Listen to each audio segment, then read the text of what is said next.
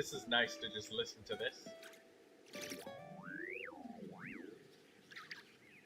It's time to move on. We shouldn't stay Hello, here. Daydreamer. Hello, Lemon Bunny Mama Bear. Hello, Blue Regard. Don't forget to like the stream, all three of you.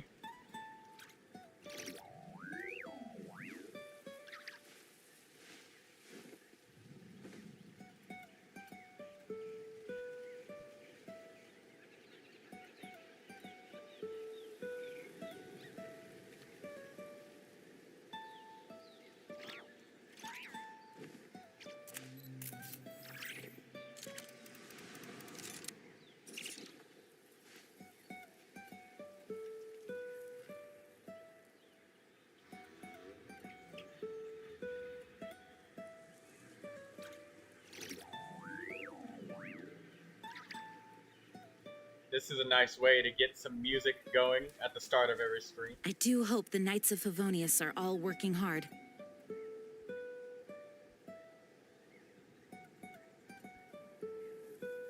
Any minute now, Botrix is gonna show up and I'll be able to see you guys chatting.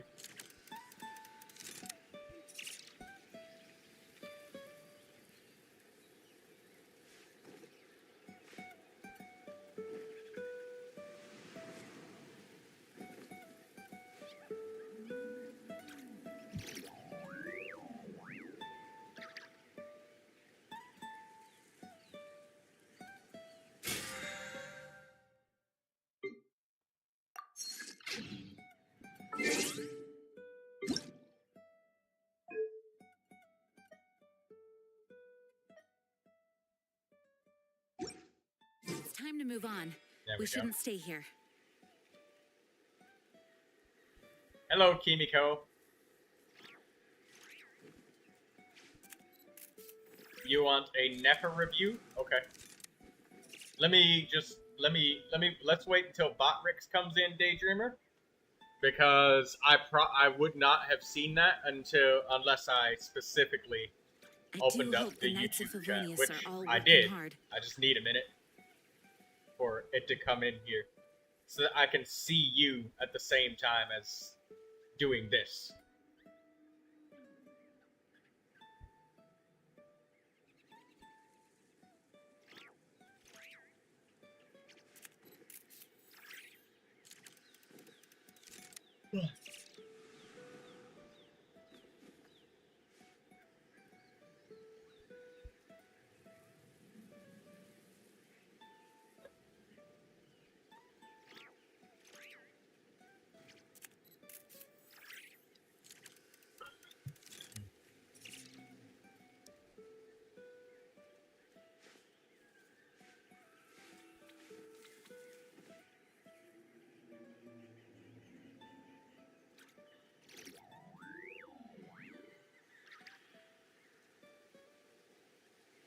Okay, we're good.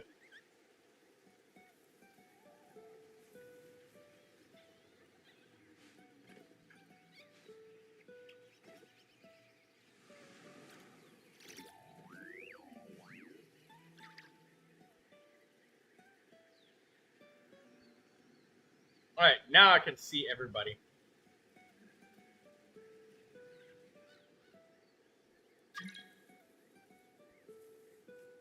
Did somebody just send me a join We have work request? to do.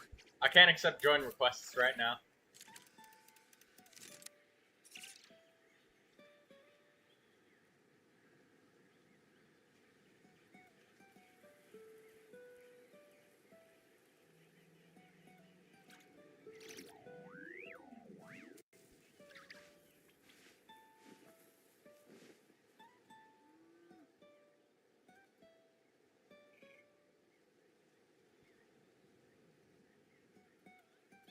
Okay.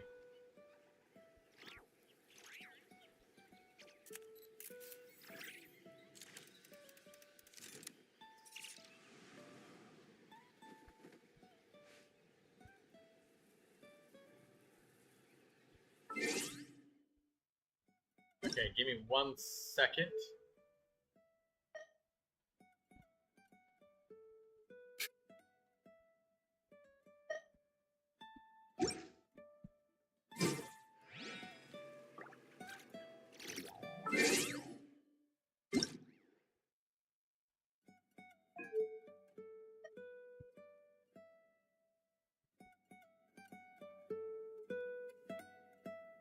Alright.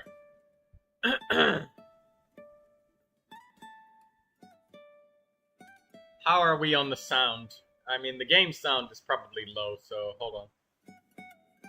-5. There we go. That should be better. It's nice and low, so it's not going to overpower my voice.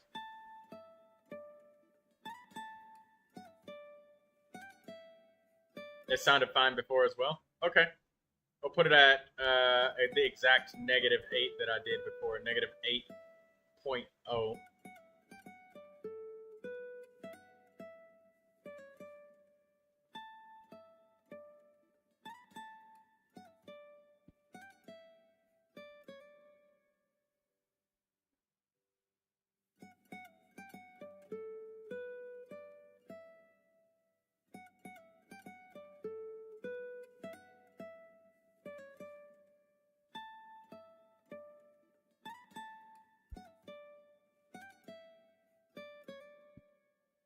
Alright, there we go. Good.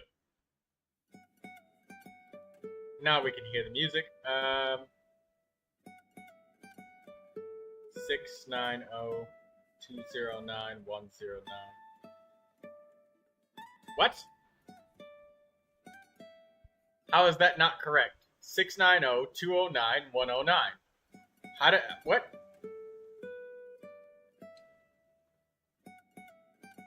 I typoed, my bad. Oh. I thought I hit 5, not 9. What, so 650-209-109?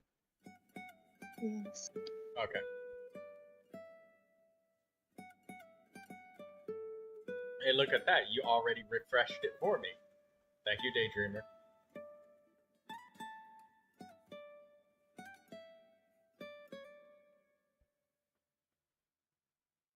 Oh, good. Let's look at the Nefer. Right. I see what you did with your Nefer. You got a really bad on-set goblet to get a really good circlet. And you know what? All in all, this is a net positive move. Especially if Sanctifying Elixirs are in the mix. That said, Elemental Mastery goblets are extremely rare. Like, probably just about any player has, like, less than 10 5-star Elemental Mastery goblets on their account, in general. Probably less than 10. Because there's not very many of them. There's just very few. So, the fact that you even have an Elemental Mastery goblet to level up that's on set is already, like, whatever. Excuse me. Sorry. Minus 20% crit damage, but plus 15% crit rate and 50 elemental mastery. That's a gain. That is a massive gain, because you have a crit damage weapon, and your critical damage is crazy high.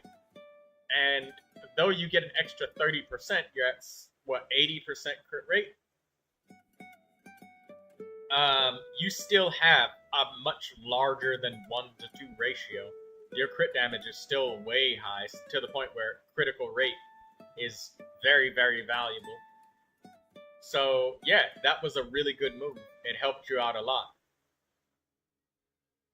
Like, you have so much critical rate. And crit damage. I mean, your crit damage is so high. Sorry. Yawning.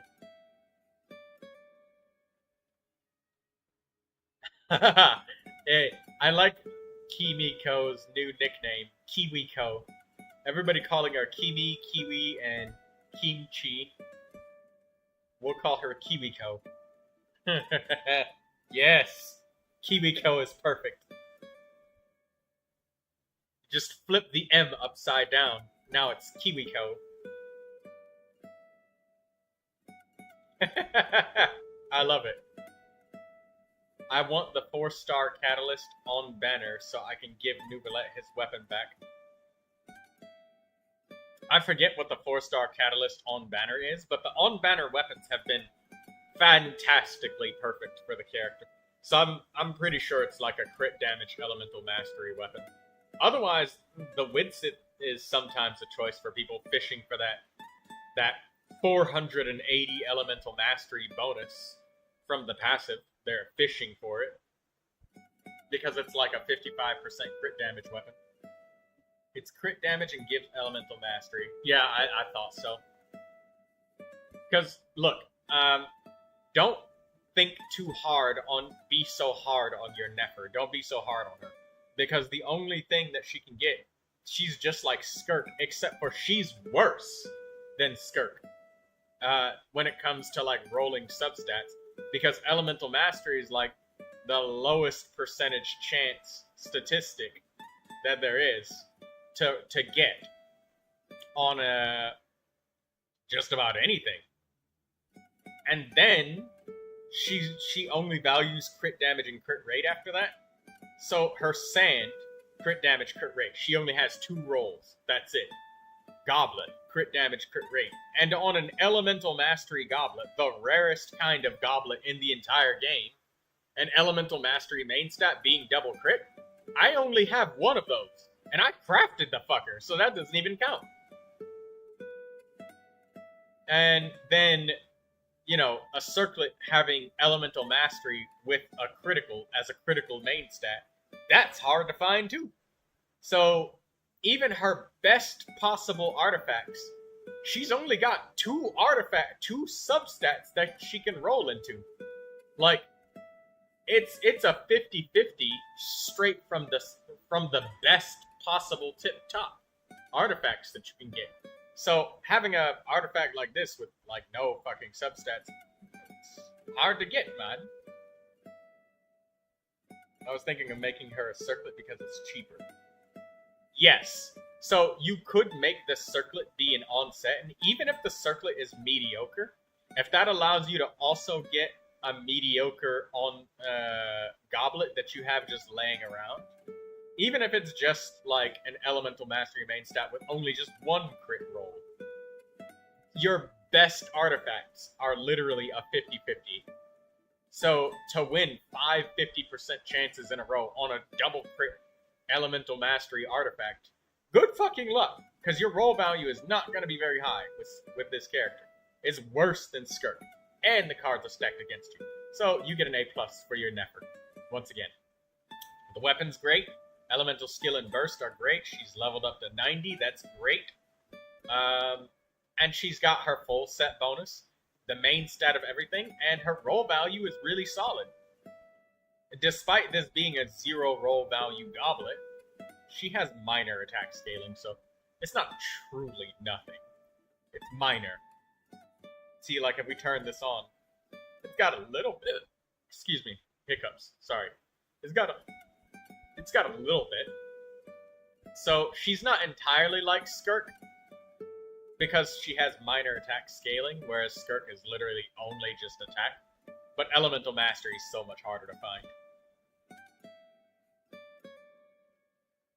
Just a wee bit. Yeah, just a wee bit. A little bit. It's a little bit. It says it right here. Attack plus elemental mastery.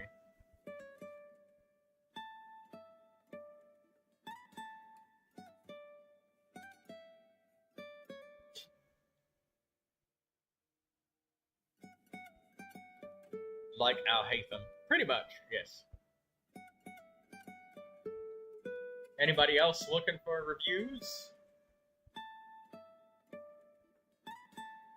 Watch Blue Regard start playing Genius Invocation TCG again.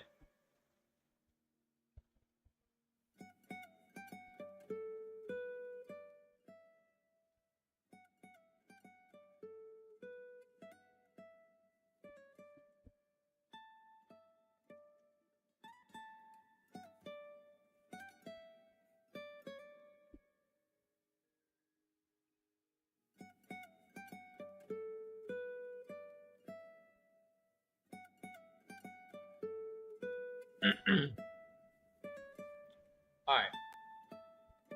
Let's get rid of this, since no more reviews, I guess. And let's get to the grind on the Genshin Impact.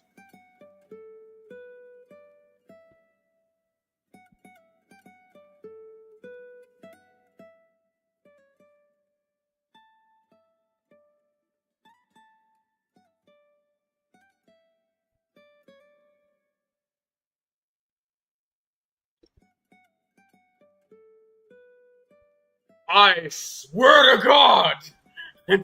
I swear to God! You were waiting for me to close the fucking window, Blue Regard. You were here before I even started the goddamn stream. You were here before I even started the goddamn stream. I swear to God, you're doing this shit on purpose. Blue Regard, we're gonna have to take you out back.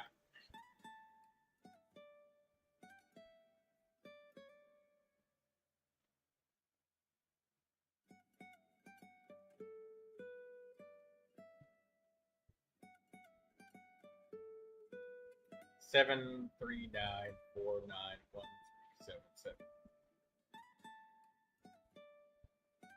You want Shenha, right? If I remember correctly, Shenha is a character. Anyway, the artifact route isn't so bad when you have the stuff marked.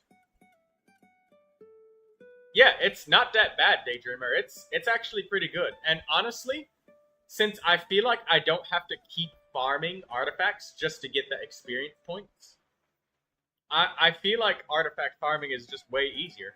And that sanctifying elixir, suddenly it doesn't feel like it's such a massive rock up your ass every month to get all of that XP. Because it just comes passively. And you could literally just dump. The only problem is doing it. Well, I'm about to do my artifact route after this.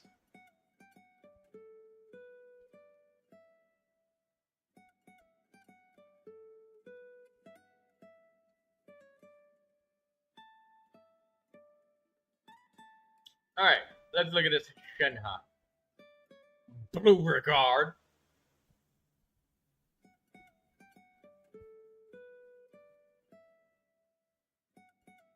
We got all attack scaling. We got 4,094 attack. Nice. Triple attack and two-piece attack, two-piece attack. So I see that you did not opt for four-piece noblesse. You went for attack. So that's a thing. I know that people do like to use four-piece noblesse on Shenha. It is a thing with her. But I can see that you opted not to. Makes sense. It is sensible. And got 21% attack there, 8% attack there.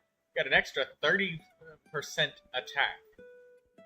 Plus the Calamity Quiller. Sorry, yawn. Your Shenha is wonderful. I like her very much. I only question why no four-piece noblesse. And it might be because of the substats, and that's why you did it. I'll get myself a cheeky skirt review.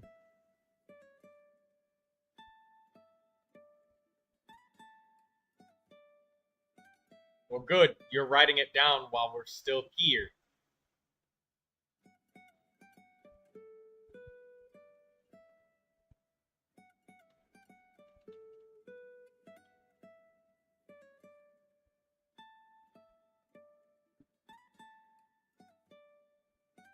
There we go.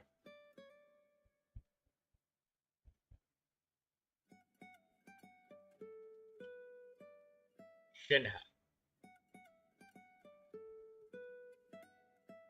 I like your Shenha. She gets an A+. There's nothing wrong with her. And four-piece noblesse is just a choice, because somebody else could be wearing four-piece noblesse in whatever team that Shenha is in, like a skirt team.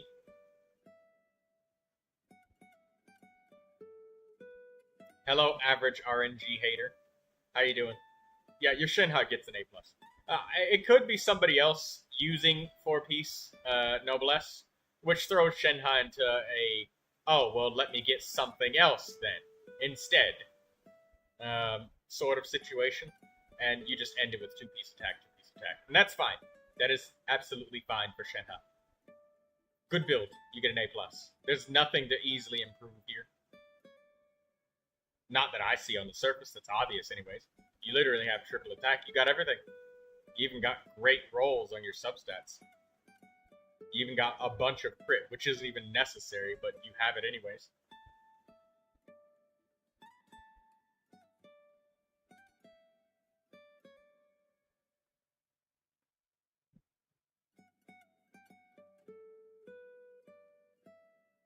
Yeah, sometimes a character having their set bonus, depending on the teams that it's very highly likely that they'll be used in. There's a really good chance that um, you may not really need to value their quote optimal set bonus because a lot of times in their teams, they don't have to be the specific holder of it. Like, for example, Bennett could, he very often uses 4-piece noblesse, but does that mean that he can't use it? Because he's in a certain kind of team? Yeah. I mean, like, sometimes maybe Bennett would use something else. I don't know what. Like, maybe, I don't know, some sort of energy recharge set or something. I don't know. I'm just throwing shit at this point. That doesn't really matter. But the point is, like, it's kind of like the Natling character parties, right? Only one character is going to hold that 4-piece scroll of Cinder City, not multiple. And if one character is using it, that kind of forces you to build the rest of them differently. You can't have Ian-san and Auroron at the same time using Hero of Cinder City in the same party. You could, but they wouldn't be doing much of anything. They'd both benefit from the 2-piece, but only one person benefits from the 4-piece. So in which case, one of them would have noblesse, because they don't have their original set. So it's not always gonna be, noblesse. So yeah, too many characters want it. That's fine.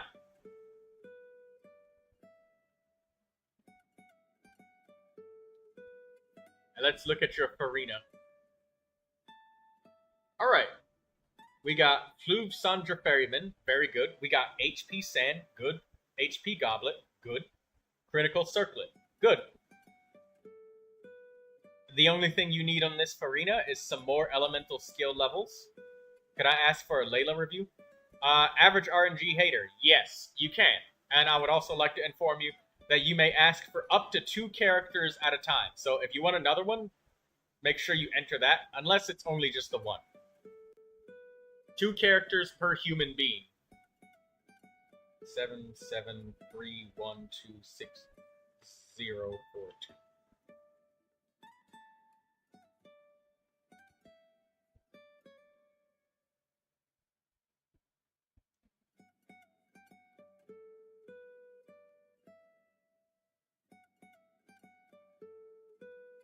Alright, where's your Farina? Right here.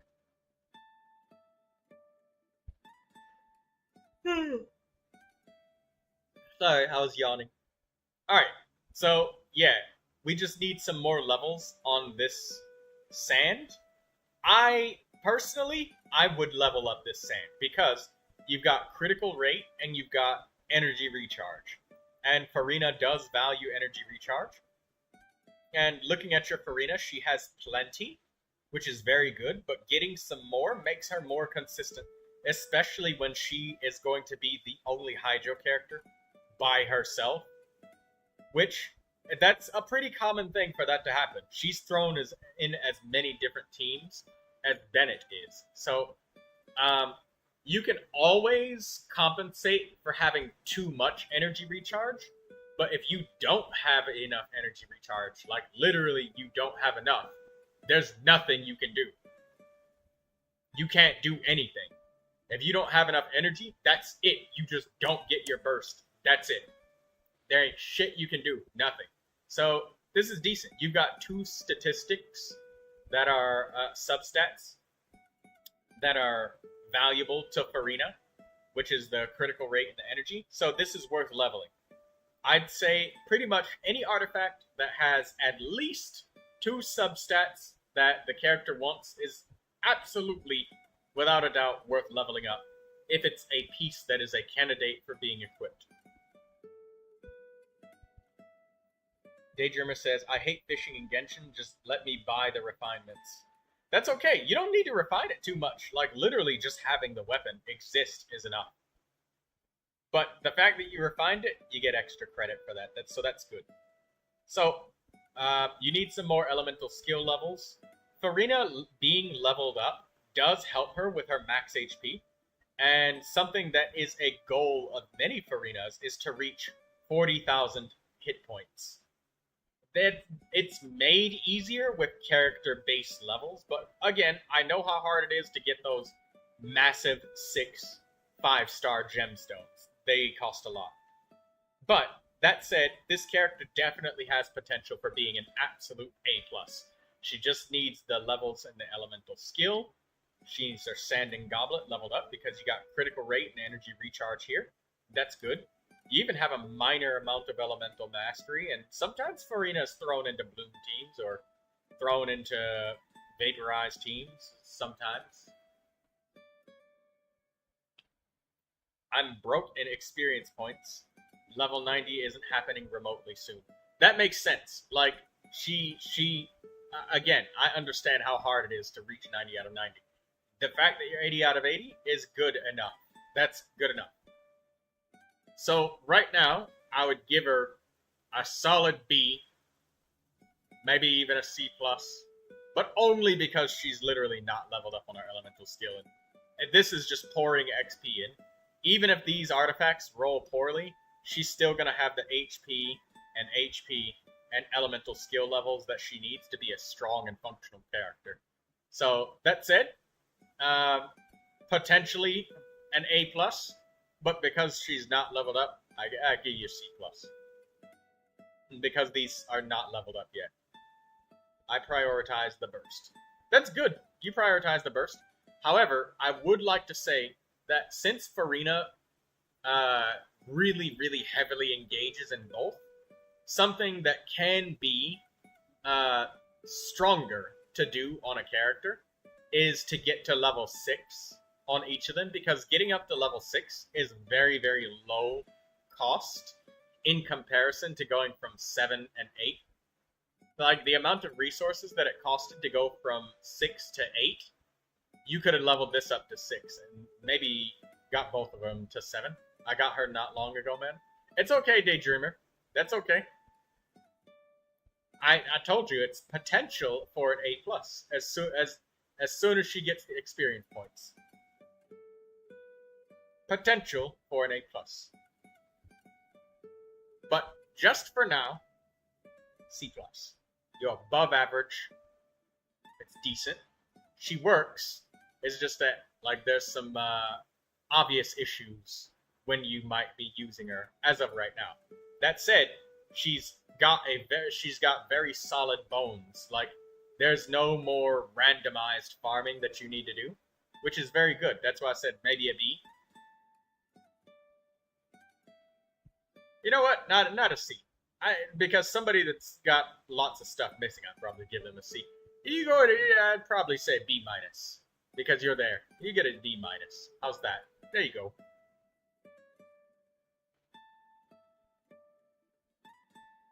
It's a solid Farina. You got everything. You just need the XP. Right now, she's just there for Skirk to wear Marchu's Hunter. Exactly, yeah.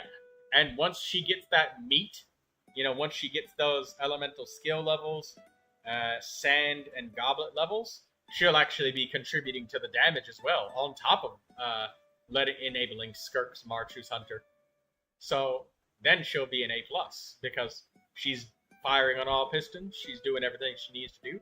You got Golden Troop 4-piece. You got Blue Sandra Ferryman, which is like her best freaking weapon ever, aside from her signature weapon.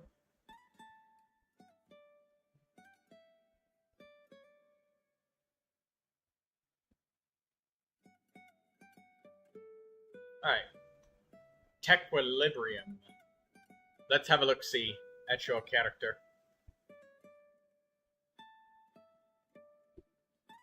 Do you guys like the little local legend music playing in the background?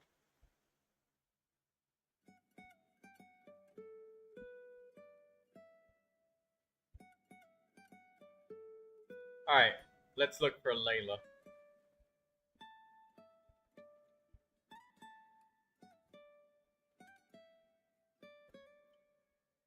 Now, I swear to God, Brett, if you've done some degenerate and nasty shit to Layla, we're gonna have words.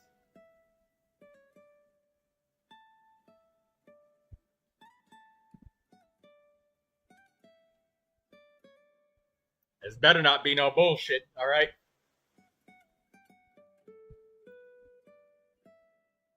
Here we fucking go again. I already see the calamity of Eshu when I said it's better not be no bullshit. And I see his bullshit. What is this? Degeneracy. This is disgusting. You give her physical damage bonus with the calamity of Eshu. Not even a cryo damage bonus with Chongyun. She synergizes so well with Eshu. Like literally she shields herself. This is degeneracy. You don't even have her normal attack levels up. If you're gonna be using her for normal attacks with the calamity of Eshu, where's your kung fu levels, huh?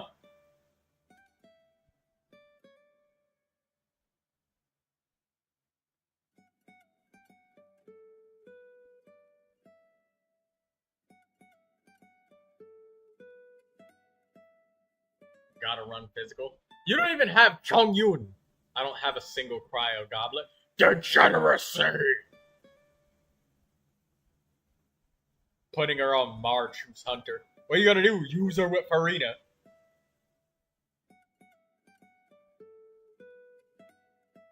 Or are you gonna use off-field Electro for superconduct physical damage bonus? Daydreamer says she's so overfishing. Come on, Daydreamer, you can do it. Finish.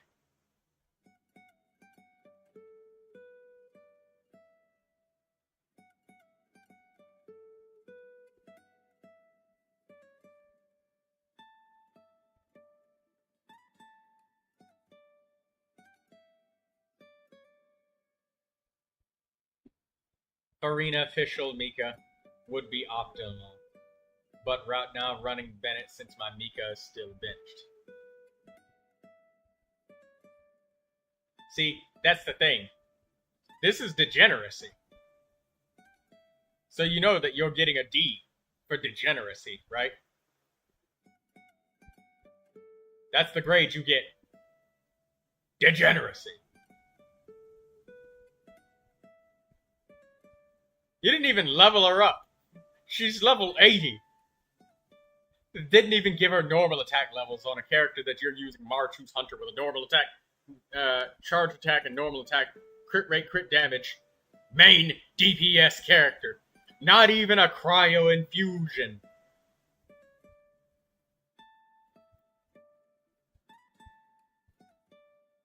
Next thing you know, this man's gonna try and do some crazy shit like Ocean Hued Clam Neuvilette.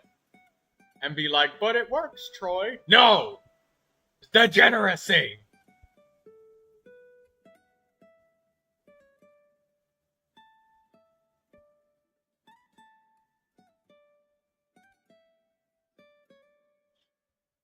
If you give me a cryo goblet in any domain, I'll run it.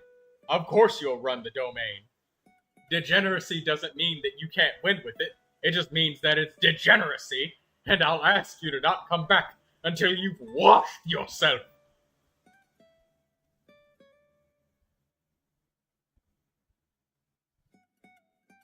I ain't doing a domain for meme builds.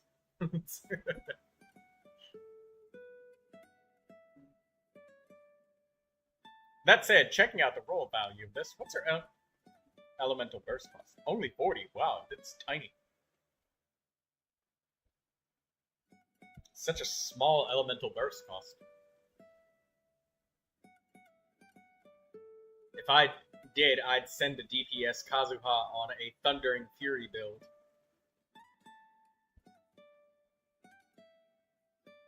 Get out! Get out! Bread! Get out! You get a D. That's what you get.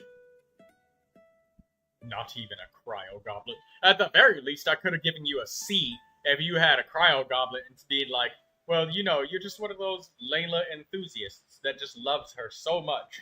You even have like posters, action figures, pictures, and even a wallpaper of her on your cell phone to show your dedication. But no! No, this is just degeneracy!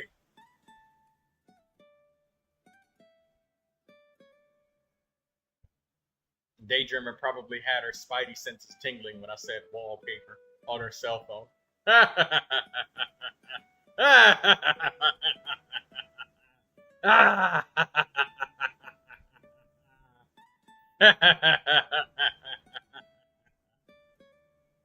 Lindsay Dust.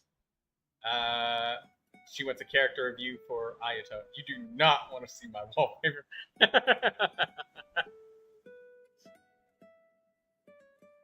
Alright, let's look at this. Lindsay. 777 750 718.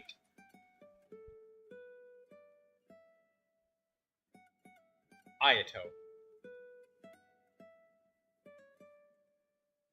This just got refreshed, so this is brand new. Alright, let's look at this. Okay, so first thing I see, Ayato's 80 out of 80, nice. The Ananoma Kageyuchi. So, normally I don't always say do refinements on weapons, but the Amanoma Kageyuchi to characters who are main DPSs, it gives them an incredible amount of energy. So his cooldown is only 12 seconds, whereas the Succession Seed, they last for 30 seconds, and his Elemental Burst cooldown is 20 seconds. So, you might be able to use his Elemental skill one, maybe possibly 2 times, but generally speaking, because Ayato is an infusion, and he does tons of normal attacks afterwards, it only requires 1. And his Elemental Burst cost is 80. So, it's pretty high, right? Welcome, Lindsay. I would say that weapon refinements for the Amanoma Kageyuchi for your Ayato can make a very big difference to, like, his energy income. Because even if you only use the skill 1 time, and then immediately burst afterwards, that's, like, if you use skill first then burst, or burst then skill, it's, if you burst first and then skill, it saves the Succession Seeds for your second rotation, which is nice. Because, you know, the first rotation may not be as hard on getting energy, but the second rotation might be harder. It just depends on the team that you're running and the characters that you're going with. That said, all in all, Amanoma Kageyuchi is great, but I would say if you have extra sword bylets laying around, this is worth refining, just for the energy income for Ayato, to make rotations easier and smoother and everything. Especially since he's 80 elemental energy cost on his burst. You leveled up your normal attack to 6, elemental skill to 6. So I think that Ayato does not need normal attack levels, because his elemental skill is, it has Shunsuiken hits 1, 2, and 3. So when he's using his water illusion or his water clone or whatever it is, the decoy, and spamming his normal attacks, all of the damage is calculated from the elemental skill. So if you, for any reason, want to stop and stop leveling up your normal attacks, I'm pretty sure that you don't need normal attack levels. So you can continue leveling just the skill and burst. So the normal attack levels might be just because you just like the character and you just dedicated to them. So that's good. I see Echoes of an Offering. Echoes of an Offering is very, very good artifact set for Ayato. I'm pretty sure it's one of his best in slots when he's like the main DPS. I'm pretty sure it is. There was another normal attacking set, but I think it's Echoes of an Offering that is his best. So I see an attack sand. Good, he is attack scaling. However, I would say that I see another attack percentage sand here. I'm pretty sure Ayato likes Hydro Damage bonus because he deals Hydro Damage. Even though he's an attack scaling character and you may be using this artifact for its substats, and the fact that it's an on-set piece. If you have a circlet that is critical rate or damage, and it's on set,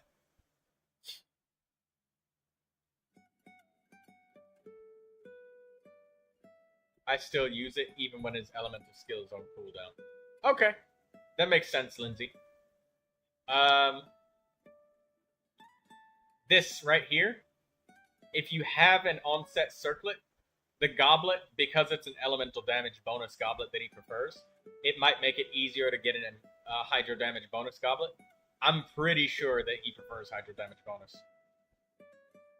But as you can see right here, people that are optimized on their Ayatos, they're definitely using a hydro damage bonus goblet. The only reason why your pie chart is so squashed right here is literally because you just don't have it equipped. That's why. So that's the glaring thing that tells me more Ayatos tend to equip that. And I know that he does, because hydro damage bonus is, like, generally better than attack, even on an attack scaling character. So keep an eye out for a hydro damage bonus goblet. Keep an eye out for weapon refinements for this Amenoma Kageichi. That way, you don't have to worry as much about energy recharge, and that he gets plenty of energy. Even though his elemental burst cost is 80, this little bit of energy, this 35%, it's probably, it's alright. That's fine. Like, you got just the same amount of energy as the optimized Ayatos at 135%. But that's assuming that they're using this team and he's the solo Hydro. When I know that there are characters like Farina that exist that give you more Hydro damage. Haven't found a good one though. That's okay. Using a mediocre or even shitty Hydro damage bonus goblet will give you more damage than an attack percentage goblet.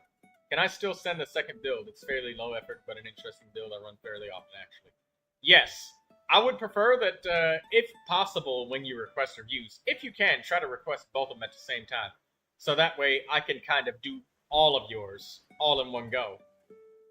Because it might get difficult if I don't remember whose account is whose. That said, we'd only had a couple reviews, so I kind of remember who's who. But later in a stream, it might get more difficult to remember that. So, yeah, go ahead. You can still ask for your second one. I would never say no. So, yeah, Lindsay, if possible, even if you have a shitty onset circlet, just whatever you can do to get a hydro damage bonus goblet, it'll do more damage than this attack goblet.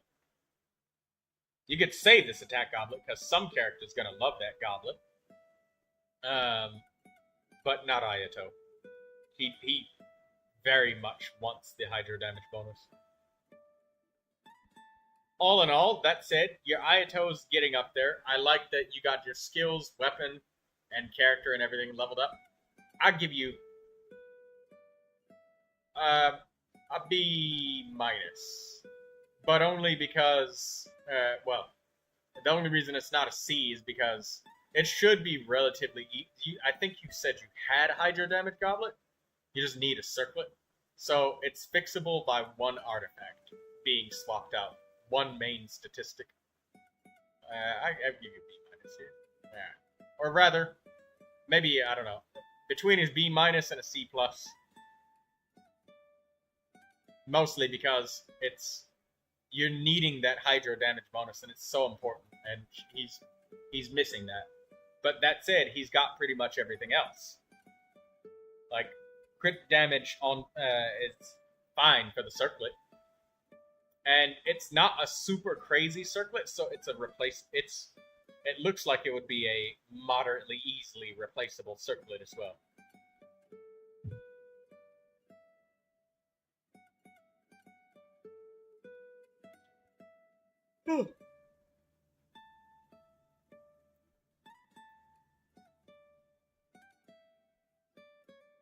Alright, bread.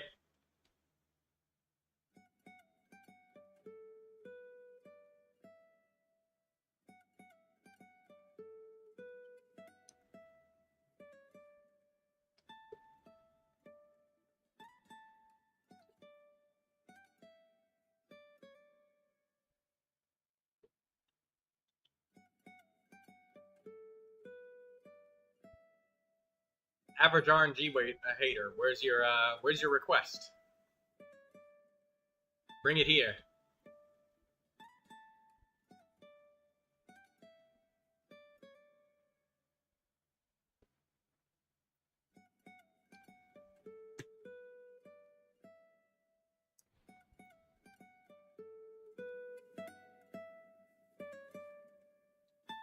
Pyro Traveler.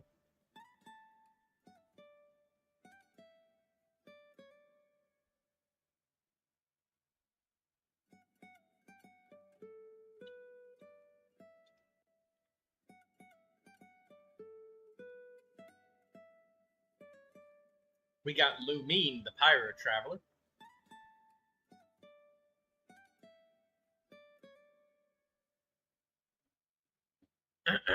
Alright, we got the Skyward Blade. We got 6, 6, and 6, so we got leveled up to 6 on everything. Traveler is at 70 out of 80, so they're ready for the theater. And what we got on this build? Okay, so we got a Vaporize build with a Pyro Traveler. No doubt Jingto is going to be present in this team, which is great. That said, I'm only slightly concerned about the energy cost of the Traveler, as well as the downtime. But I mean, that just comes natural with the territory of being the Traveler. And since I haven't leveled up my Traveler's elemental skill at first, I know that he gets much more duration, time, and all that stuff when he gets the skills level up. Or she. The girl Traveler, I should say. She, not he. But anyways, that's why I run Skyward Blade for some energy recharge. Yes, and the Skyward Blade also gives you critical rate, and it does help with normal attack damage and stuff. But I would like to say that the Calamity of Eshu is a good comparison weapon to this one, because this is where the Calamity of Eshu would probably shine in particular. Then again, you do need the energy income with the Traveler, so that Skyward Blade just kind of makes more sense. Like, Calamity of Eshu would do more damage for one rotation, and then after that you just have no energy. And that would be it. That said, I have a not seat. Eshu is good, but I run Farina in Vaporize, not Seat Lolly Melt. Okay, I mean that makes sense. This is actually a good build. This is not degeneracy. Traveler being at 70 out of 80, I'm guessing you're doing that because you're just trying to check out whether this is right. And this is great. Yeah, you got an Elemental Mastery Sand, so you can vaporize and melt and stuff with the Pyro Traveler. An Attack Sand is also good, but an Attack Sand probably favors Overload more than it does Vaporize. But that said, if you had a ton of Elemental Mastery substats, it would make sense to use an Attack Sand if you had a shitload of Elemental Mastery coming from substats. But you've only got a little bit, so it makes sense.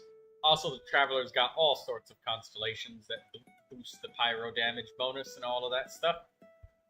Also, right here, Constellation 6, normal charge attacks converted to Night Soul aligned Pyro damage cannot be overridden, and the crit damage of these attacks is increased by 40%, so an extra 40% crit damage. So even though this says it's only 190%, he's actually 230% critical damage. And then you get an extra 40% crit rate while you're in the Night Soul Blessing state. And it is 100% uptime with Obsidian Codex, because I've corrected that. Because it's a Night Soul point, not Night Soul burst. Thank you for pointing that out, Fred. 98.4% crit rate with 240% crit damage. This Traveler is... yeah, this Traveler is definitely A+ material. You do need some more levels, and I will say, yeah, some levels are worth it. And since the Traveler doesn't consume, like, gemstones like other characters does, the Traveler has their own gemstones. It's up to you to just go with the levels. So this isn't as resource expensive as other characters like Neuvilette or literally anybody else, because they consume the elemental gemstones. The Traveler doesn't. The Traveler consumes their own individual diamond thingy. So if you want to use this Pyro Traveler for normal attacks, yeah, this is decent. This is a really solid build. This is decent.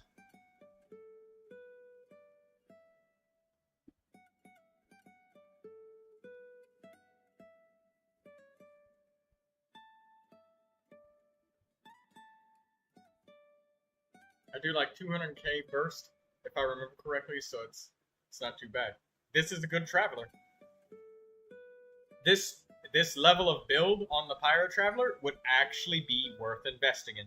This is a very good traveler. This is A+ material rating. She just needs the character level ups so that she gets the damage scaling and all of that stuff, and some of the talent levels and the normal attack levels. She literally just needs levels, 2 more in each of these, and then maybe going up to 90, and she's like a super duper solid A+ with no more possible improvements. This is very good. This is much better than Layla. You've redeemed yourself, Brett.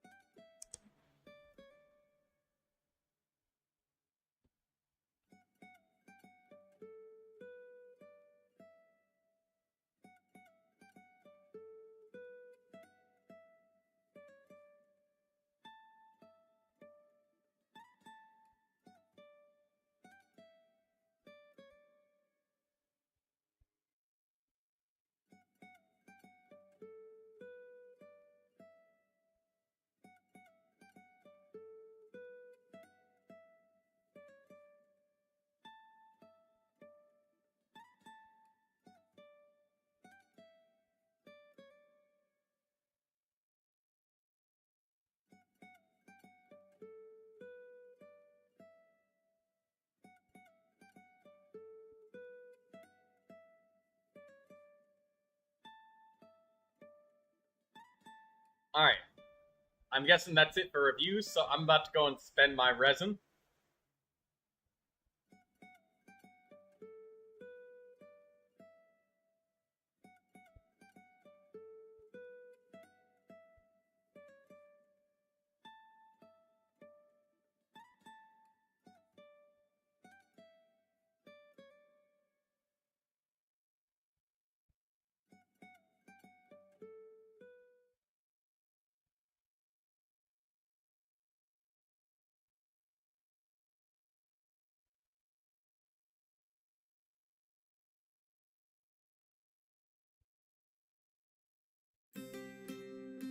Oh, what the hell is that? Oh, it's the fucking... Oh my god. That's the Natlin music. Paimon Oh my... coming in! Paimon coming in! Is this level okay? Can you hear Paimon? Oh my god, that scared the hell out of me.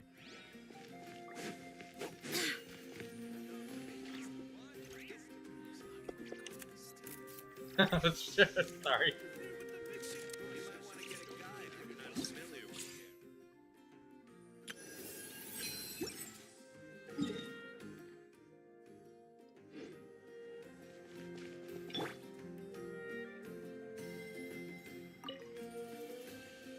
Ad Astra Abyssosk. Well, Welcome to the Adventurers Guild, Ad Astra Abyssosk.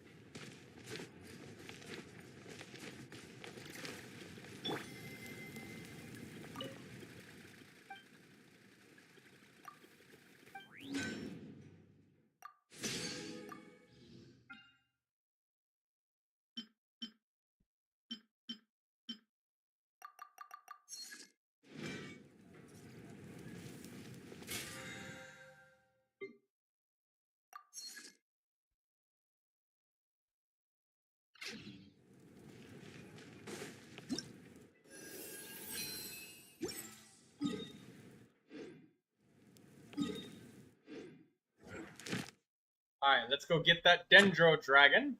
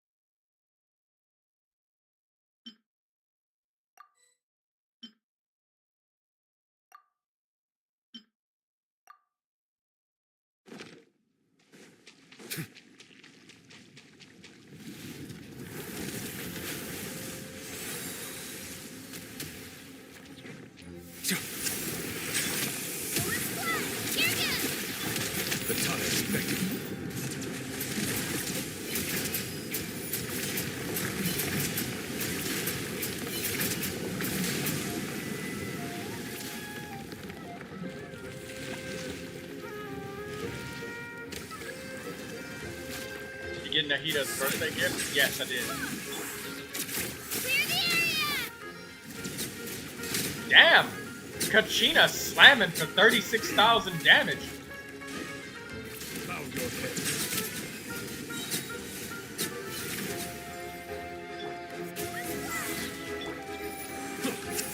Barbados, guide us.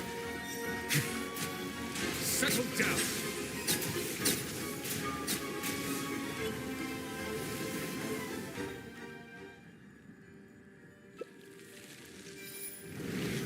Be sanctified.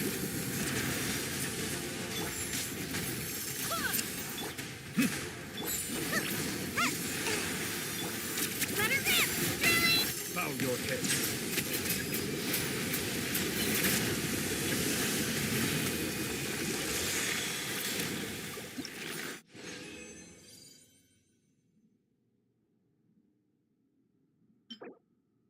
Hydro damage bonus goblet. I got one of each of the individual upgrade thingies. Nice.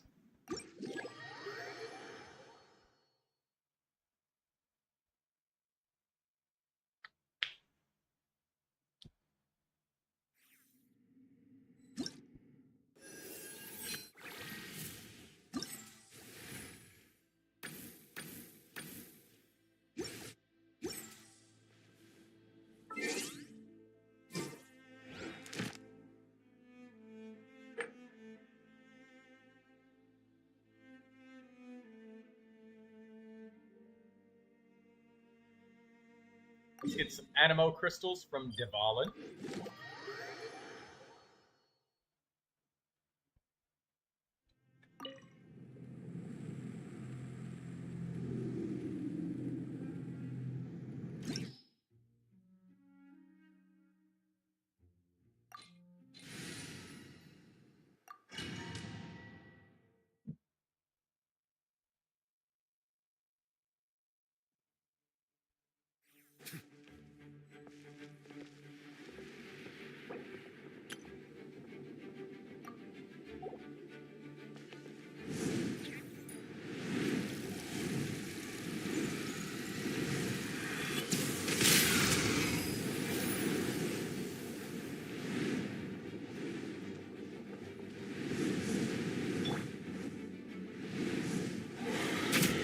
Settle down.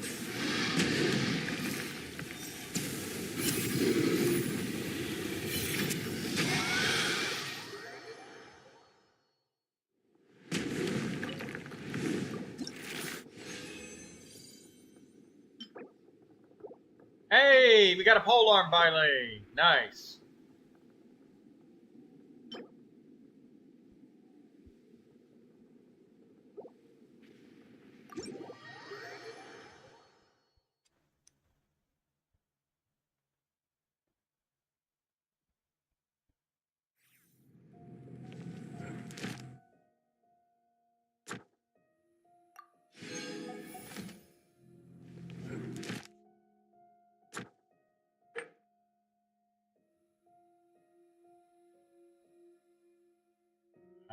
Animo crystals, Animo crystals, Animo, nothing.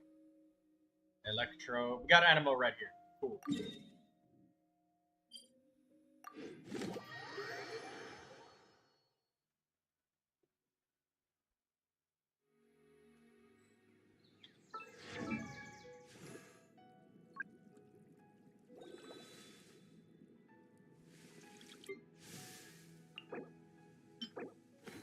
Hey, we got enough Dendro crystals for Kave Ascension. Nice.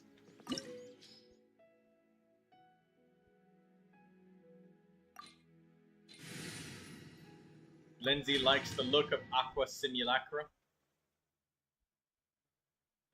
Oh crap, we gotta change characters because Jean and Sayu and Kachina, they can't break those aerial things.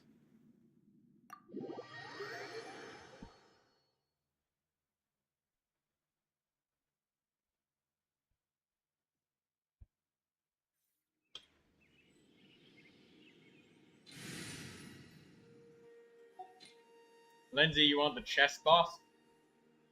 We could do that.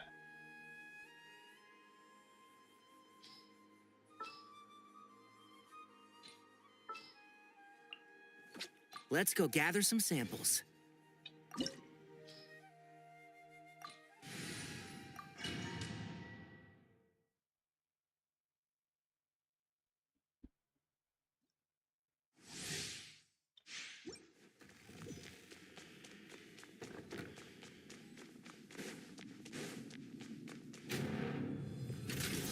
Let it be known that divinity is mine!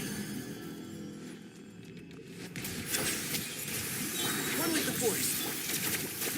Perish!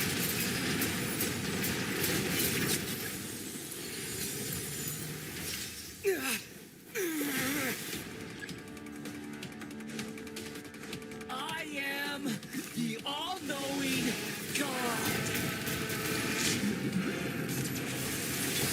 Kneel! An oversight on my part.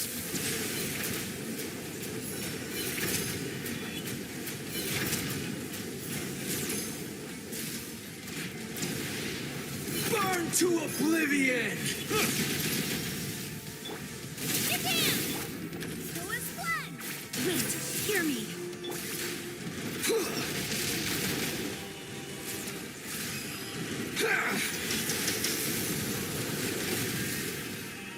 Bow your head.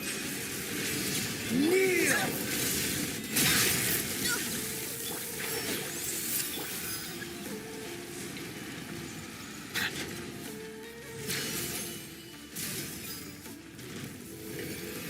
Reality Silence! is pain! Entrap!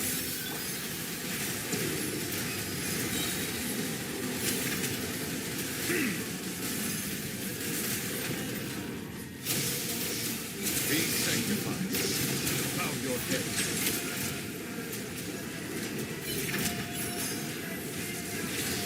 Kneel!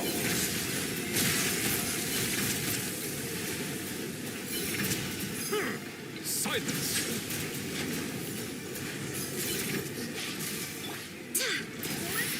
Burn to oblivion!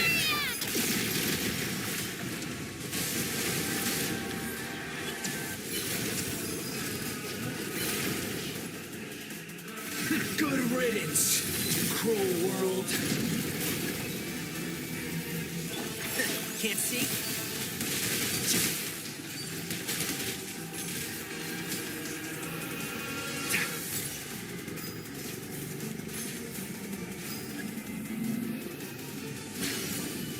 Not possible.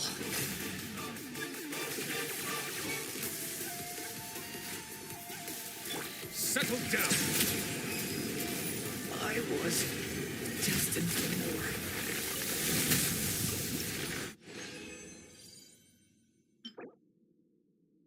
HP circlet. Get any weapon bylets today? No. We didn't get very many animo crystals either. We got mostly electro and hydro there.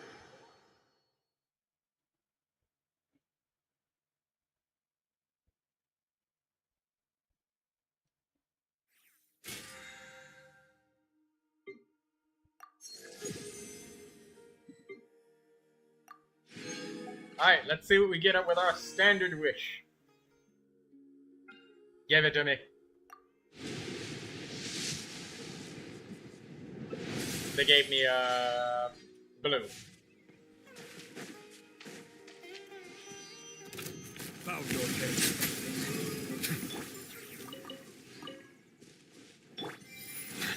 Daydreamer says both. He's just like, I want you to suffer.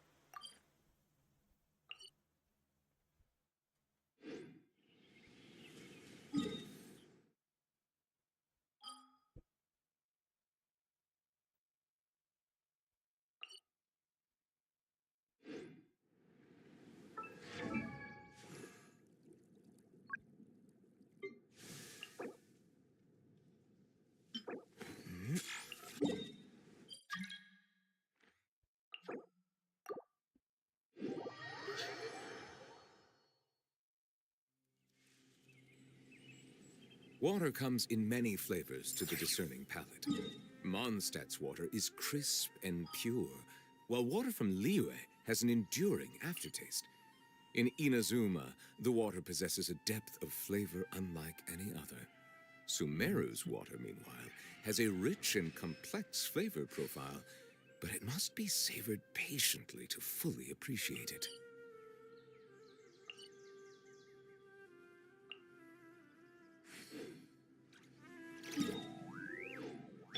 Barbados, guide us.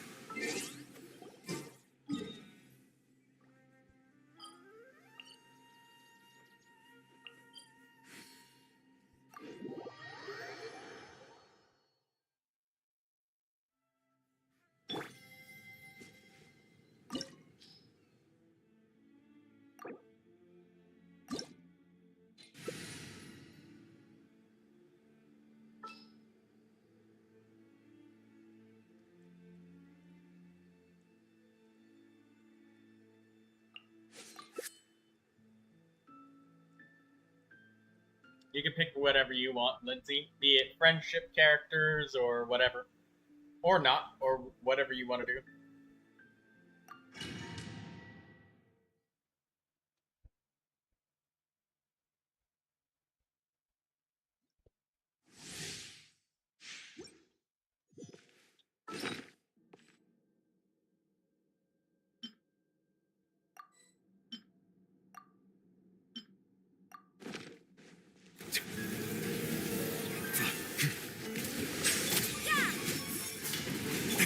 Let the mighty be humble.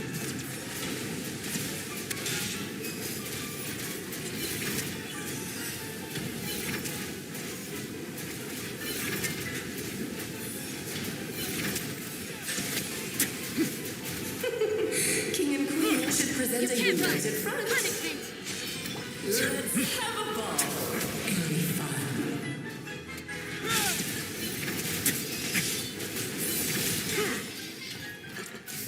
Settle down.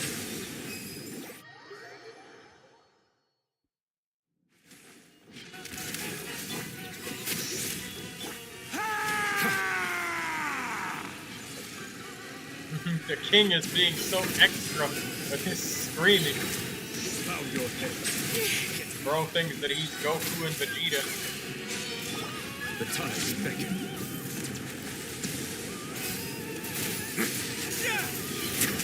Sorry. Oh shit! Sacred waters of I didn't Eon's dodge past. enough damage. It is time to slay our foes with one almighty This calls for some strike. pomp and ceremony. Punishment! Good lord, always I've forgetting lost your my lines. place. Where were we? Solidify.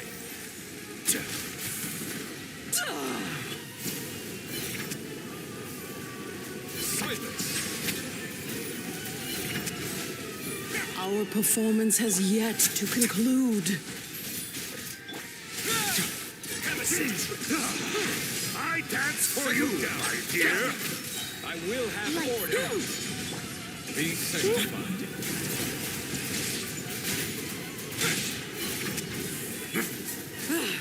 The final act is upon us.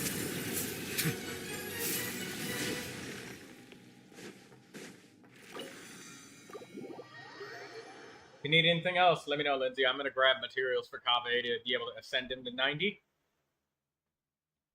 And that is once again my final Dendro character for a while.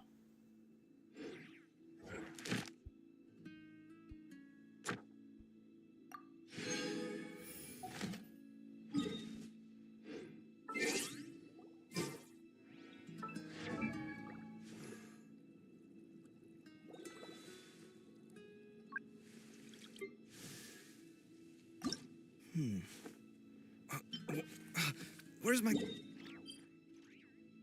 This is Lindsay's second favorite boss, by the way.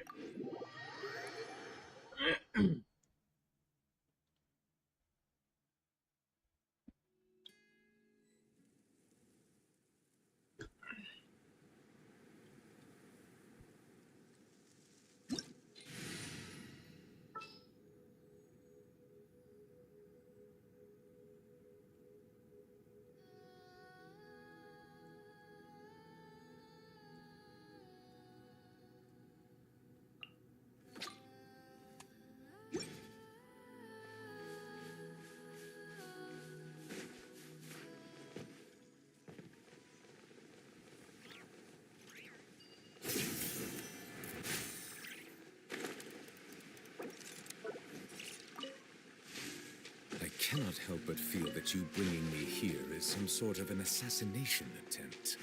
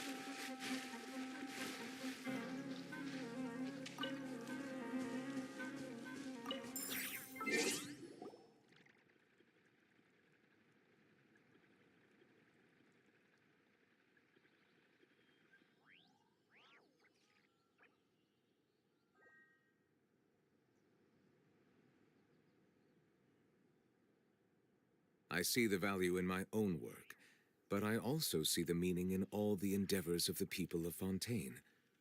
I believe I will continue to take pride in fulfilling my duties.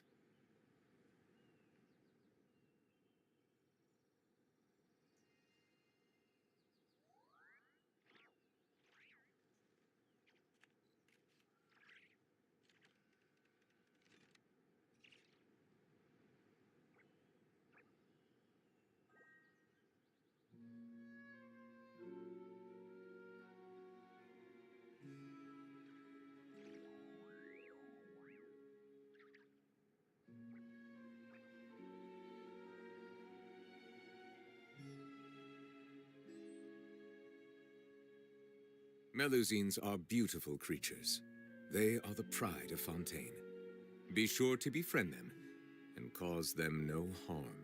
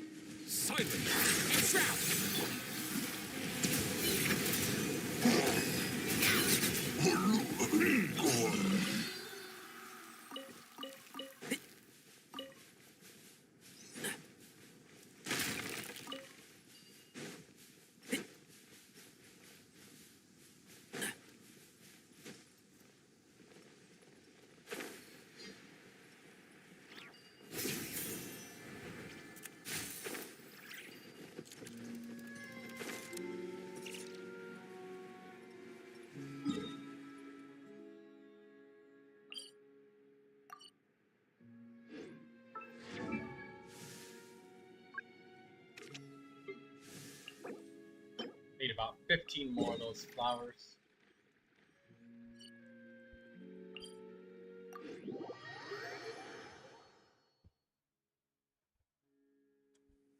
You're in the talent dungeon for Aurora. Alright, let me gather 15 more of these flowers so I can ascend my character.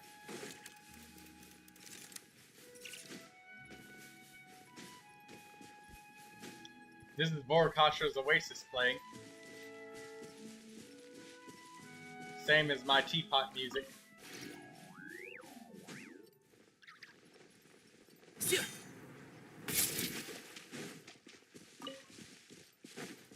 Keep up.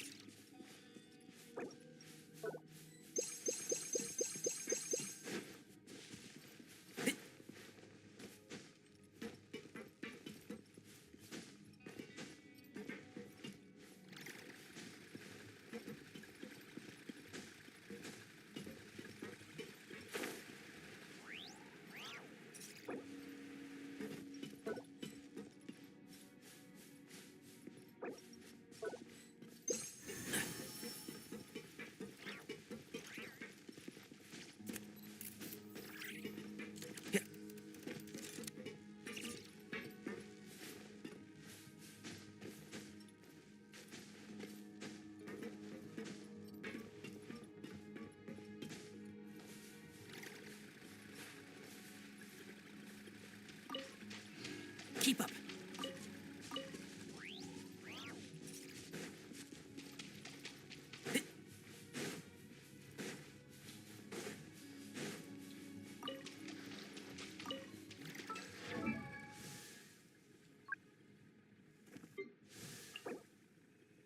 Alright, that's exactly enough.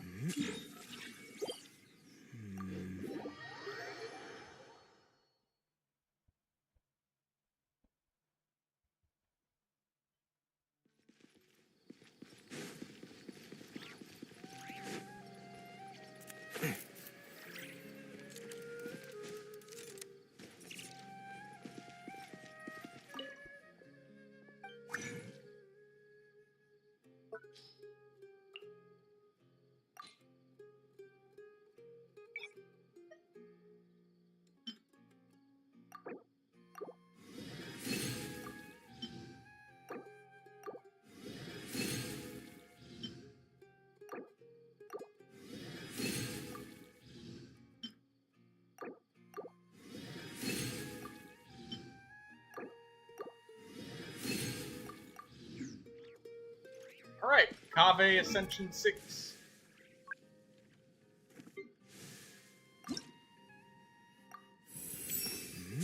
Nice. The more power I wield, the more things I can accomplish. Even if achieving my goals comes at a cost, and even if all my hopes and dreams are built on pain and suffering, I don't want to turn back now. Alright, give it up for Kave. Reaching max ascension, this man. So Hydro and Dendro are done for now.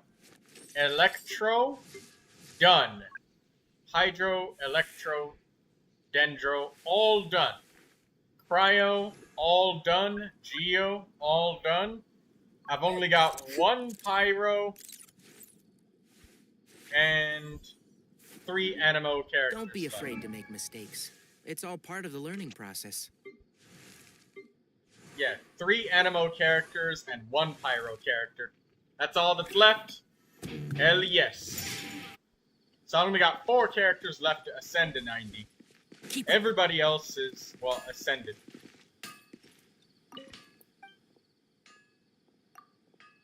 Alright, Lindsay, let's do that domain that you needed. Thank you for waiting patiently.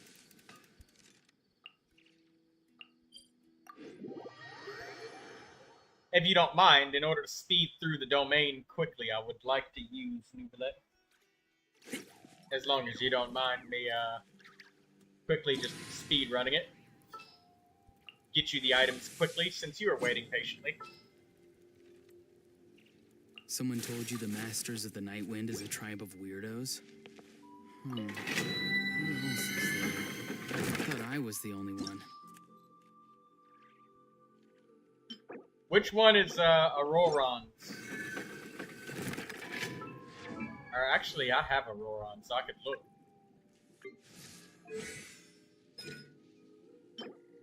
Kindling. That's what you need. Kindling.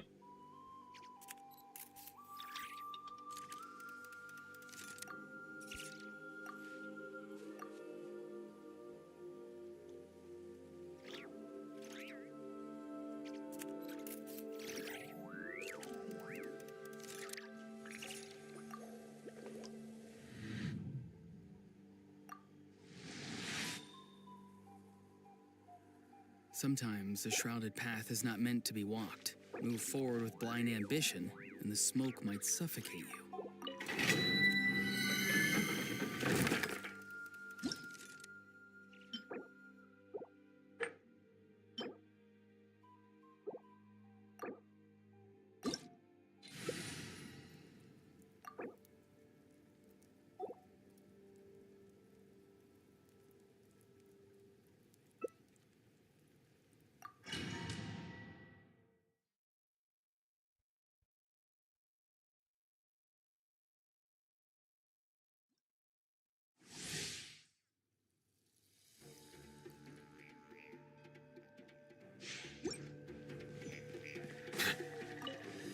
Settle down. Get back! Ship! Let the mighty be humble.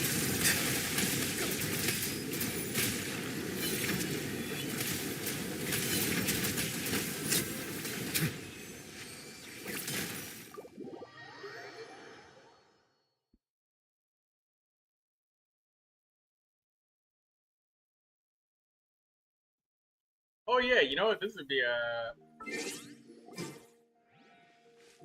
I'll test it later.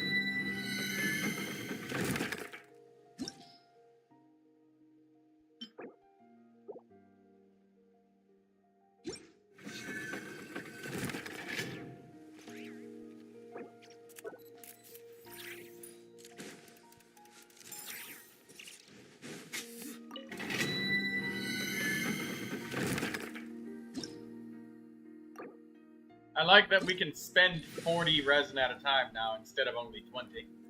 It does make this resin spending quicker or slower whenever you need it to be. So you can spend more, or if you're close to being able to craft what you needed.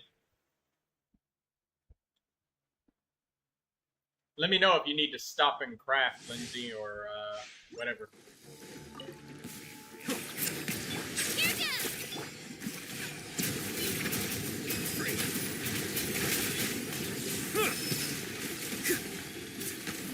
Filling it.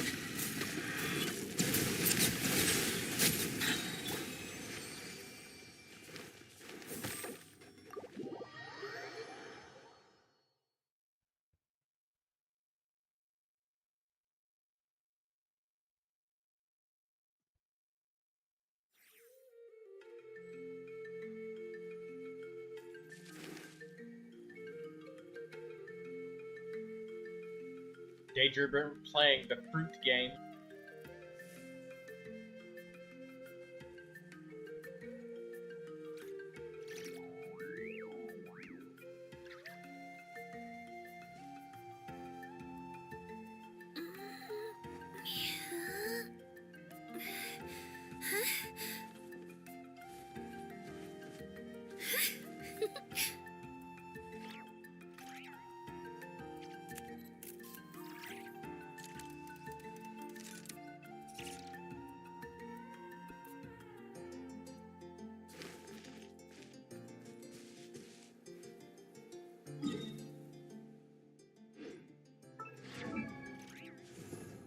Did I get enough crystals for Mizuki? No, she still needs a little bit more.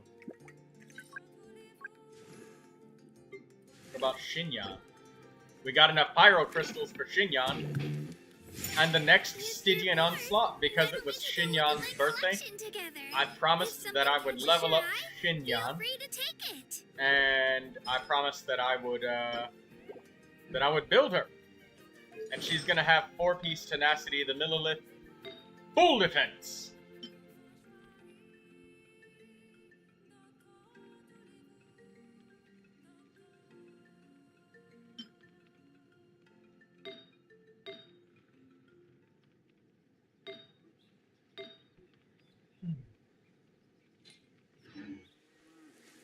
Gonna be a tenacity, the Millilith, attack buffing, off-field pyro flying character.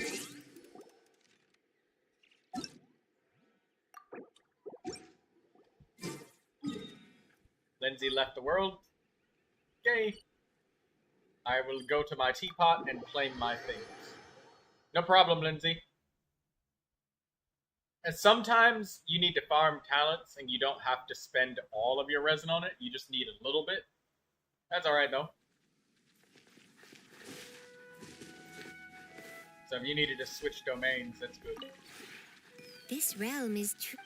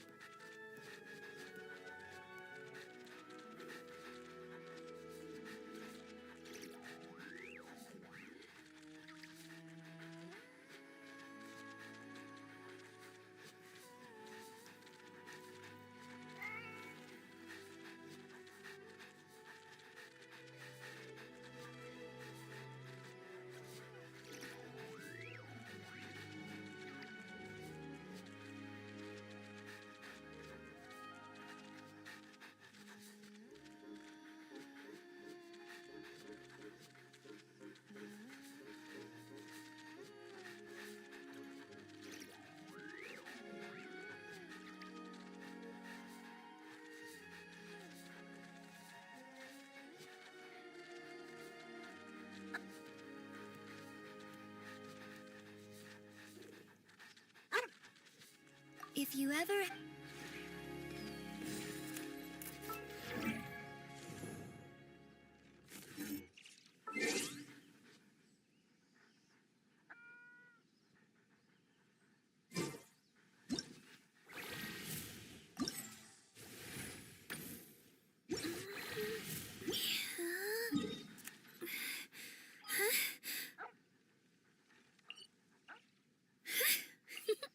Yelan and Not Cry.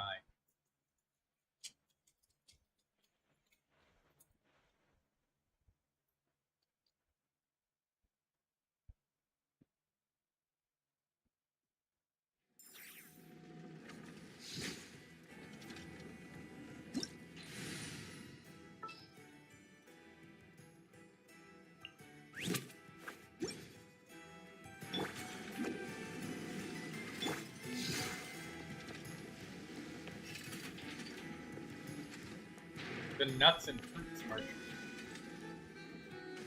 All 15 samples have been collected and encased in low-temperature vessels. 2 layers, 1 metal, 1 ceramic, ready to be shipped tonight. Take them to the Flower Feather clan via express ship. From there, get them on priority shipping using the courier's Blue Bolt service.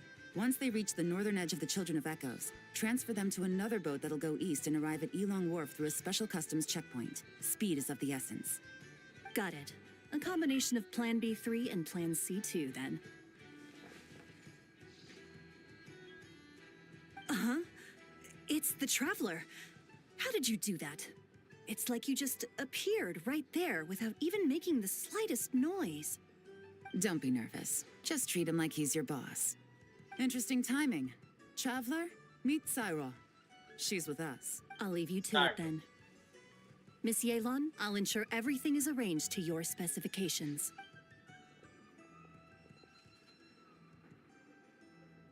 They're plant and mineral samples containing Kuvaki. I'm sending them back to Liyue for the Ministry of Civil Affairs to analyze. Nothing escapes you. There are also some pictures relating to the Fatui among these samples.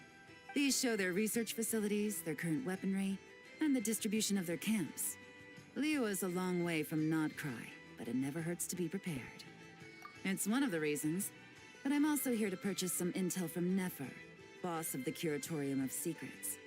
Dealing with her always requires a lot of preparation, both mental and financial. Have you ever heard of the Northern Intelligence Network? It's essentially a forum for intel exchange, a loosely structured organization with no real rules or regulations. But you can find well-connected people from all walks of life there who are willing to trade information, as long as you can pay their price. Nefer currently represents this Northern Intelligence Network, and the curatorium she operates is its primary point of sale. If intel was all they sold, that would be one thing. But it's said the network has spies planted in every region, and that they're always on the lookout for even more informants.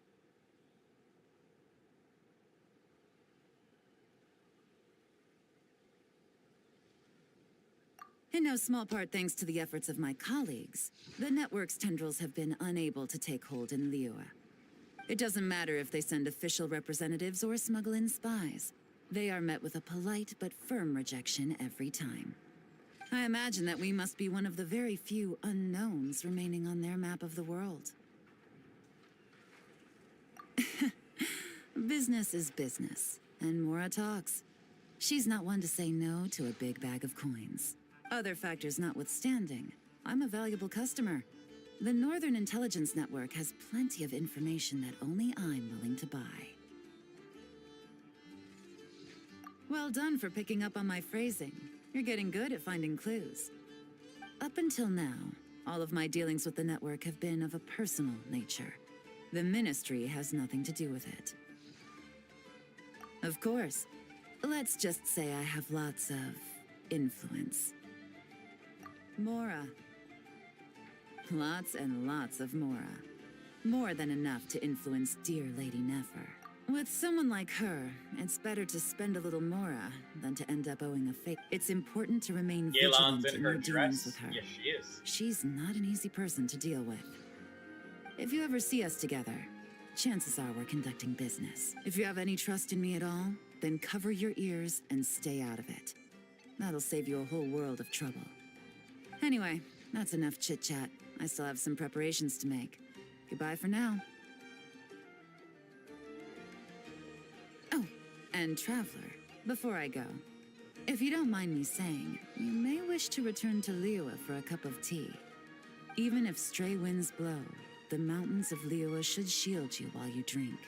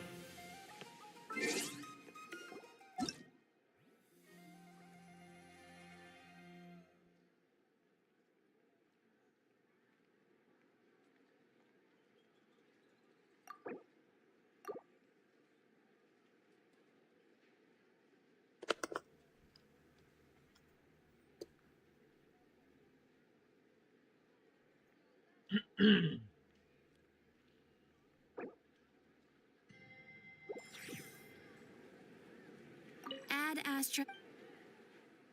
Thank you for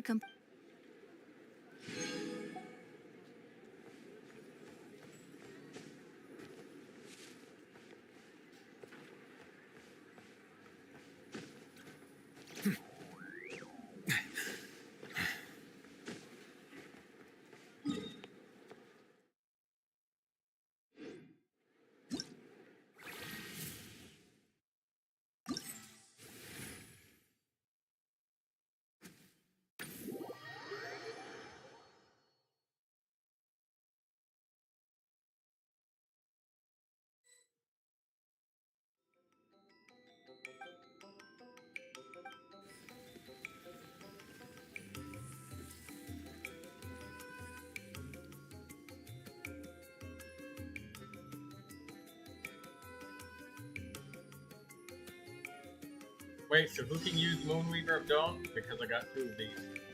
I mean, the Traveler is definitely one of those characters that could. Wait, what? Oh, we were supposed to not get caught then.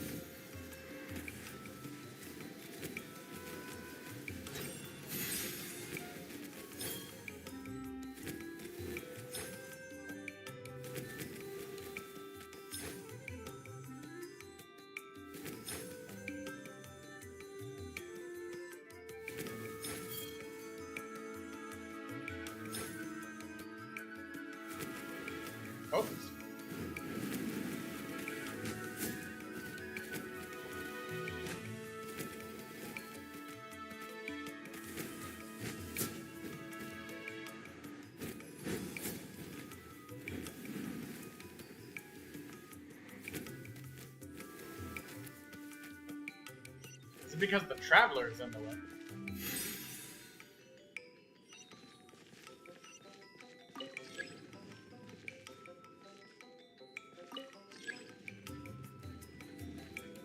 Oh, right.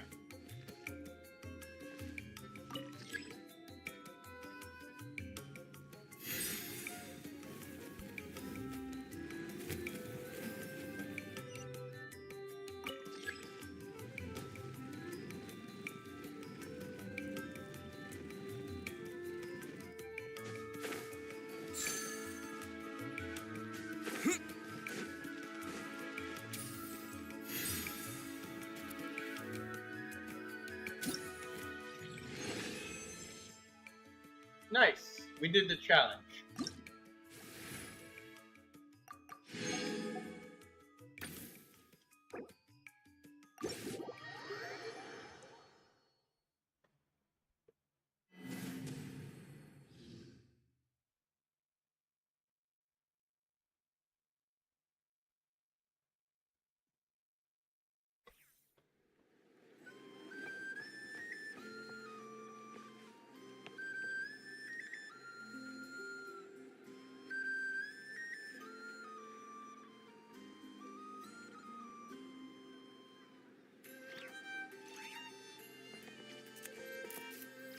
This land holds nothing but promise for adventurers.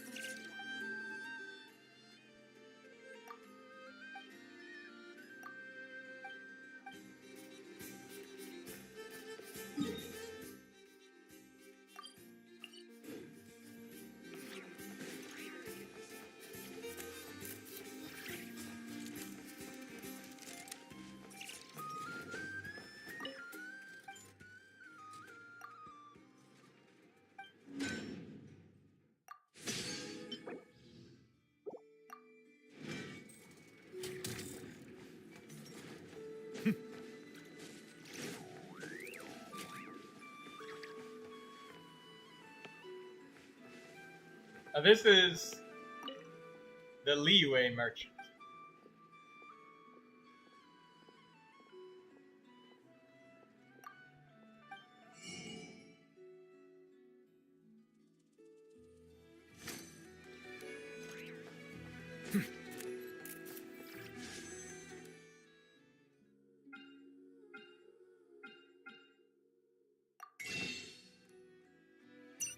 We're getting closer and closer to those 5 wishes that we're gonna get in 4 days.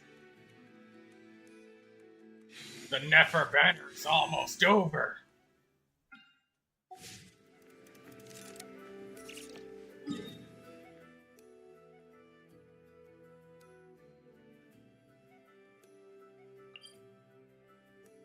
New Selenic Chronicles quest. Let's go. For the quest.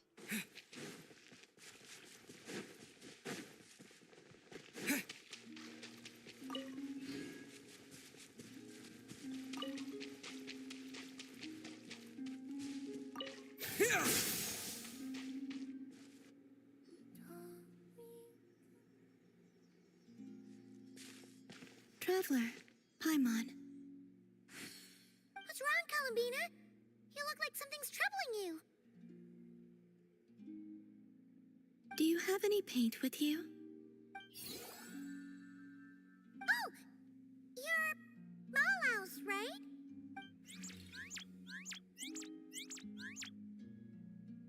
In the mood for more painting, huh? Looks like you got most of the paint on yourself, though. Malaus left for a bit and came back like this. I anticipate this paint will take quite some time to wash off. Huh. Maybe Malaus ran into trouble while out searching for inspiration. Still, this isn't a bad look at all. Very fitting for an artist. Oh, and about the paint? We just need to give Malaus colorful things, right? Like last time? Now that's one happy Kuhanki. Malaus must have hit on some really good ideas. Something fun and upbeat for sure. Let's find some warm, happy colors this time.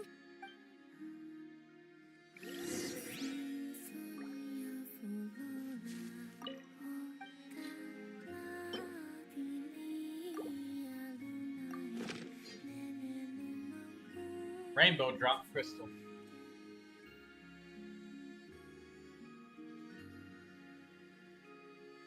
That should do it, right? Oh, there she goes, painting away already. Ahem. Hello, Dear Saitish. judges, What's the account prepare name, to be or is the amazed. account name supposed to be What kind of Hu Tao? masterpiece will our talented Kuhenki artists bring us I'm today? confused if I'm confused about what the account name is supposed to be. You're done already? Paimon didn't even get to finish her intro.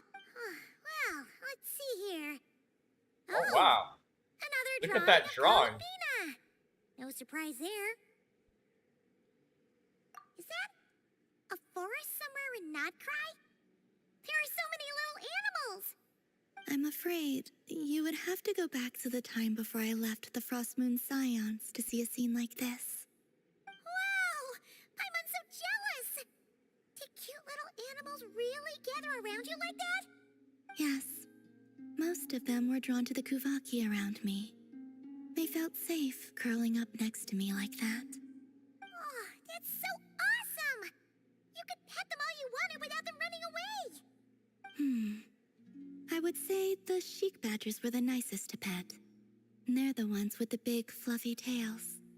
The fur on a rhyme-horned deer's neck is quite soft as well. It makes a very comfortable pillow.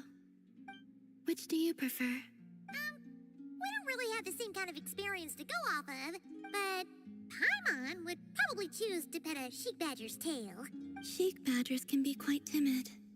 If you want to pet them, they need to feel safe first. But I would exercise caution, Paimon. Why? Do they bite or something? But Paimon promises to be super gentle. No, I'm referring to danger from above. Danger from above? Yes. Long plume ibises often hunt little animals like these. I had to issue them a warning to get them to stop going after the Kuhenki. You're just telling Paimon this now? Oh, it's a miracle she hasn't been carried off yet. Then, the next time I see one, I'll advise them that you are off limits as well.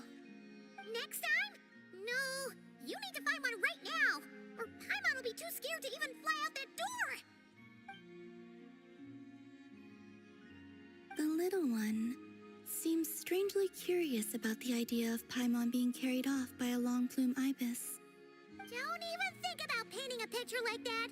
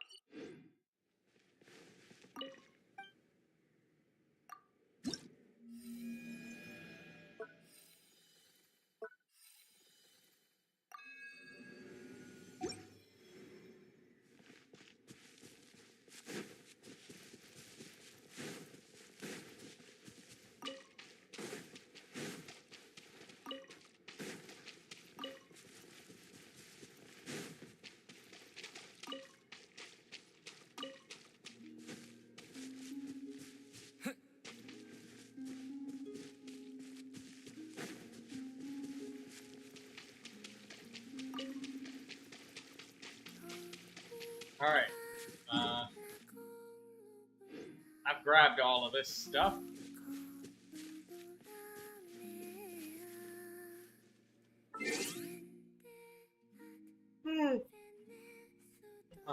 Let's look at your account. Your Malvika Saitish.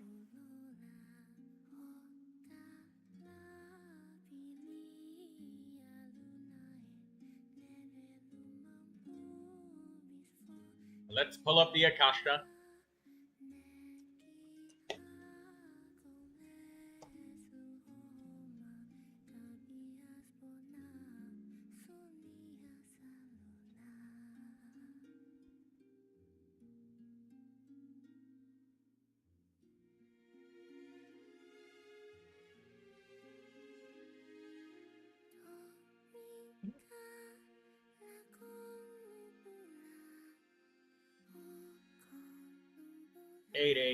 884-959-241.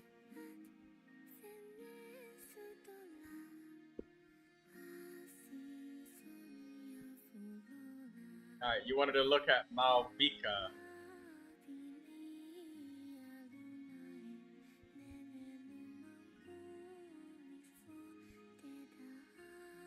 Alright, let's look at this Malvika. Tidal Shadow, very nice. Tidal Shadow, very popular with Malvika. I see that you have 138 Elemental Mastery. And you've got an attack sand on your Malvika with an attack weapon. And I don't know if 138 Elemental Mastery is enough to justify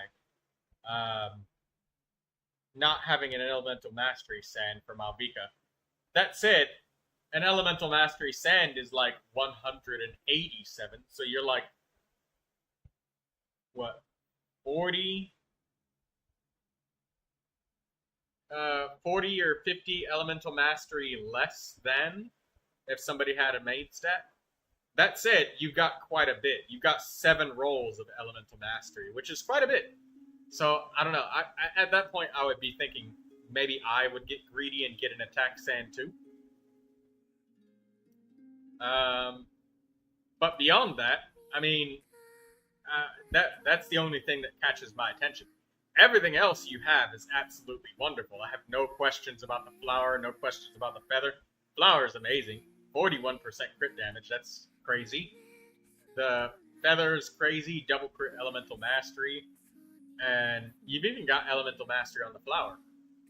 Double crit attack on the pyro damage onset bonus goblet, and then you got a 13% critical rate and elemental mastery on the circlet. Yeah, this is really good as a Malvika. That's the only thing I'm questioning is if maybe there's a chance that using an elemental mastery weapon like, I don't know, mailed flower or something like that might be better if you have that. I mean, there's a small chance that maybe the Rain Slasher does it too, but Tidal Shadow is also really good for the massive amount of attack that you can get. Especially if you had Refinements. It's sitting at Refinement 1 right now, but that's fine.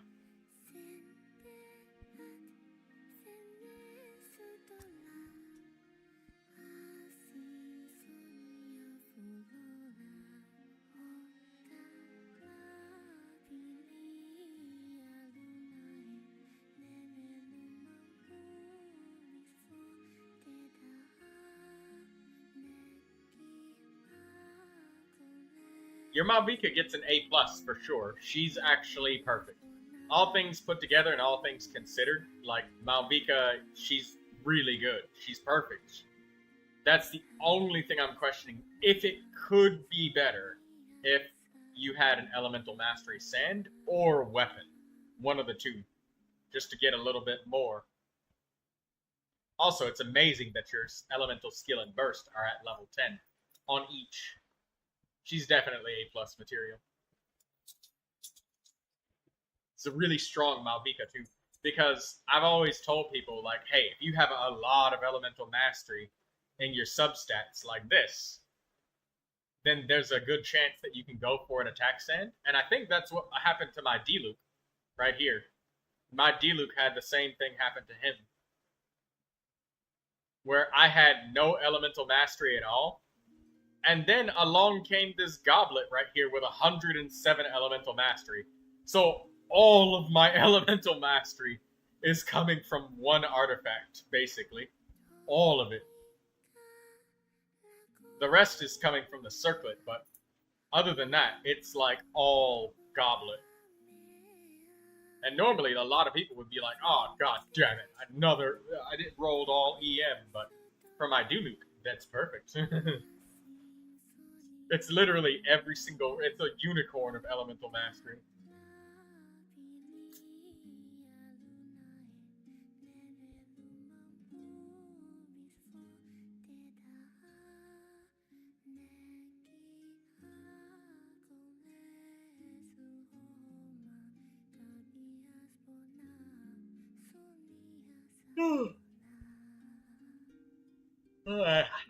Sorry. Alright, I'm done yawning.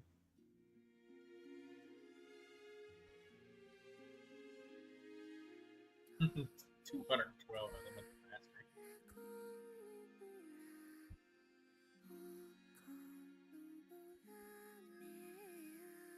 Hutao, yeah, I have no suggestions other than just that. Maybe giving a elemental mastery sand or some sort of elemental mastery weapon a chance. Mailed flower is attack and elemental mastery at the same time, so there's that. But that's about it. That's the only thing that I got for you, brother. Other than that, your Malvika's literally perfect.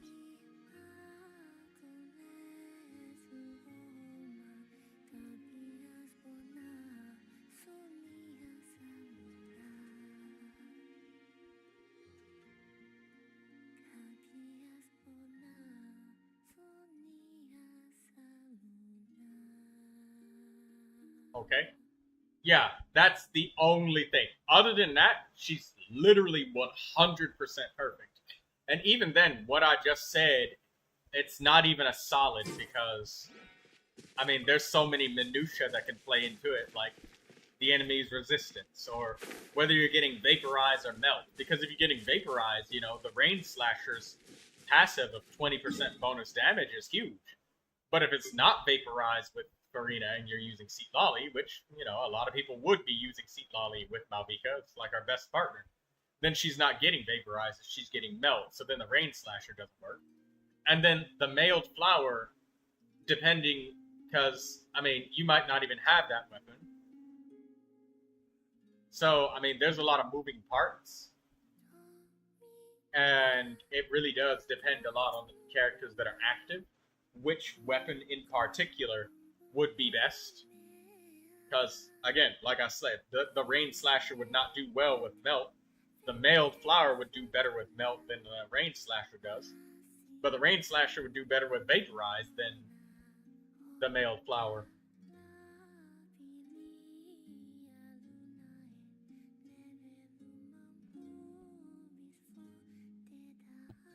And your artifacts are so good that it's not easy to replace anything. The only thing that it would be easy to swap around is your weapon.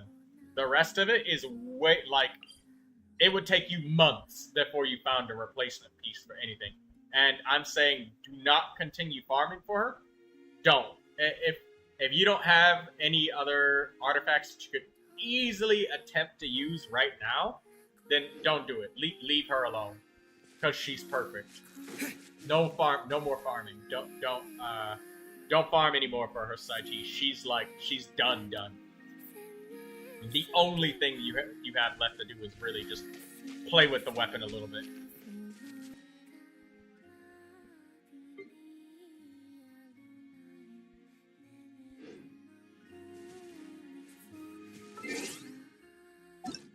That's a really good Malvika.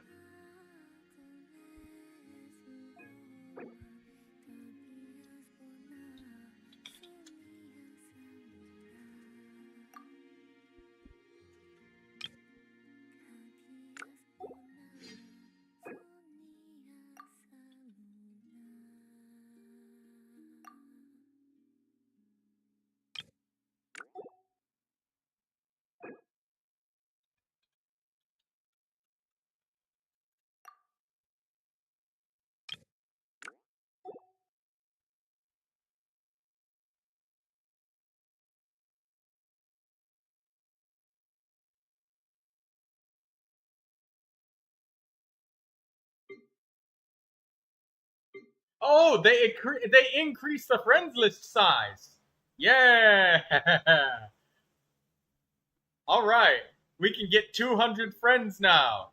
I didn't know that. All right, well, I'll be accepting lots of friend requests. Since when did they do that?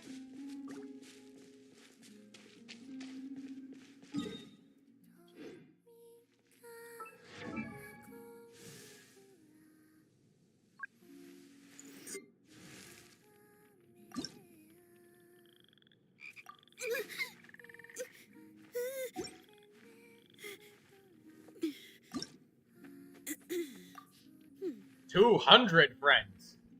Yes. Also, I cannot add people's alts, so you know, because if people make like 5 or 6 accounts and then I've added 5 or 6 of them, I'm gonna have to remove them.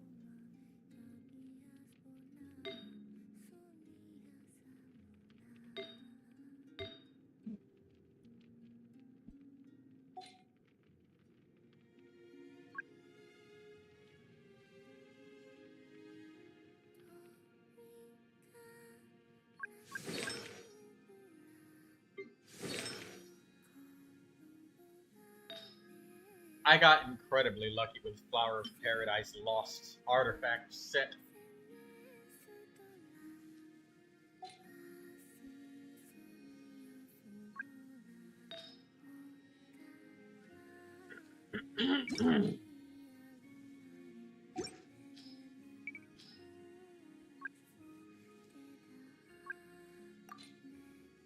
Barbara, Yao Yao,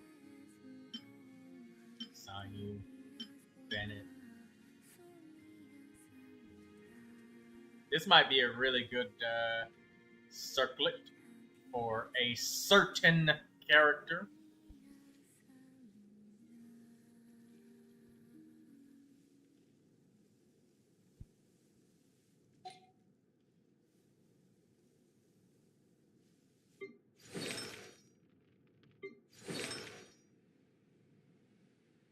Well, Xinyan, it's time to ascend her.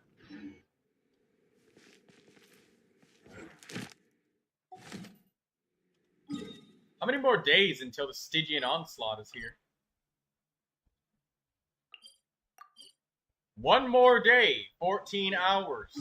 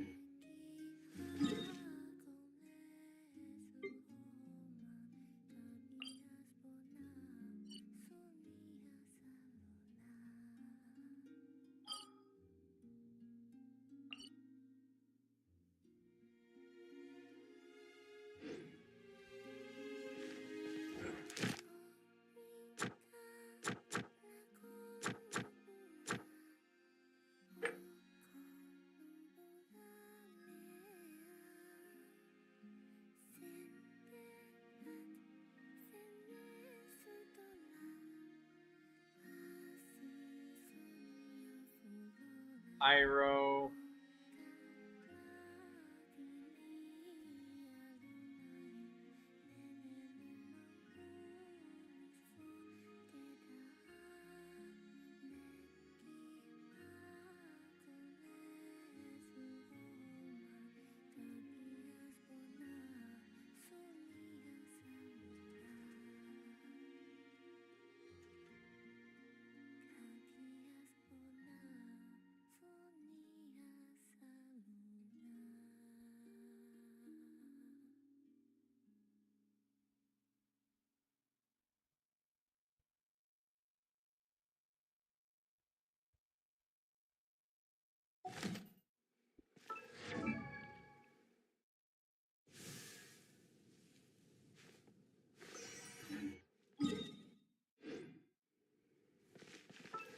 I'm going to pop that resin and feed it to Xinyan. Because I want to get her leveled up.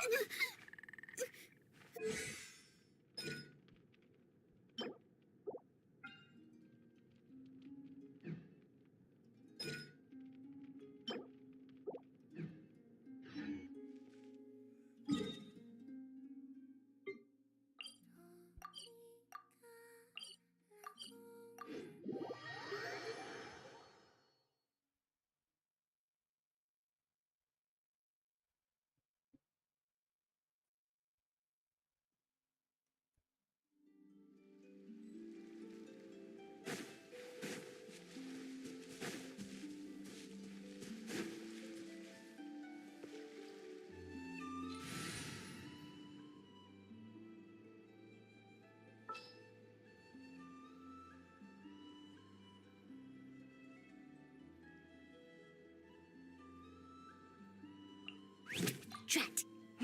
You caught.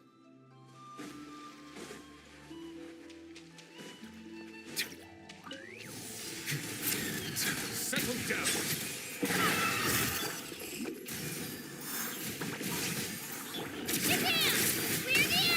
Be sanctified.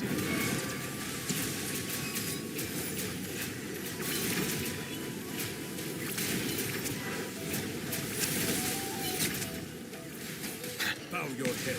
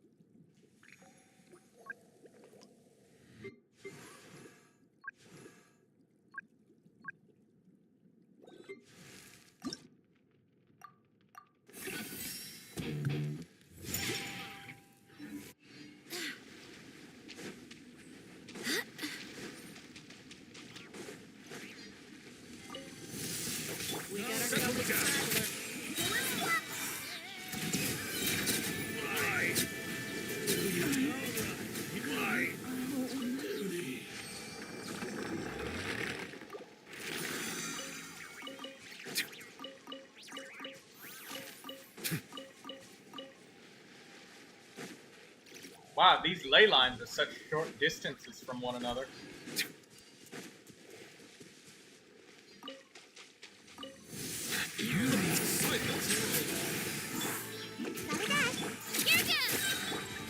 The tides beckon.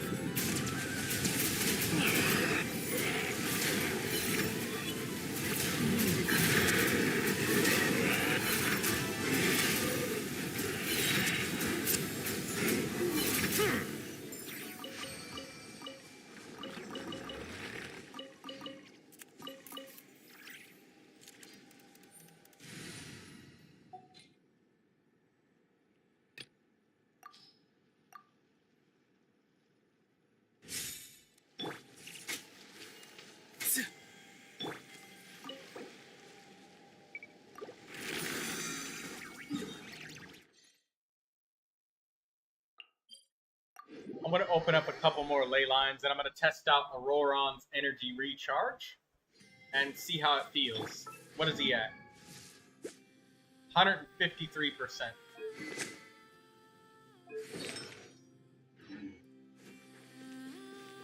It might be worth it considering that he gets the extra energy. When a nearby party member triggers a Night Soul burst, he gains 16 energy. No, 6 energy. And his burst cost is 60, so he gets 10% of his energy.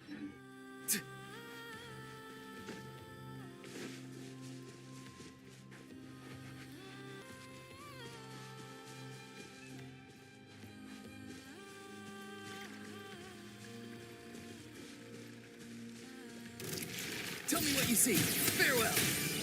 Settle down. Stand clear.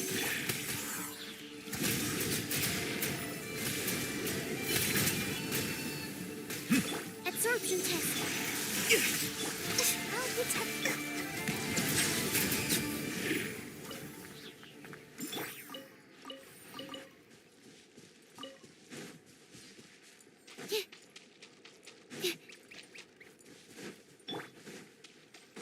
It's a little rough on the energy. Not too far now. Time to say hello. Be sanctified.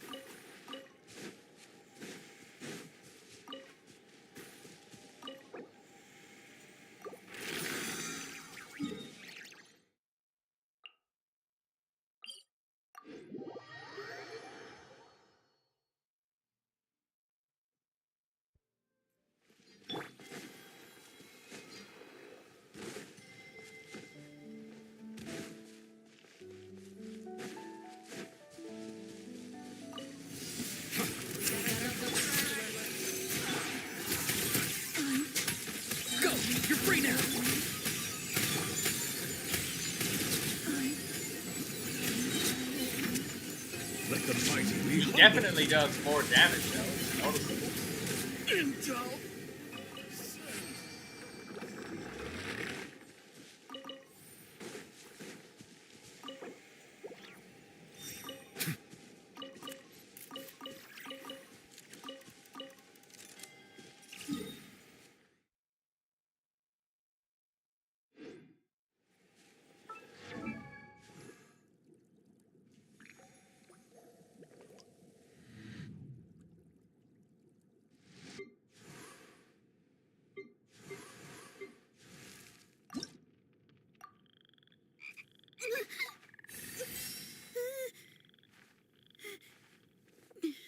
Shinyan is level 77. She'll be having more defense soon. And we'll be having that 4-piece tenacity of the Millilith for her as well.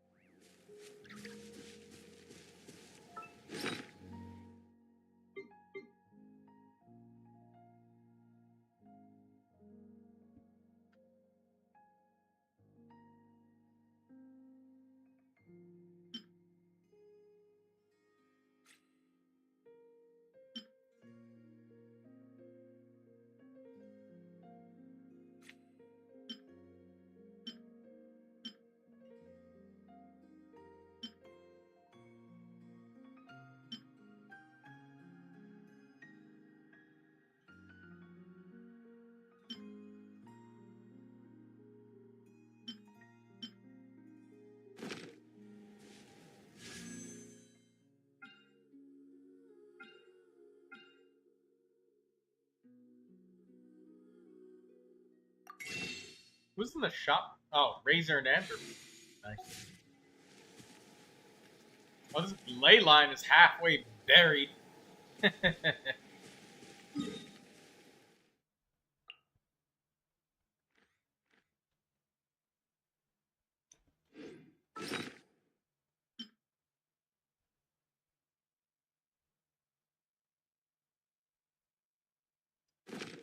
Alright, well, that's done.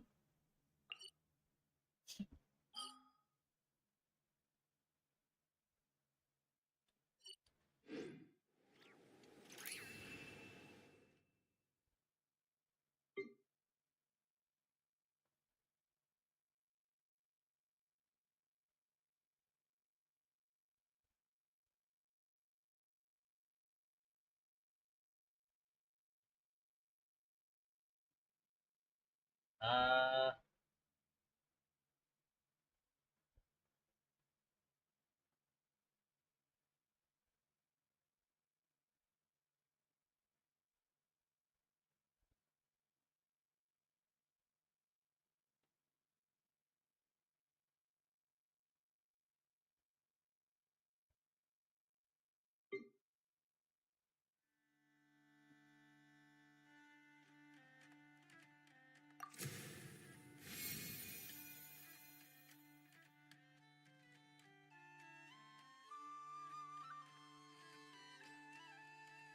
Milliastra Wonderland levels. Maybe we can ascend our puppets.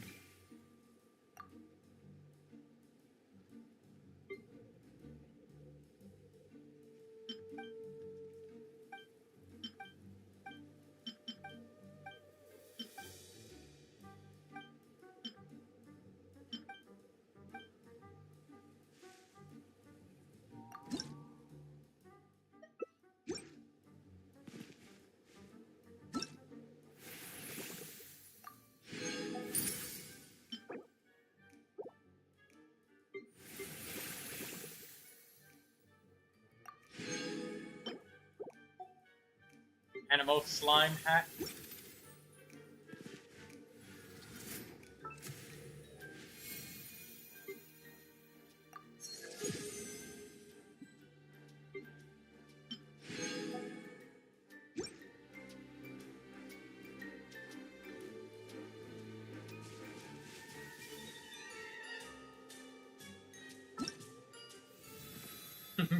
I gave myself a Guoba t-shirt, guys.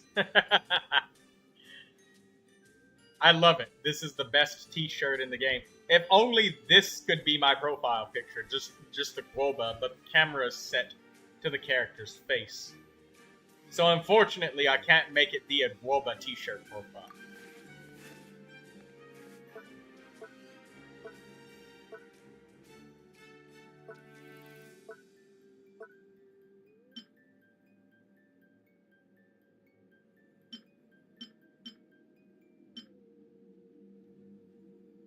We'll give her the little socks.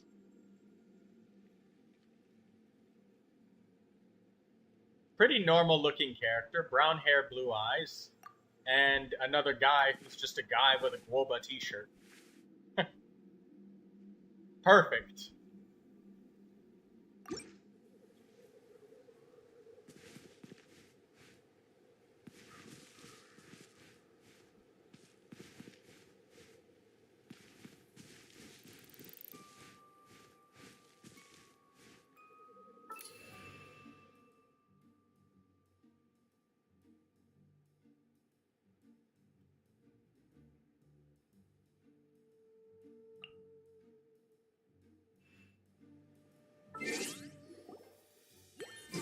Also, I figured out how to make rooms, guys. This, remember yesterday when we were trying to play Miliastra Wonderland with 8 people? And we were trying to matchmake into things where there wasn't room for 8 people? Well, rooms instead simply start the matchmaking by ourselves. It doesn't bring other people in.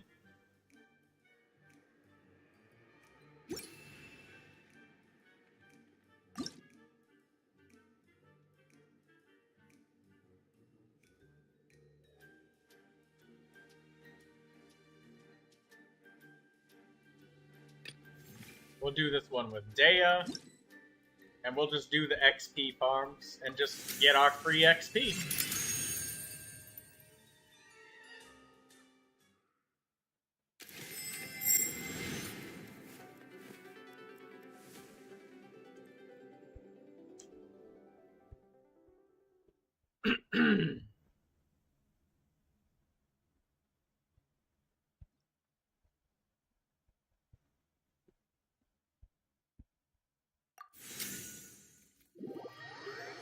Alright, well, that game was absolutely fun. You know, it passed in the blink of an eye. It's so fun, I think that we should try other XP farm stages.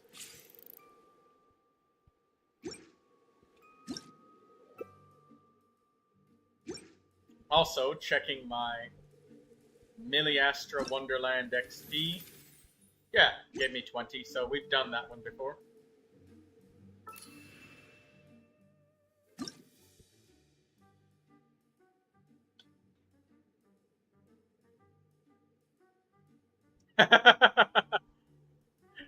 EXP farm instant fin. It's a packet of ramen noodles as the picture. I can't be bothered.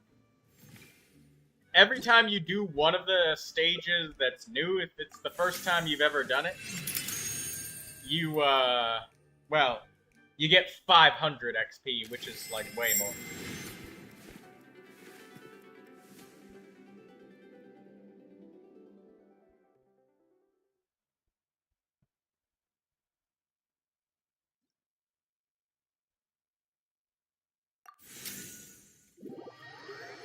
So it's just Miliastra Wonderland is just how many loading screens would you like to go through so you can get some extra characters?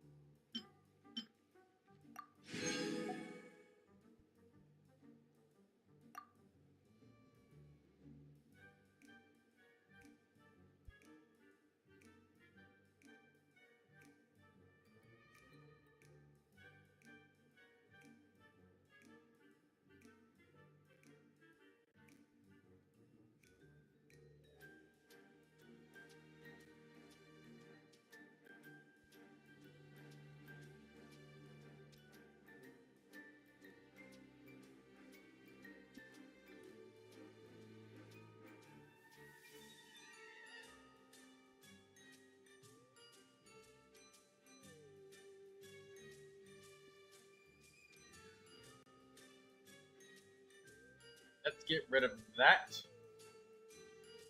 And free up some resources.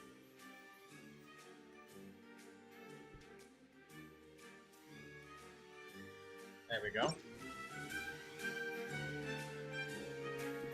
Blue Regard is doing something. I don't know what. Oh, Milliastra Wonderland things.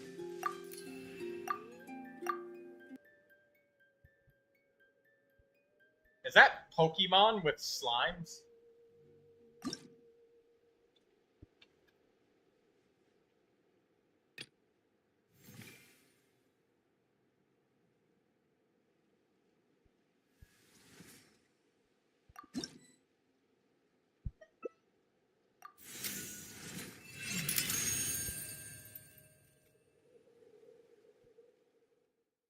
EXP farms have to be like the most popular stages. People just create instant win stages and you just load in, load out. And you can get your mannequins leveled up. So yay for that. Look at that. War leader, on a roll, veteran, all of those tags. Wow. Guys, we're just destroying these Milliastra Wonderland stages, you know.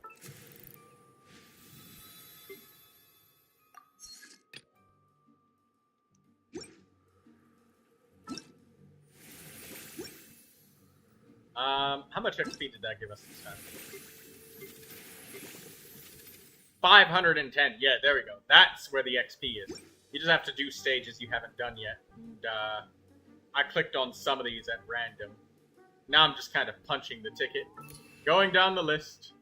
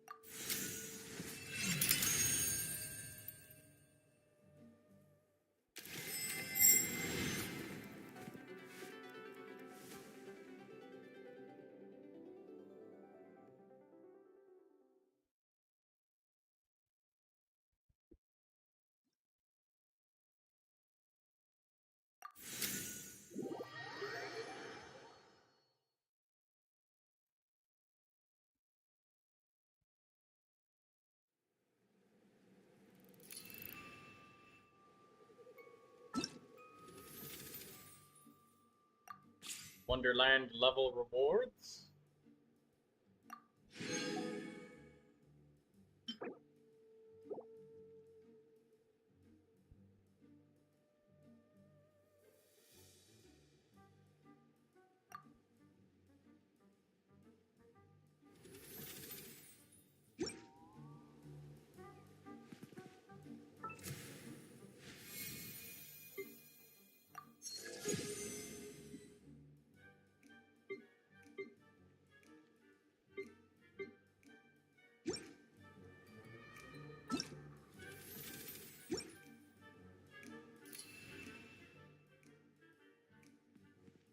Lindsay's gonna make some hot dogs. All right.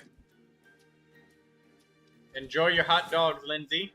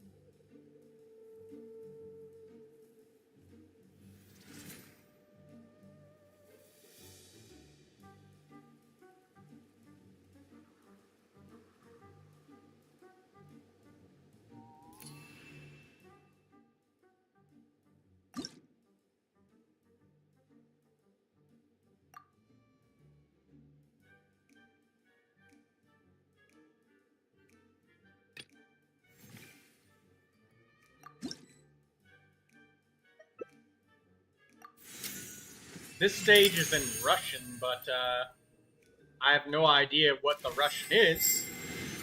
But I'm pretty sure it's XP farms.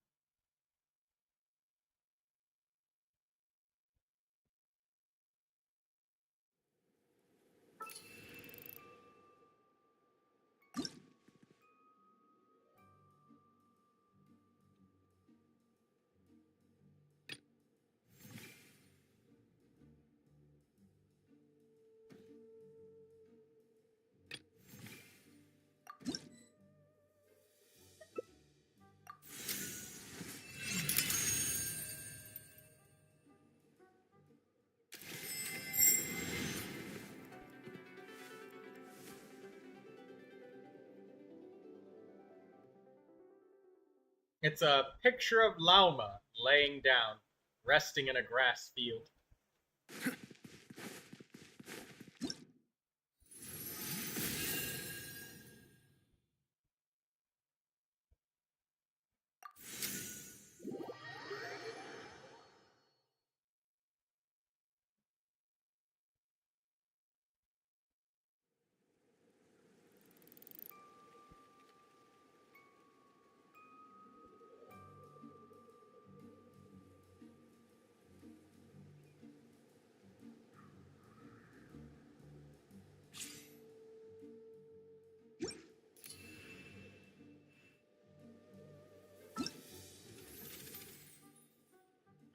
We're almost at Wonderland level 8.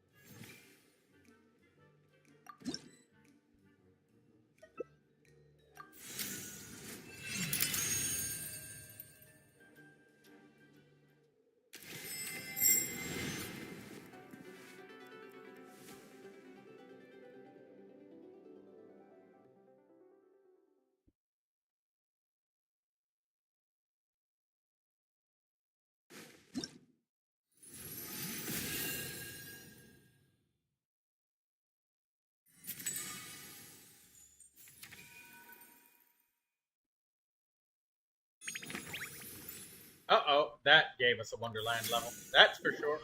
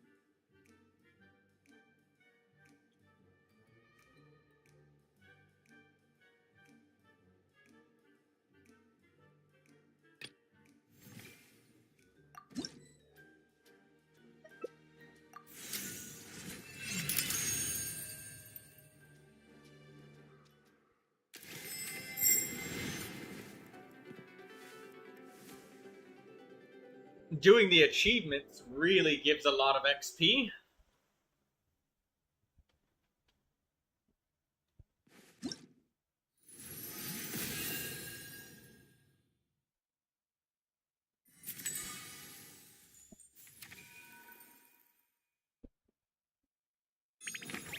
Wow, Wonderland level 9. Okay, yeah, EXP Facile. That's where the XP is.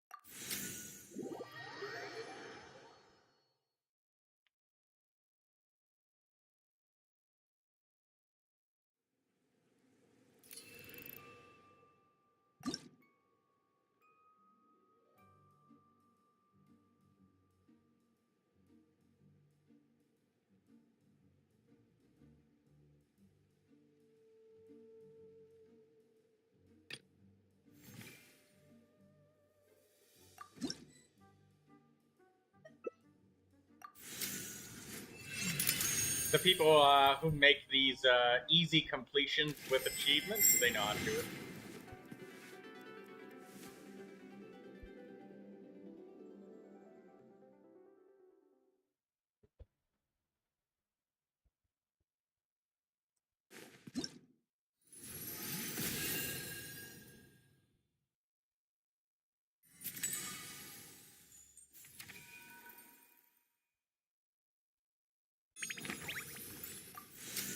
Wow, the Wonderland level is increasing so fast.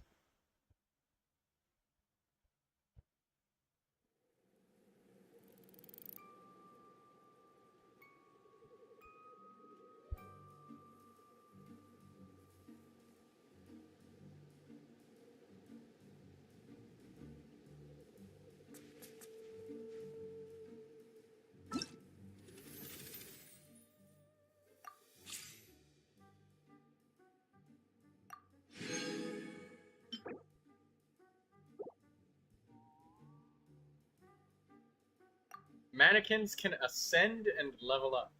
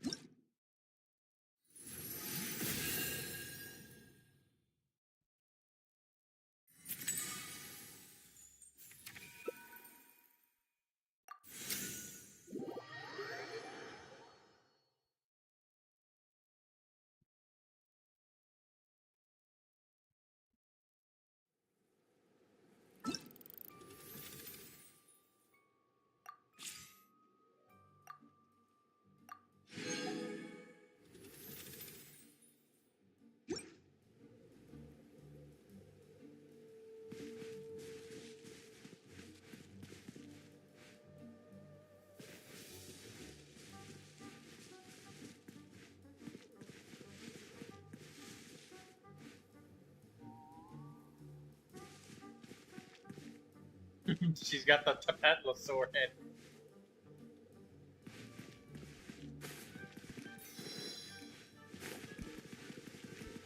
This is for movement speed. Okay.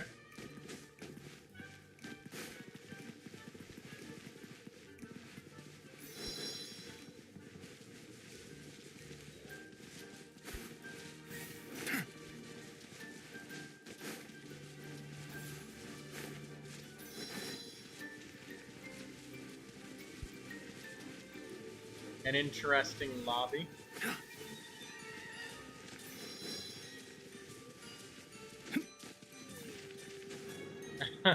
And this lets you jump higher.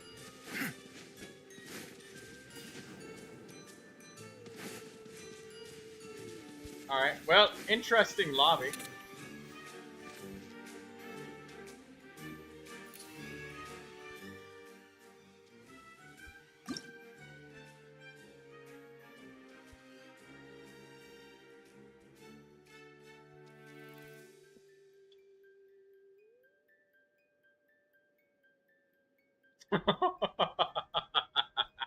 Hey, Daydreamer.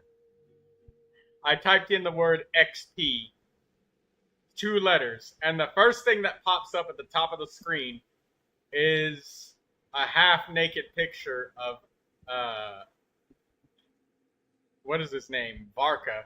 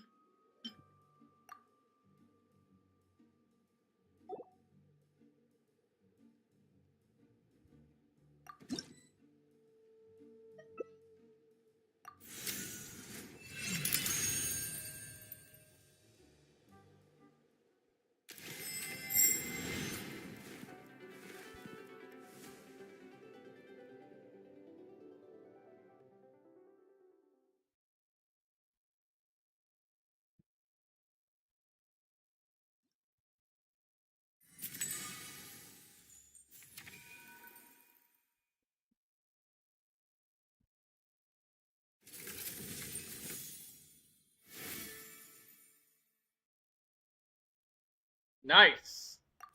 Wonderland level is now 11.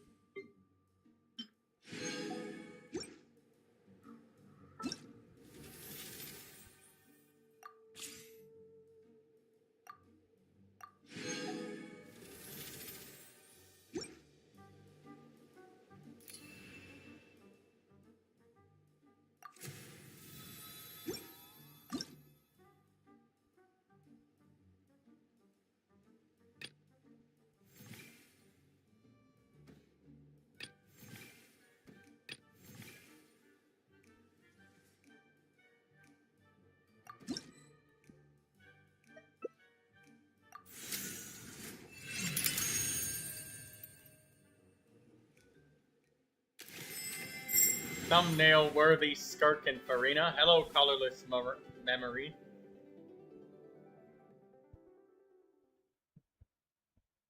What's the name of the account, colorless memory?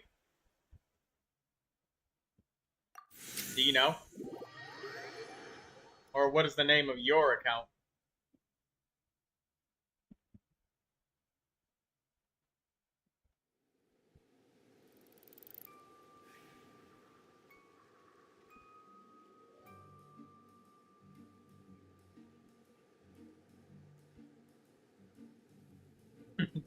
You're hiding as a fake deer.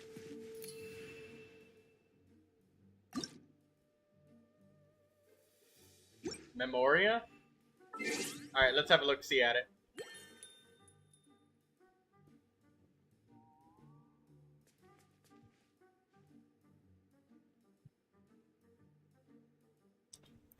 Let's open up the Akasha system and get this up on the screen. 877-990-379.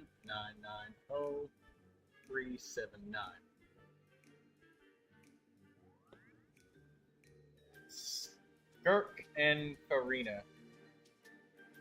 I don't understand what it is when people have like 3 copies of the same character at the top of their own ladder, but I'll just take whichever one I click first and just have that be it.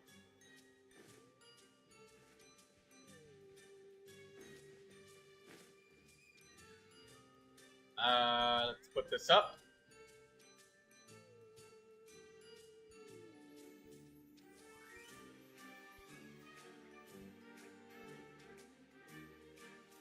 I have 2 copies of the weapon, sorry. That's okay, I have no idea. What?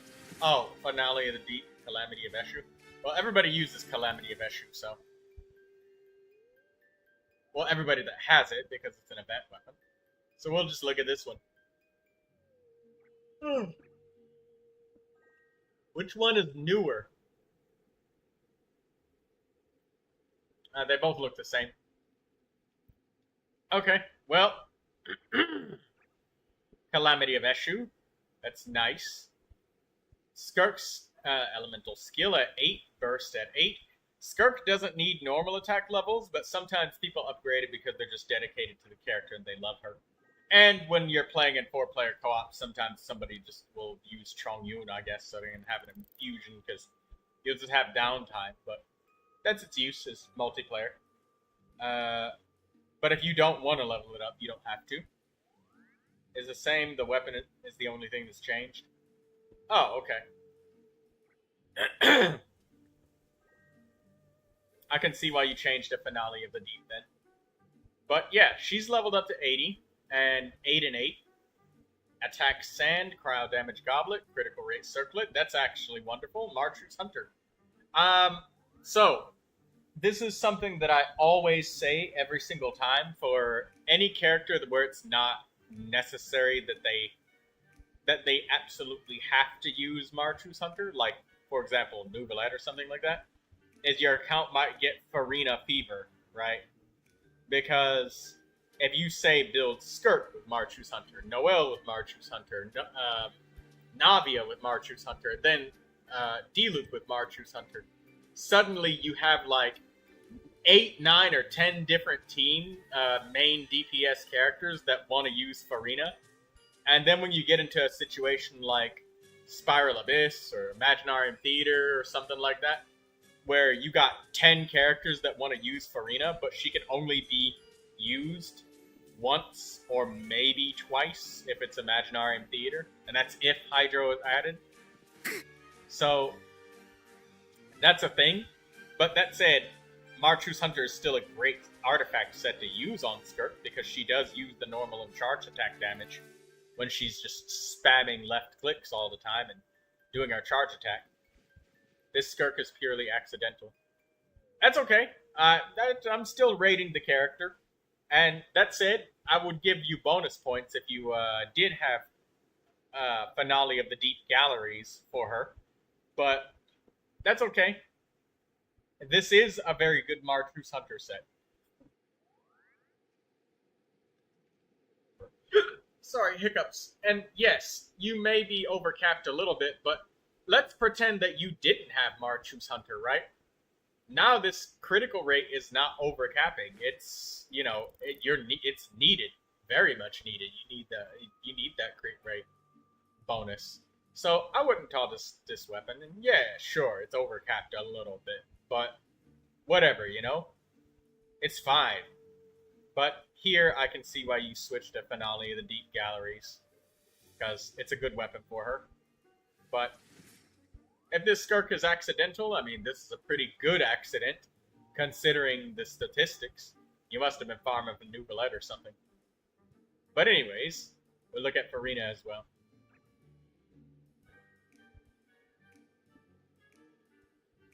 Alright. So, Farina, 4-piece golden troop. Lovely. Very good. Just a happy accident. Yes, that happens sometimes. My Ga Ming was built by accident like that. And he has like a crazy Marchu's Hunter set. And that just happened long before the plunge attack set came out. And I'm not refarming it. I'm leaving it alone.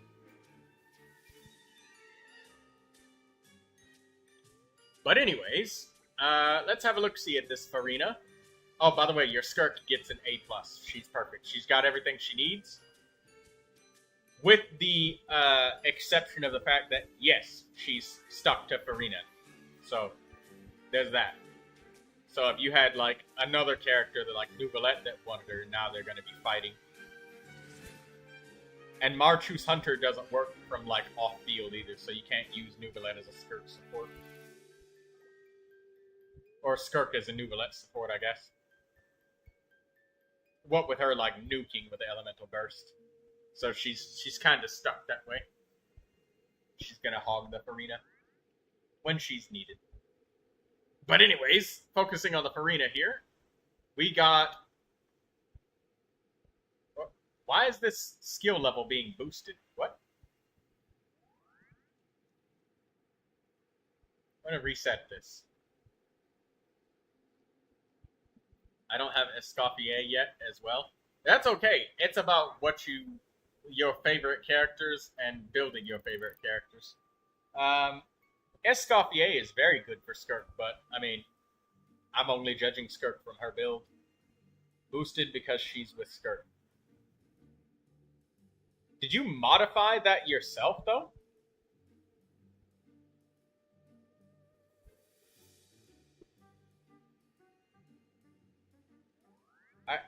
You have yourself saved across like several. It's very hard to tell which character is yours that you have right now, because you have like 4 copies of Farina. Why do you need so many copies? It's so hard to tell which one is yours.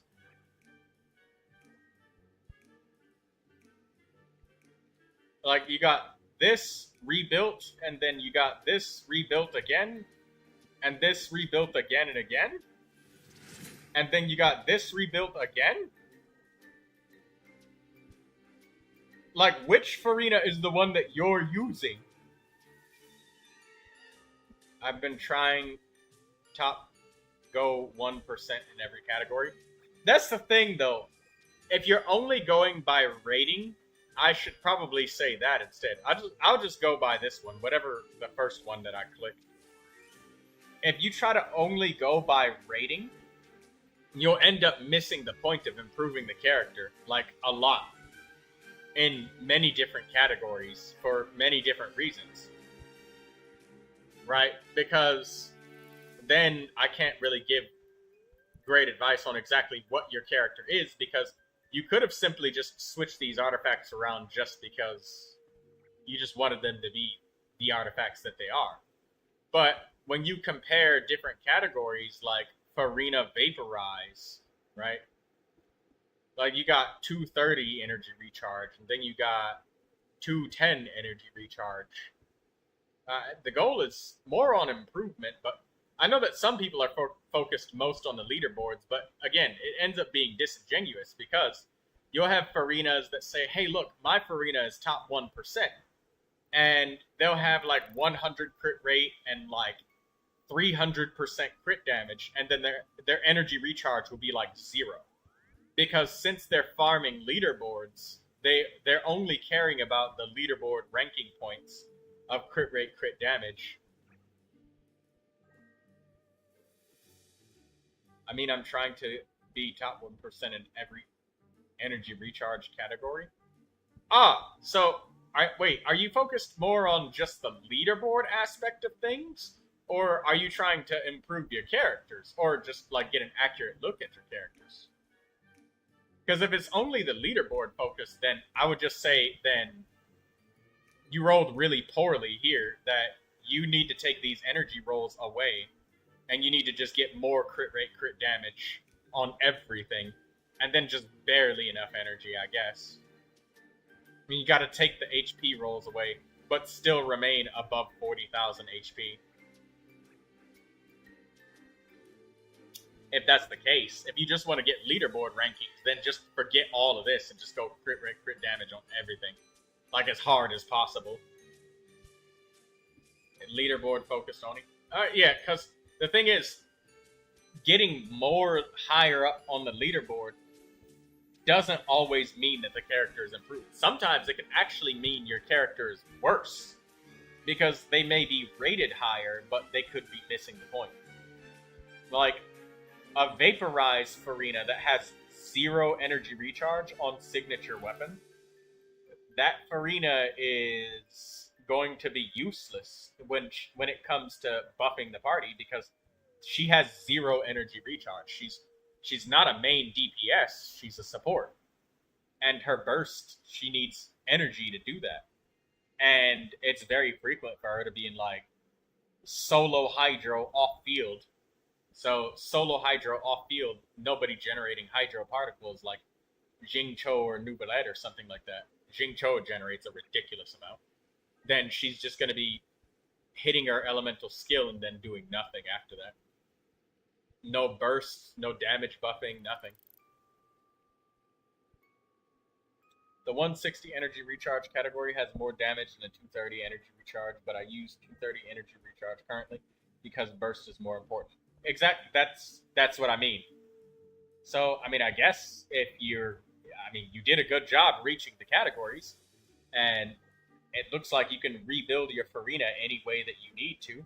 But then that's the other thing is, like, it can also be disingenuous having this many saved builds, because the another question is, do you really have all of these artifacts, like, on hand at all times and available at all times?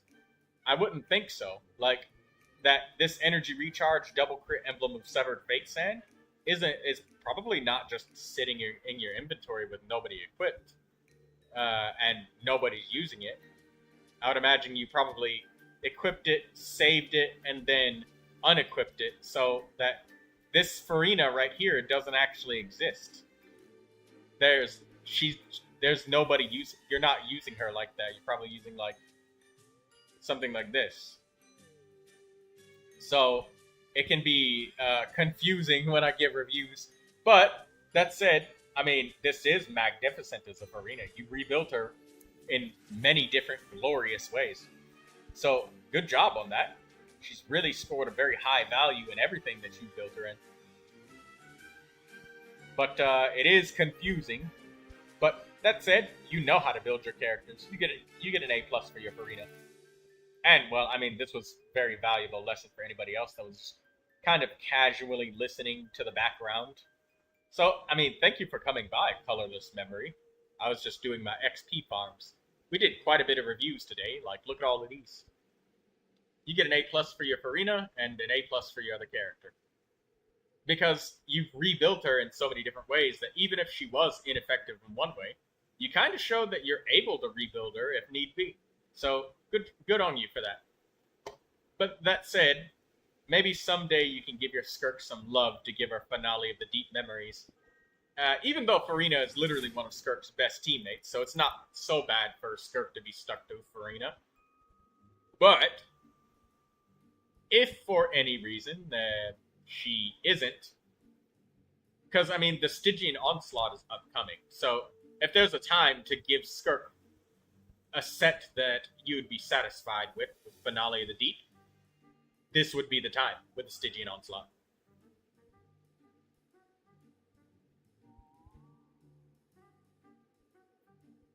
Lovely characters, though. They're very beautiful. You worked really hard on them, and you should be proud of your characters. Oh, god damn it. As soon as I closed it,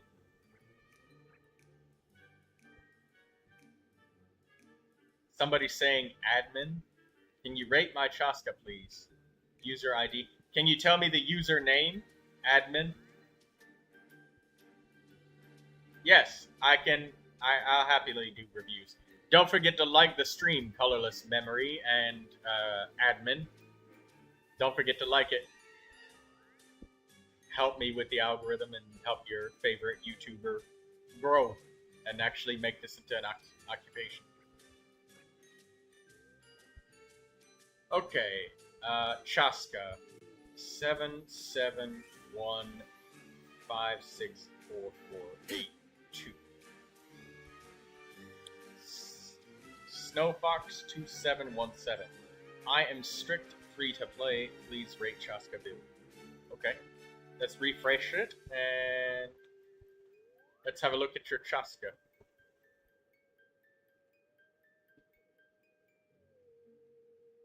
Alright, lovely. The Chaska is leveled up, her elemental skill and burst are leveled up, and her weapon is leveled up.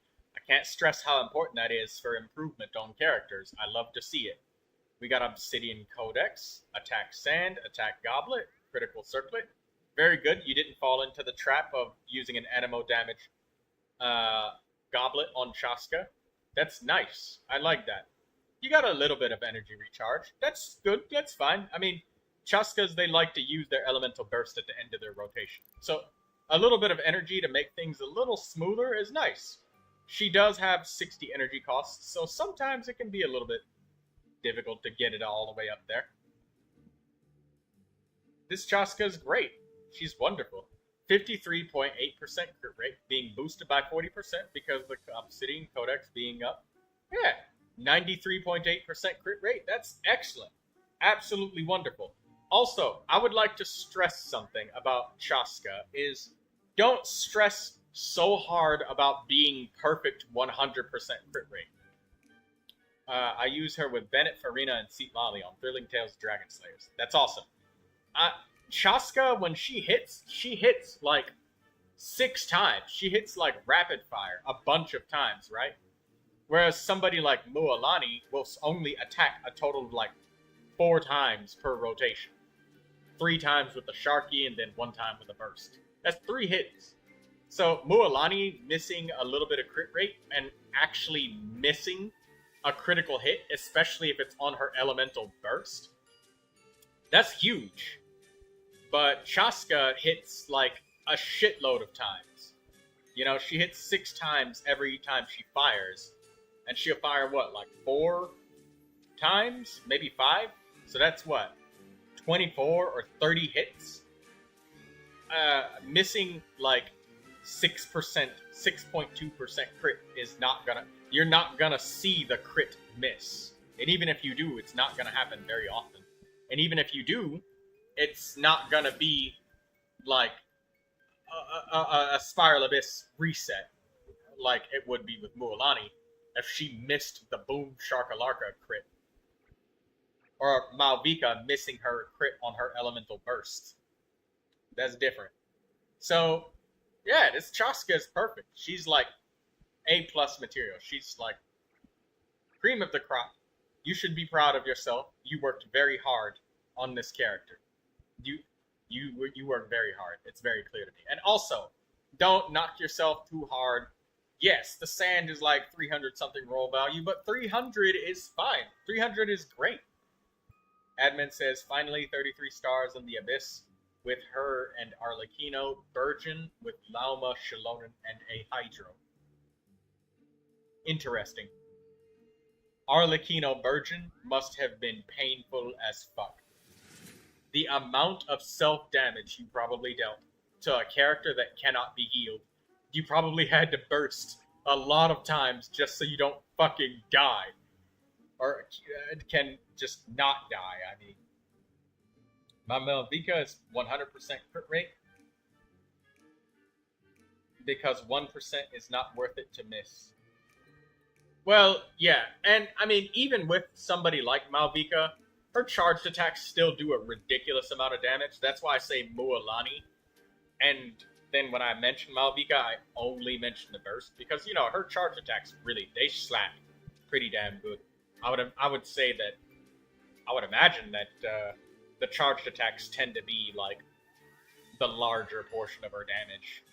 The burst is huge too, don't get me wrong, but I feel like this is one of those like 60-40 situations where like 60% of her, the greater half, basically. I'm pretty sure. But I don't have the nerd math on that. But anyways, this is an A+ Chaska. You should be proud of yourself. Good job.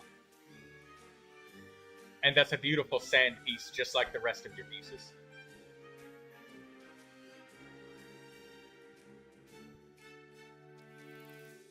Oh, and you guys may request up to 2 characters per human being watching the stream. 2 characters per human. So, it's not just 1, but 2 for each person. Alright, let's go. Oh, god damn it! As soon as I closed it, every time, as soon as I close,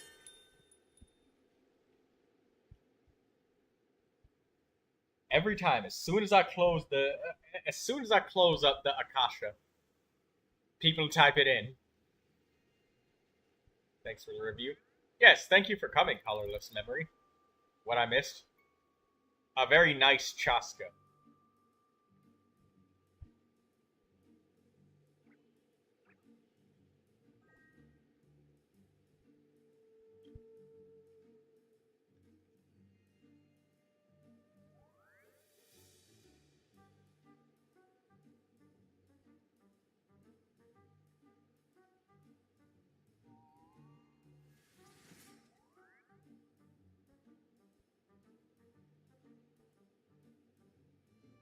Okay, it's updated 6 minutes ago, so this is recent. Alright, Arlecchino. Okay.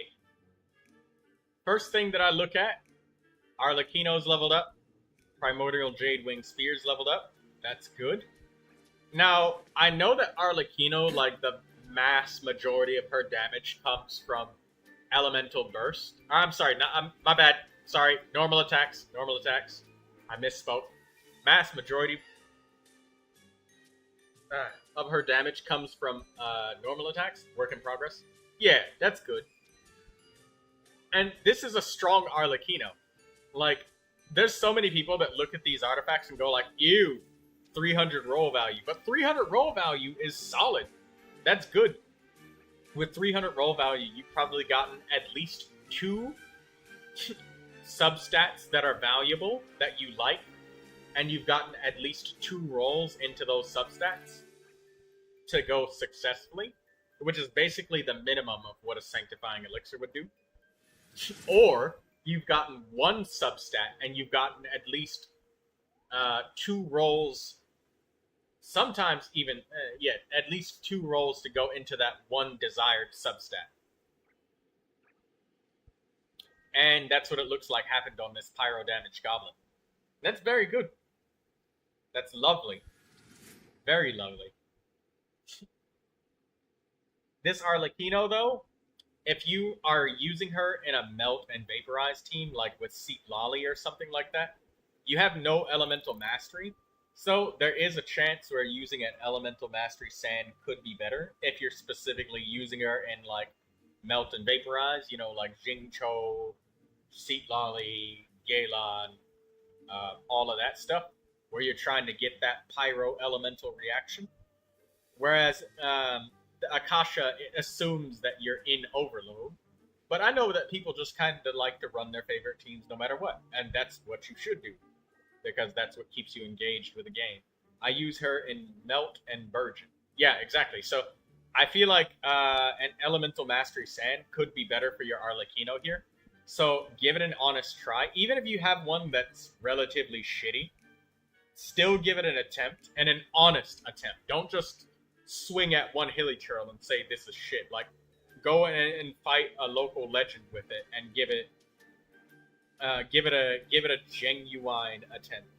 Virgin is the most fun team. Okay. The Elemental Mastery would help you with some of those vaporizes that Arlecchino is going to be getting when you're mixing in the Hydro. That said, she might accidentally do Burning, and the Hydro character might be getting Vaporizing sometimes. You know, I mean, elements are just a jumbled chaos of attacks, you know? That said, all in all, I personally, even if you leave behind the Elemental Skill and Burst, for resources' sake, and the fact that no matter what, Arlecchino will still use these skills. Even though the damage that they do is small and the lion's share comes from the normal attack, I would say stop at least level 6 for the Elemental Skill and Burst. 71.8% crit rate feels like 20%. Well, that's probably because of when you miss the crits on a Melt, specifically. But that said, it's unrealistic for characters like Arlecchino to have the expectation of reaching 100% crit rate. As a matter of fact, a character reaching like 60% crit rate is getting pretty close to the maximum limits of what's even possible with regular rolls. Like, look, let me show you my own Yanfei, for example. Right? Here she is right here. This is her. So this says top 6%, but look at the rate of criticals. And let's look, we can break down the substats and everything too. Like, I have a crit rate main stat on my circlet, that's 31%. I've got critical rate 10% on this goblet that's got ridiculous rolls. Another 10% here. And then this feather is like 30% crit damage. And I could get some more crit damage, but I mean, you're only going to get so many crit rate rolls. Like, almost every piece is contributing like 10%-ish. And I'm barely reaching 67%. And there's not even any room to get more. If I get more crit rate, I'll just lose my attack power. If I get more crit damage, then I'll trade some elemental mastery out. And I've only got 58 of that. I've got so little. So there's room for improvement on her, even though she's really nice. But, like, the artifacts, like, once you're getting around that 60% crit rate, is getting to the point where, like, you can't really upgrade anymore. You're just trading. So the last... And I have the Widsith, too, which is, you know, a really good 4-star weapon. And, like, there's not much else you can get. So it's not realistic for characters that don't have something like Obsidian Codex and Marchu's Hunter to be 100%. And even when they do, like, they have to be top shelf kind of characters, you know? They've got to have, like, all of the shit. And I literally have a main stat crit rate circlet. And I'm barely cresting that 70% threshold, not even. So, your Arlecchino is wonderful, Snowfox. Compliment yourself instead of saying it's bad. Say it's good. She doesn't have a set that boosts her crit rate, so I mean, this is all that she's gonna get. And you have even more crit damage than I do, and I've got a crit damage weapon, so like, it's getting to the point where there's not even enough numerical rolls left to reach 100%. Like, you got people that are in the top 1% average here with, like, and 90%, but 22% of that comes from a critical rate weapon. So, in essence, both you and I are really close to the same critical rates. And, I mean, you got 20% coming from your weapon. Whereas, like, all of mine is literally coming from a main stat and then the substats. It's hard to get past 60 and 70%. 70 is like, that's it, man. So your Arlecchino is wonderful. She's A+ material. She's absolutely wonderful character. Good job on it. And I bet that you're going to slam some ass in the Spiral Abyss. I would love to see her elemental skill and burst reach 6 before you go to 9 on the normal attack. Just to kind of keep things leveled up a little bit more and going for the lowest hanging fruit on your character. She's a work in progress, I know, but she's a lovely work in progress. She's at that part where she's looking really, really good. And even your goblet is still good. Don't throw that away, man. It's hard to get an 11% critical rate goblet. That's where a massive chunk of your crit is coming from. Deals like 120,000 per melt. That's very good. How much do the non-melt attacks do?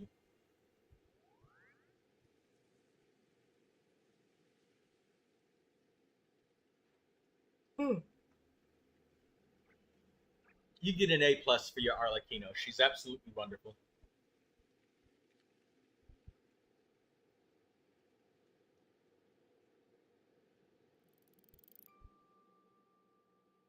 I don't really know.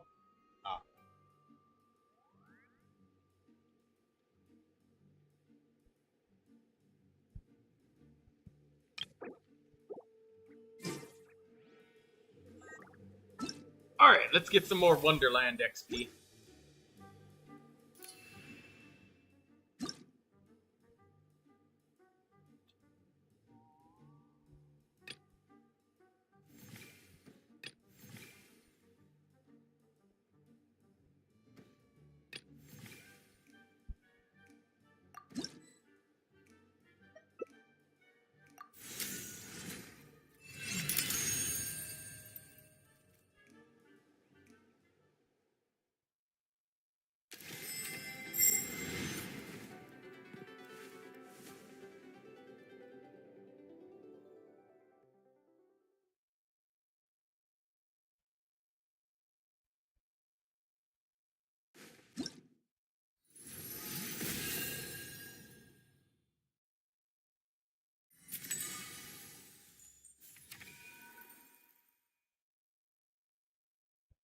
Kazuha with the primo gems on his face.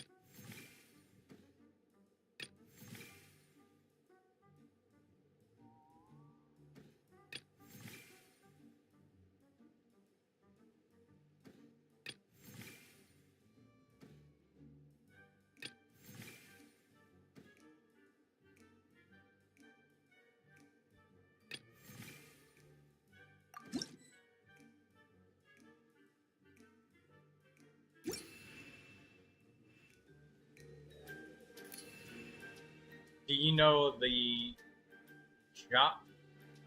No, I do not. I know about the Java company.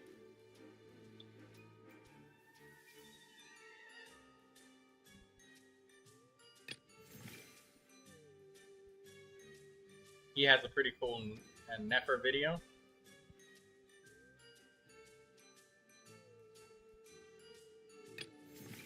Oh, you're talking about a YouTube video. Yeah, I don't know. I don't have Nefer, but there are people who can give better advice for Nefer than me. I like to give people a rating on their characters and whatnot, but obviously, as you can see, it's something that's extremely superficial. It's just a pat on the back and a look at the character and getting to show your hard work to other people. Or show your character and ask for what can be improved reasonably. I usually focus on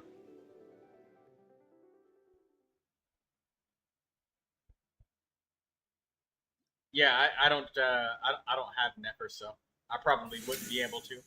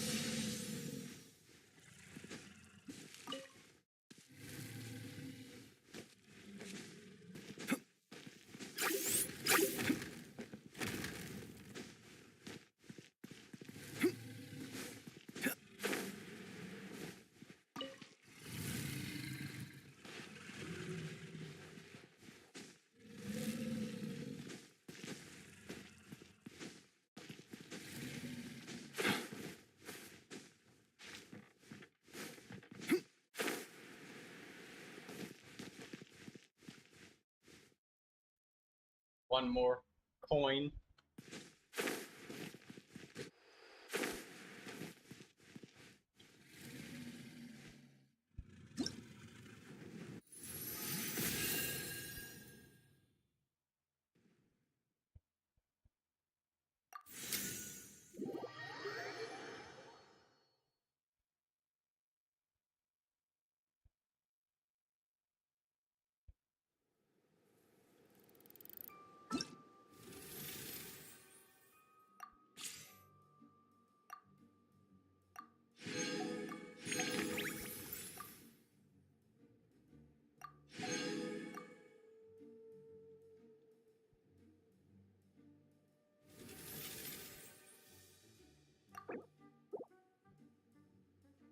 Weekly EXP limit reached.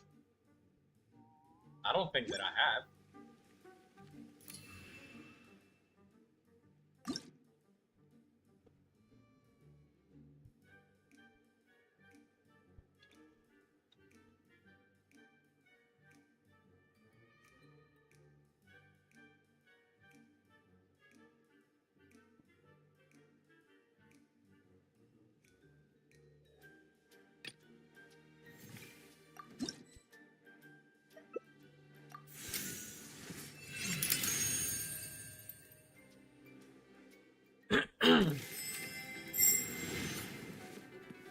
Blue Regard is still fighting against that Dendro monster.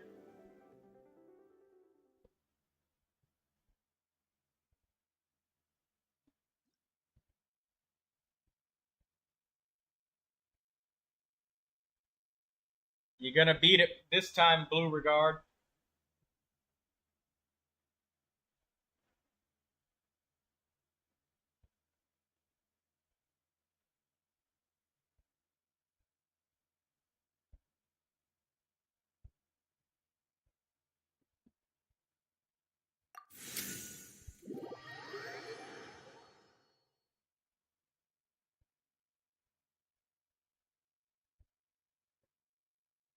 Hopefully.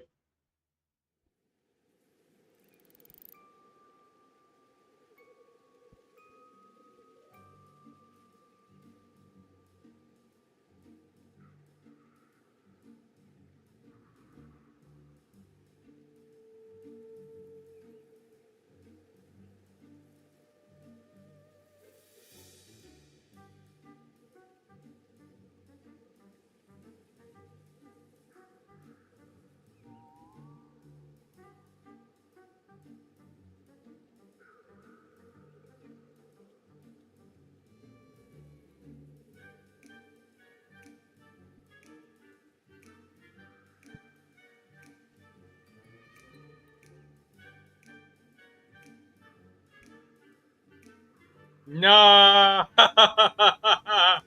No. No. Blue Regard. Wait a minute. I got a question. Why don't you try using Barbara's Elemental Burst? Barbara's Elemental Burst usually turns the tide.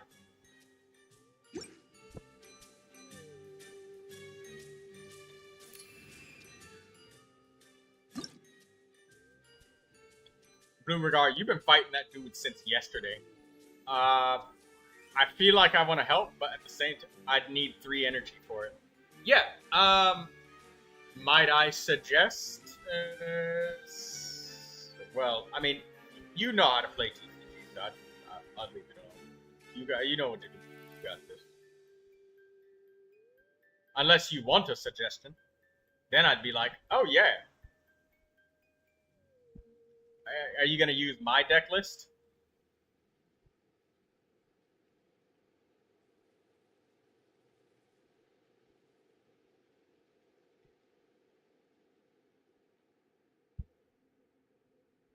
I would probably take out the Gambler's Dice and then add in. There's a dude who gives 1 energy to the current on-fielder. No. It's a different one.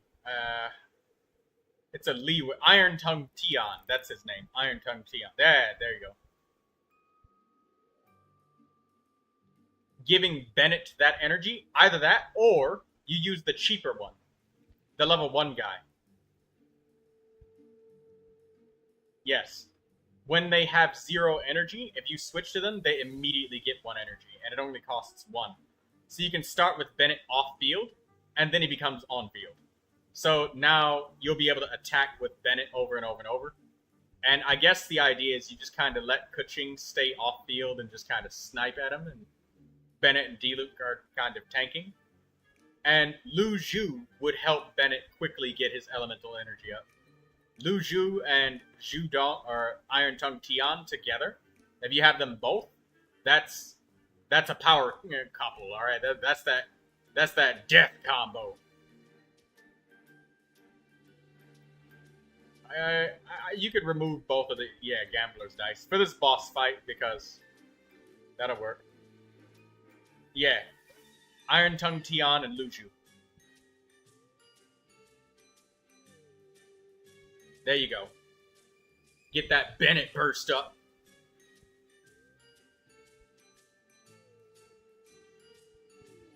Starting with Kuching is a choice. Or Diluc, but don't start with Bennett. Oh wow, you got Chef Mao and Zhudong with the food right away. Hey, this is gonna be an easy boss fight. Get that Chef Mao down. Get that Zhudong down. Get that food crammed down your face. And get that NRE so you can, you're just gonna be eating left and right, up and down, back and forth. You got this, Blue Regard. Matter of fact, you got this so much that I'm gonna turn on the sound. And I'm gonna expand the size of the screen so everybody can watch you play. You got this, Blue Regard.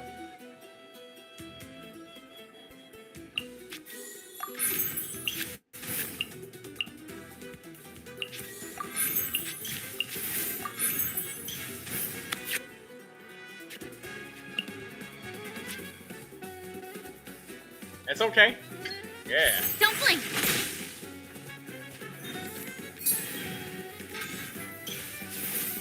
High pressure match. There ain't no pressure. Blue Regard got this.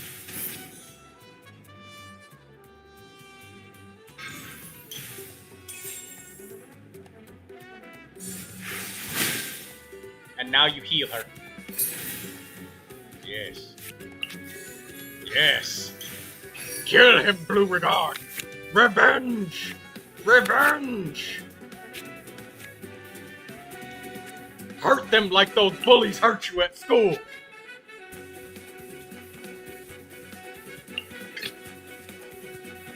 Gonna be epic!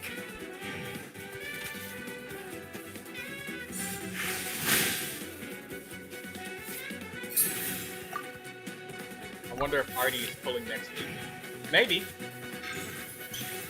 Maybe not. She might save for Durin. Who knows?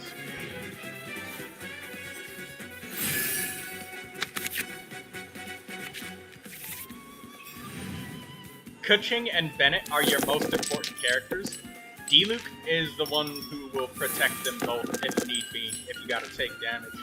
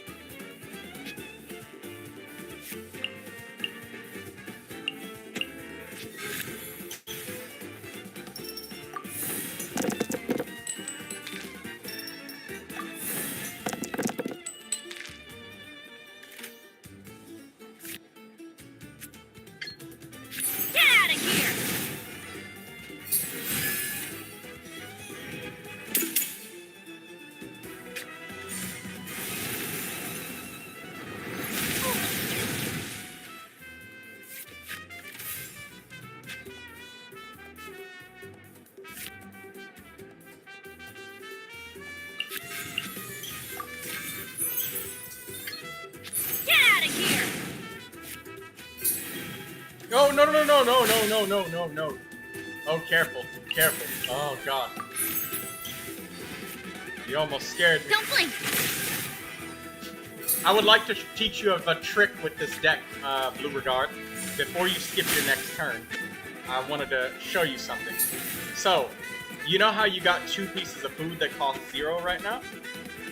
You can eat a food intentionally and waste some of the food so you can draw better food on purpose. For the next turn, only if you want to. The Elemental Burst food is the one I was thinking. Because you could try to draw something like a Lotus Crisp Flower or something like that. That's only if you want to. Only if you want to. Alright, Blue Regard opts to keep the Elemental Burst damage.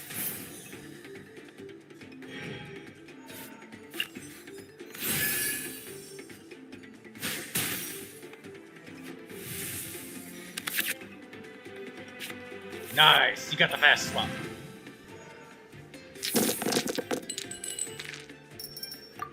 It's over.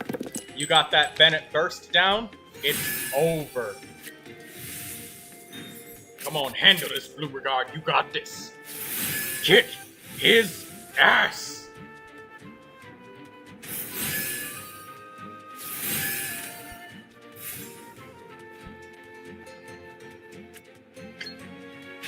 Speed of light.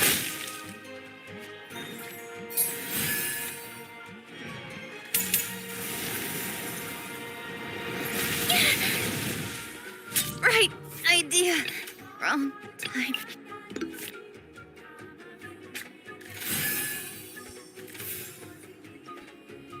You still got that Tibet fried egg for the comeback with Bennett.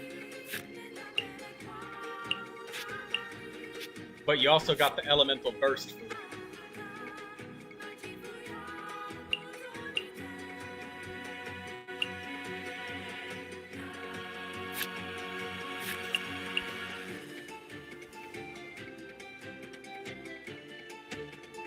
What's Blue Regard gonna do? He thinks, he beckons. Bow Bob the cat, staring menacingly at him with his cat eyes and ears, saying that if he loses this match, Blue Regard will be forced to buy wet cat food for the next entire week. Can his paycheck handle it? Blue Regard looks at his hand. He sees the Kuching attack is available. He sees Catherine, bunch of 0-cost cards. He checks Elemental Burst cost of Bennett. He stops. Sweat beads forming on Blue Regard's head as he decides what will be his next move. Troy's tournament commentary putting him on edge.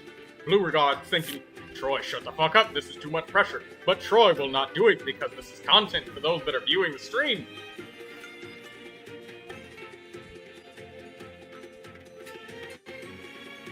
Blue Regard attempts to summon all colors of the spectrum of the rainbow. Processing deeply, like he's supposed to be Jimmy Neutron.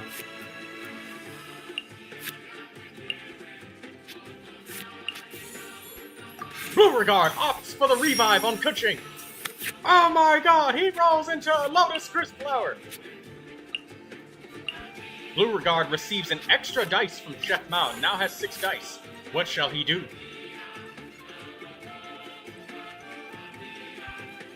Will Blue Regard attempt to use a Elemental Burst into a normal attack to gain HP, or will he use the Lotus Crisp Flower? Blue Regard opts for the Lotus Crisp Flower, discards one of its cards. Blue Regard opts to discard a second card, goes for the Elemental Burst, and slam dunks on the enemy. Bennett recovers 2 life points and is protected by the Lotus Crisp Flower. We have a game, ladies and gentlemen. The enemy slam dunks Bennett for a bunch of damage on his face. Recovers 1 HP. Let's finish this, swiftly. The match is getting intense, people. Ladies and gentlemen, who will come out on top? Bow Bob the cat or Blue Regard Q Kazoo? Blue Regard places a D-Luke at the front of the line in order to tank all of the damage incoming from the summons. D-Luke being slam dunked repeatedly on his face like it's a bad conquers bad fur day. D-Luke doing nothing but eating damage like a champion.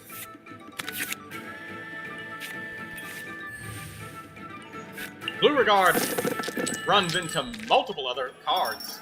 He goes for a really bad dice, but gets a full reroll. He only has one Omni Elemental dice. Can Blue Regard turn this around?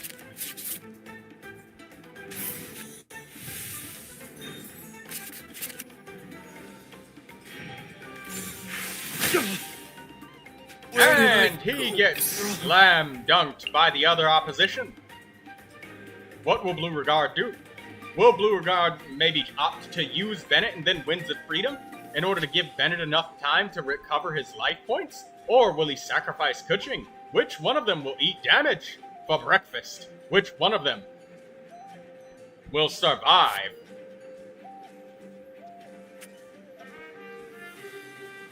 The music intensifies. I won't hold you back.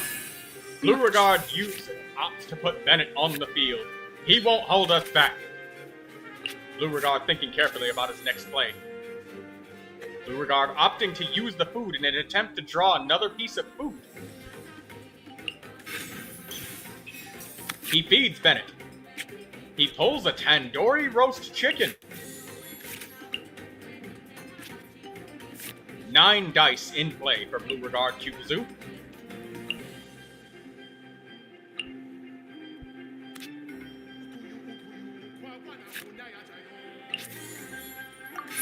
Blue Regard opts to use the tandoori roast chicken. The tandoori roast chicken only feeds Kuching.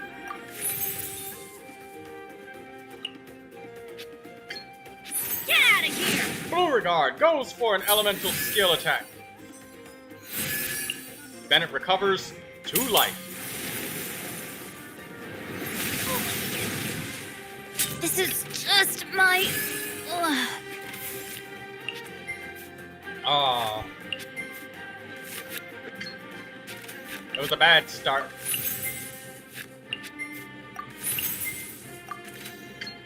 Speed of light!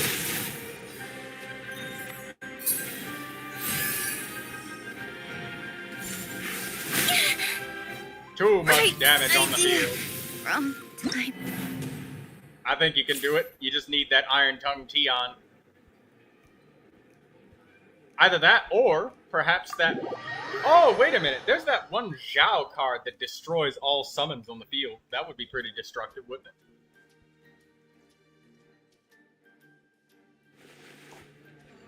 Oh, well. You didn't get the energy to start with Bennett in your hand to start. You can do it, Blue Regard. Try again. Champions never give up after 1 defeat. Not even after 17.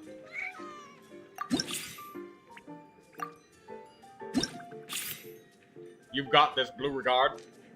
Believe in the heart of the cards, like Yu-Gi-Oh!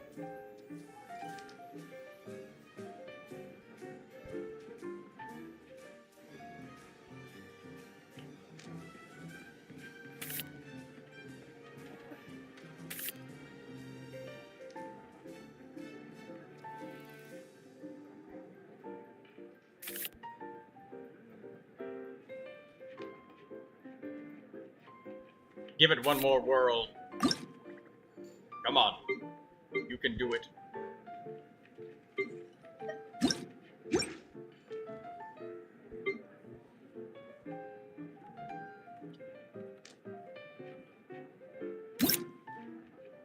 Guardian's Oath. That card would wipe that deck out. Because he seems to have a lot of summons. So would Send-Off.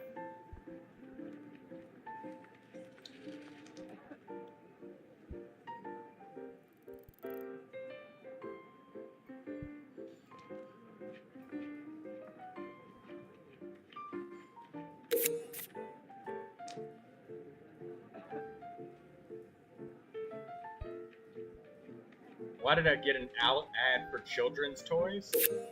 Maybe it's because you got a dog. Your dog Daisy, Daydreamer.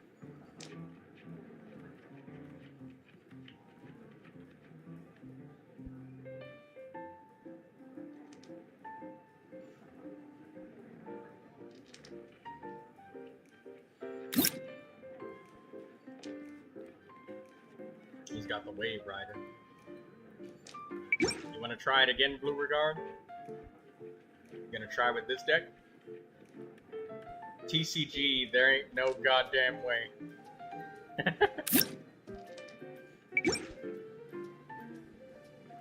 I played Genius Invocation TCG. Red.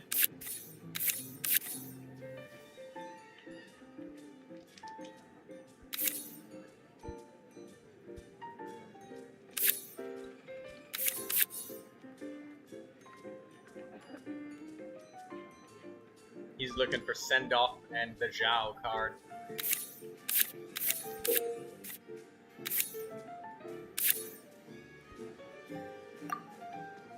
There you go.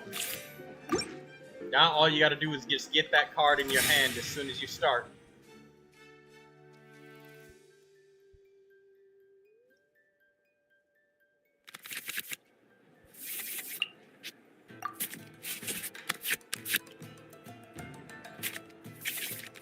Well, you have 3 arcane Witness left. my magnificence! Oh, Farina being super full of herself.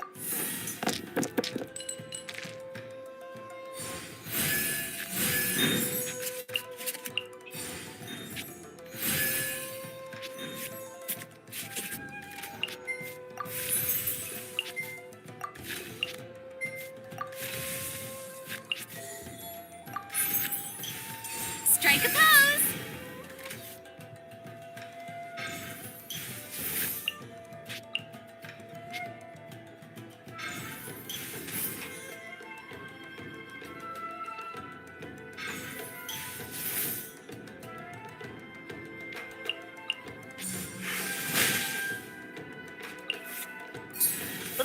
I'll take care of this. It doesn't. Slightly blurry, but that's okay.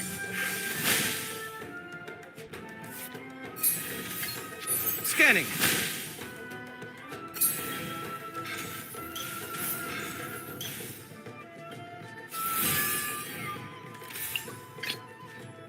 Seven ticks. Witness my magnificence!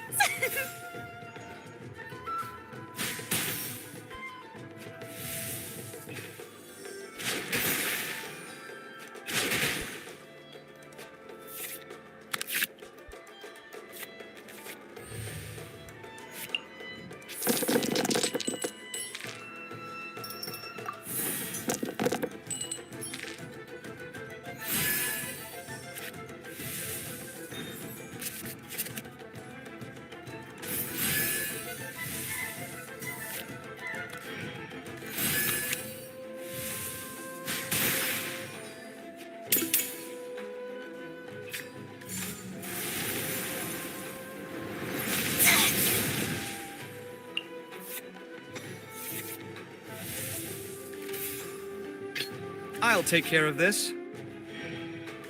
Hey, you got a Zhao card. There you go.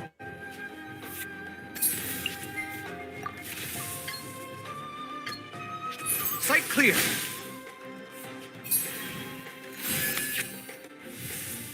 Oh, well, there goes your other Zhao card.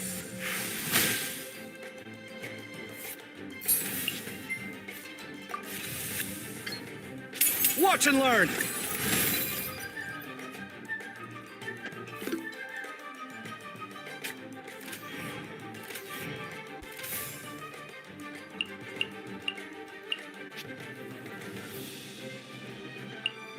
Witness my magnificence!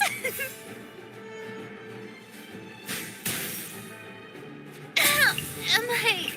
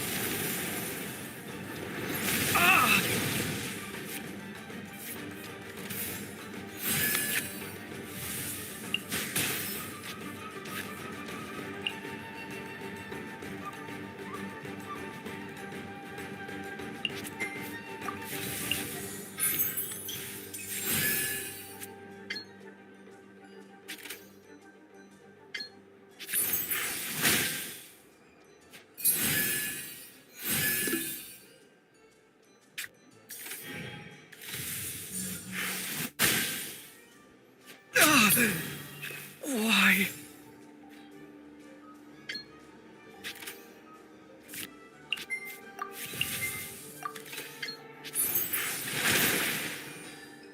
There you go, you did it.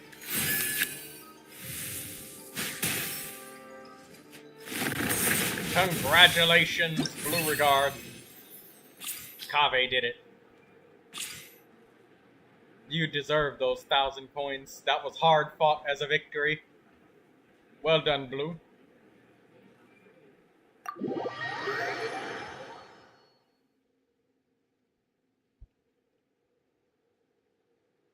Finally. Yes. Good job, Blue Regard.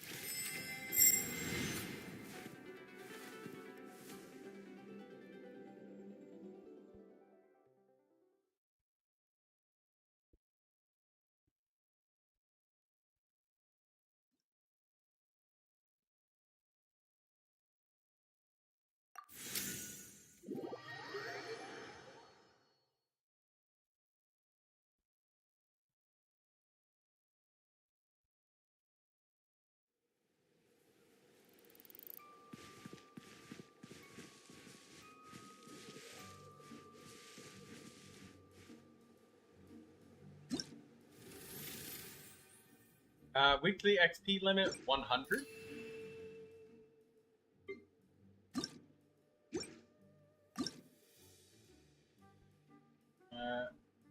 Yeah, I think that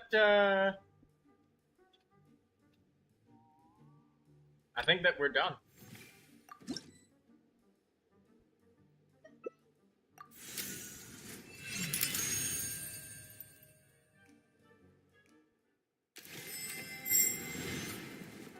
If I don't get 20 experience points after doing this, I'll know.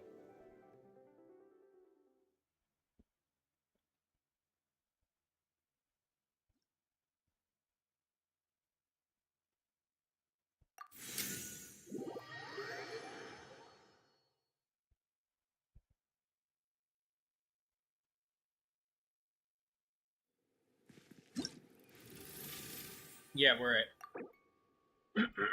Well, our Wonderland is Ascension level 2.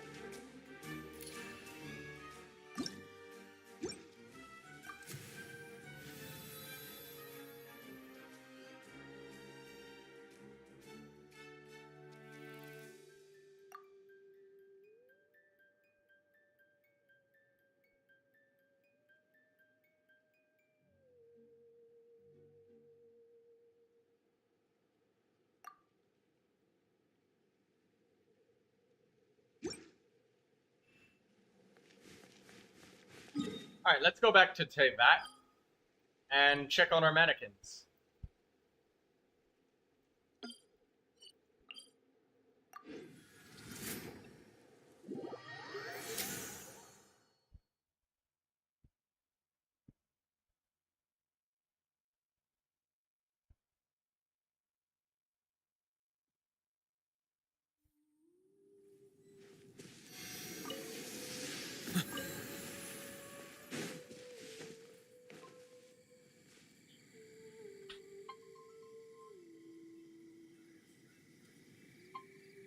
One second.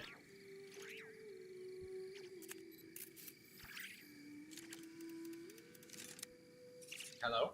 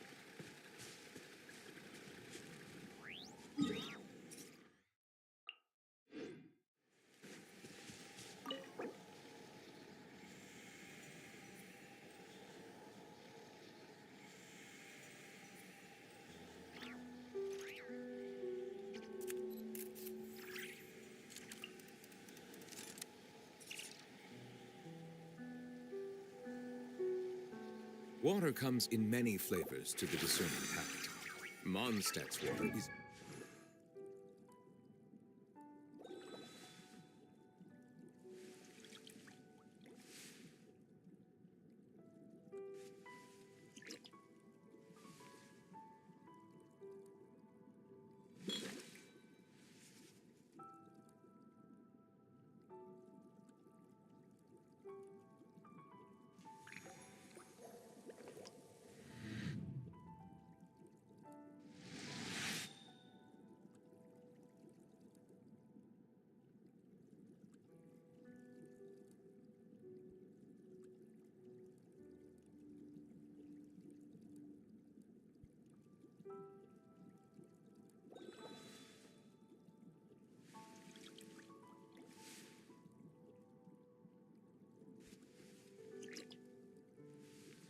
All right, I'm back. Crisp and pure, while water from Liyue has an enduring aftertaste. In Inazuma, the water possesses a...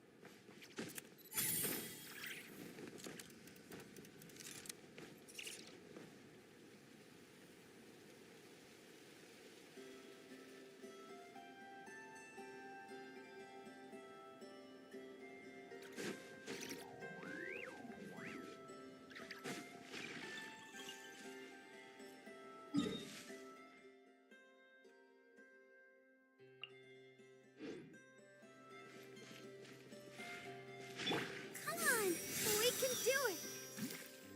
Makes a big hydro symbol on the floor.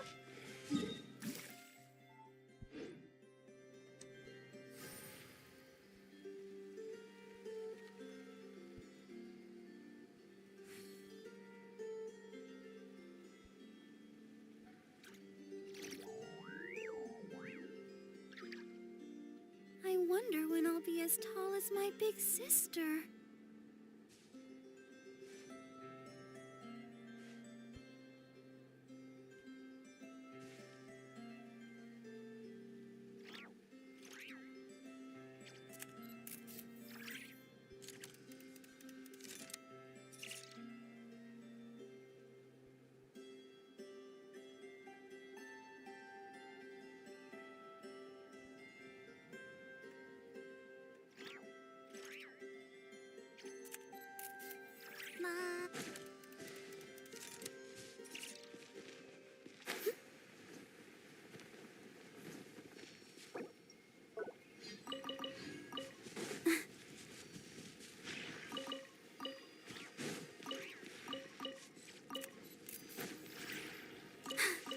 I'm fine.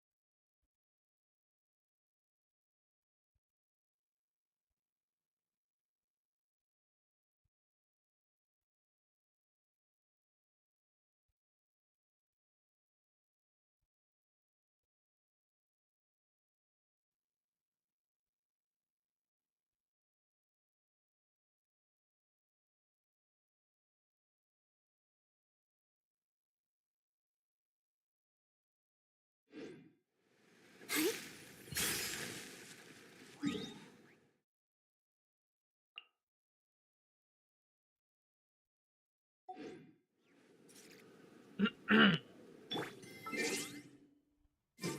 shit.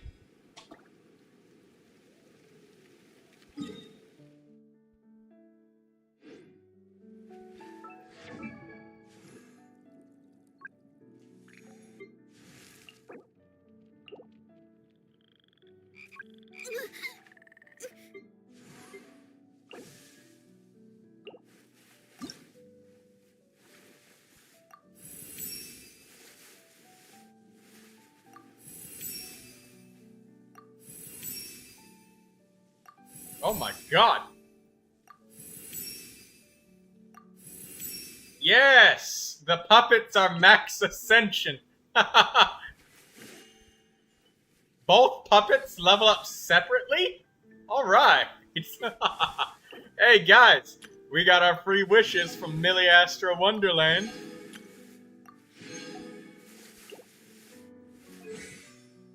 Look at that, level 10 and everything. Well, that was quick. Yes, it was quick. I think I've gotten everything I want out of Millie Astro Wonderland. I thought it was going to take a hell of a lot longer to level up. Yeah, it's fast. Yes. Yes.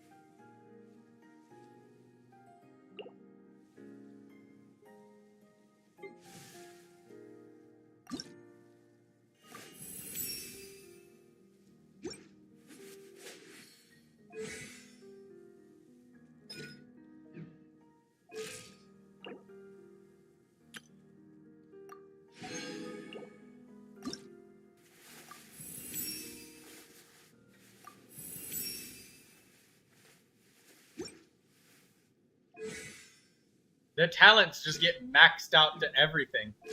This is great. I love it. The puppets, that's great. They get everything. Also, my god, look at that non-existent base attack. Jesus.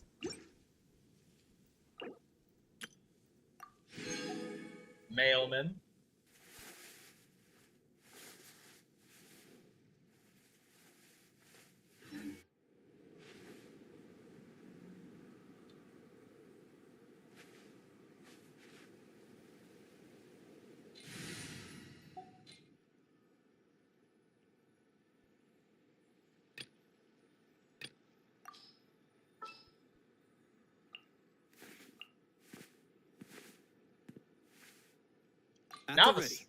Now the second question.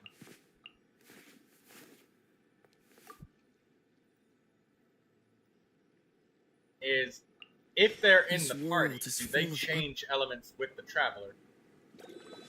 Wish, get a bow, get a bow. Daydreamer, it's only possible to get so many bows, you know.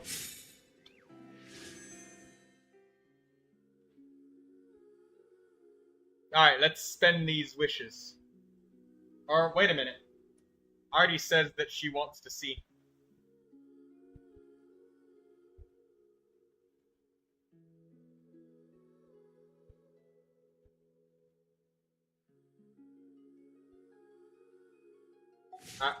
Well, I'll just hold that while I answer these other questions really quickly. I thought that it was going to take a lot longer, that, like, Millie Astro Wonderland level 10 was going to be what we had. So, I guess we'll add Hydro elements. So, we'll go get the Hydro Traveler and Hydro Mannequins.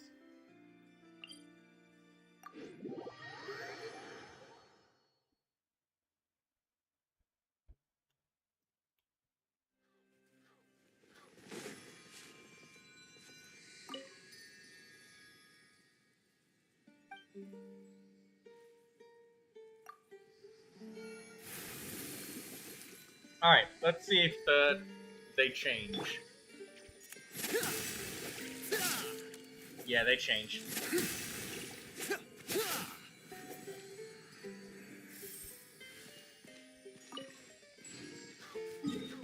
They have the same lunging playstyle that Kuching has. I don't know how comfortable I am with that, but it's what we got. Let's see if the mannequins can be brought into the theater. Hopefully they can.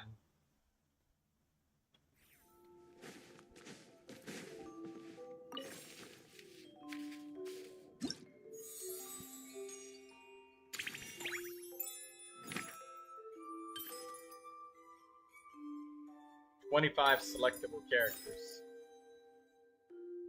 We need 28. Damn.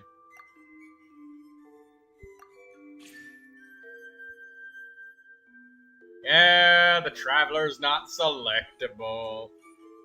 Damn. That said, the mannequins being a Geo on-field normal attacking character. You didn't wish yet? No, I didn't. Already said that maybe she wanted to see, so I was giving her a chance to come.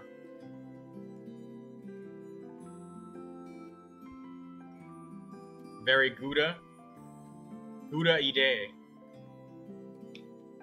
Could you imagine if I got Charlotte, Aoife, and then another third character, all in rapid succession, and that gave me enough to do Lunar mode and get the Lunar Arcana? Wouldn't that be fun? Right, guys? Sad. Can't use the damn mannequins in the theater.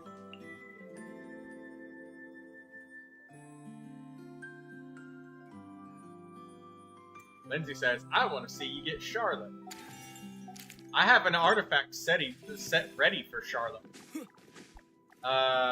Songs of Days Past. And she's an attack scaling healer? Yeah, I have pieces for her ready.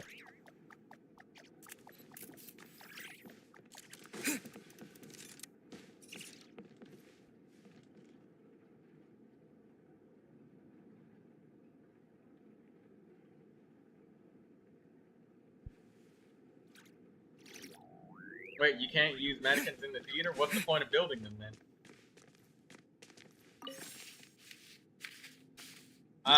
To use them... Actually, can they be used in the Spiral Abyss?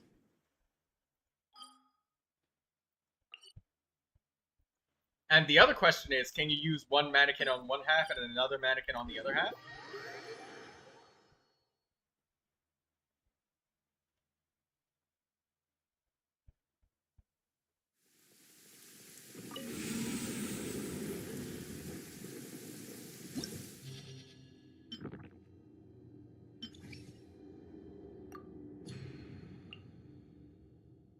No, you cannot. You cannot use them in the Spiral Abyss. I'm very, very disappointed.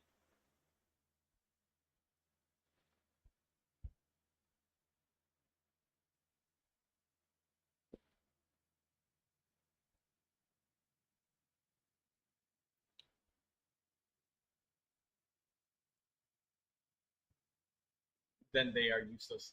Can't use them in the Abyss. Can't use them in the theater. Can I use them in the Stygian Onslaught? Probably not there either.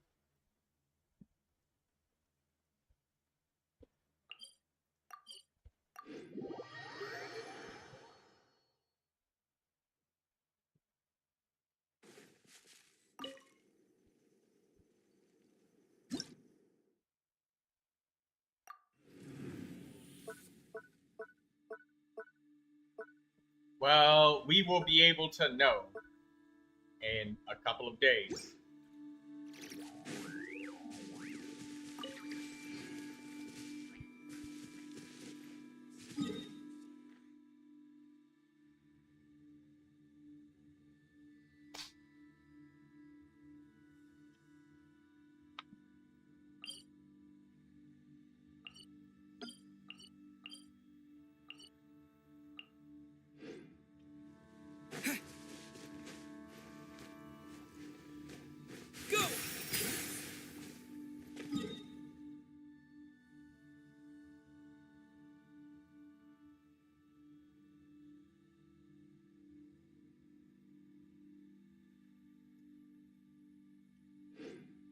you're gonna need to be carried in the Stygian Onslaught. I will do my best to try and get everybody together so that we can run through it together.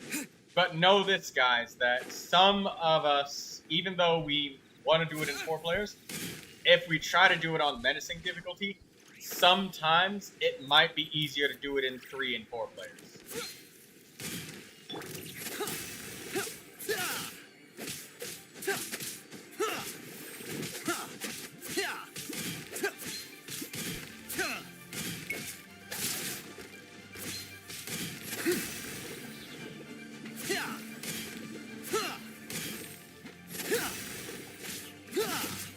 Did he only generate 1 particle?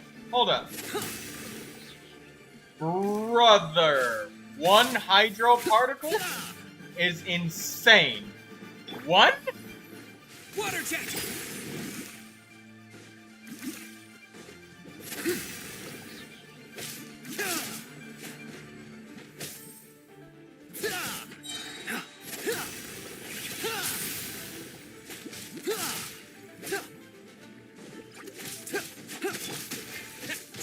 Water jet! That's insane to me.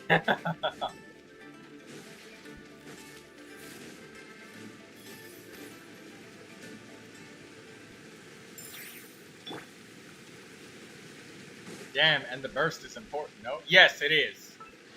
And their elemental burst cost is what again? 80? 60. Okay. But their energy regeneration, that's crazy. 1 hydro particle? Are we for real? 1. 1. Yeah, Mihoyo said, look, these characters is gonna be free, but trust me, you're not gonna like them. 1 hydro particle! Bro.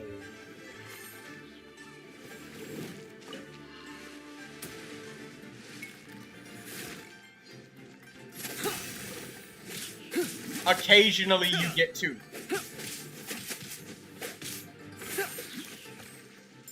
So it's 1 particle and occasionally you get 2.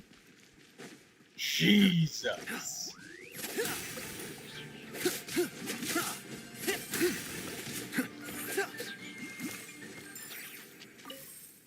At least make the cooldown lower then. The cooldown, yeah, you get a 4-second duration. They don't have constellations or anything, but the elemental skills are higher, at least. But all that did is increase the damage.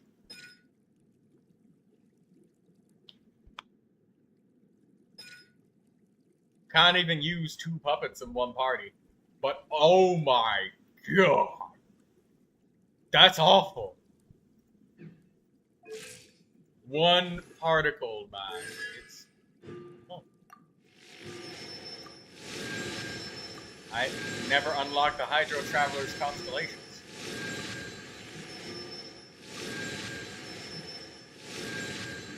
Didn't know that.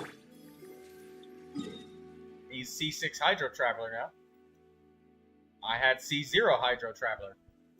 I did not know this. I wonder what other travelers that I didn't level up. We need to pay $100 for outfits and not use them? Yeah. And that's assuming that you get the outfit, because you don't pay $100 for the outfit, Daydreamer. Remember that you pay $100 for the blueprint that allows you to pay to craft the outfit. So you have to pay to craft the outfit first, and then you can... Or...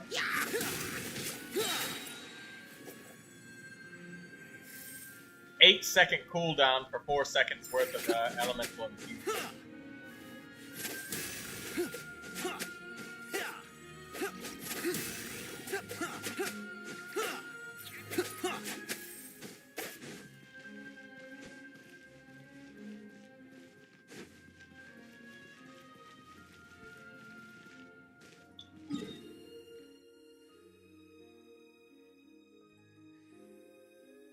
That's crazy to me, though. That's incredibly crazy. One hydro particle is crazy. This is the only on-fielder main DPS I've ever seen that needs an energy recharge sand. And you have to do it again for the other gender. Yes. You have to build them twice. But that's only if... I mean, they're both the exact same character, so you could switch the artifacts. Because the thing is, you're not allowed to use both characters in a single party. See, like, look. I can't use the male and female in a party. You cannot have two mannequins in the same party. So we can only have the boy or the girl. Awaiting instruction. Awaiting instruction. As you wish.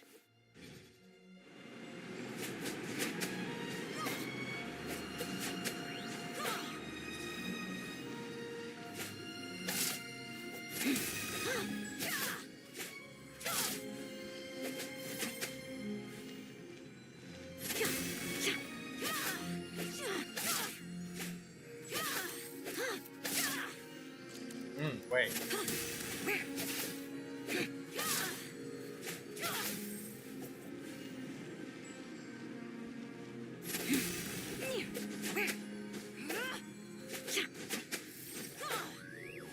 So you get...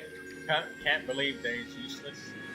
Well, they are a free character that we get to go all the way up to level 90, so... You know.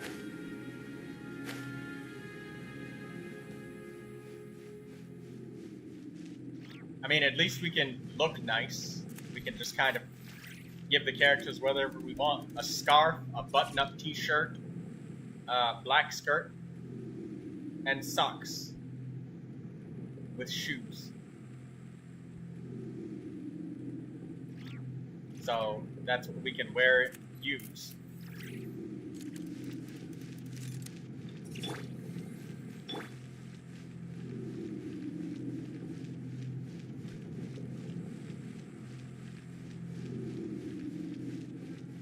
They use the same walk animation as Barbara for the female.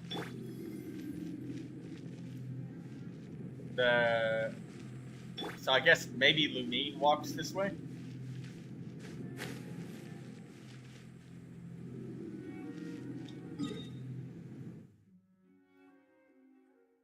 Anyways, let's go resonate with the power of Animo.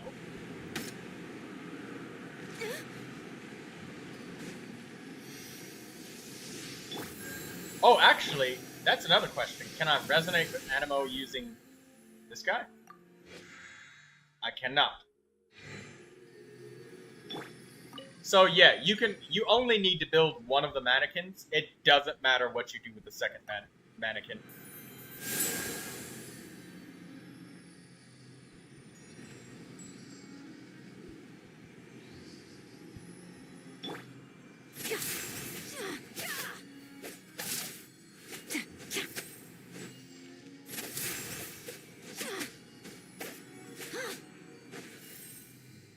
So this could be a nice usage. They could be used kind of like Hazo, I guess. But since they mimic the Traveler's element, they do have some limited usage.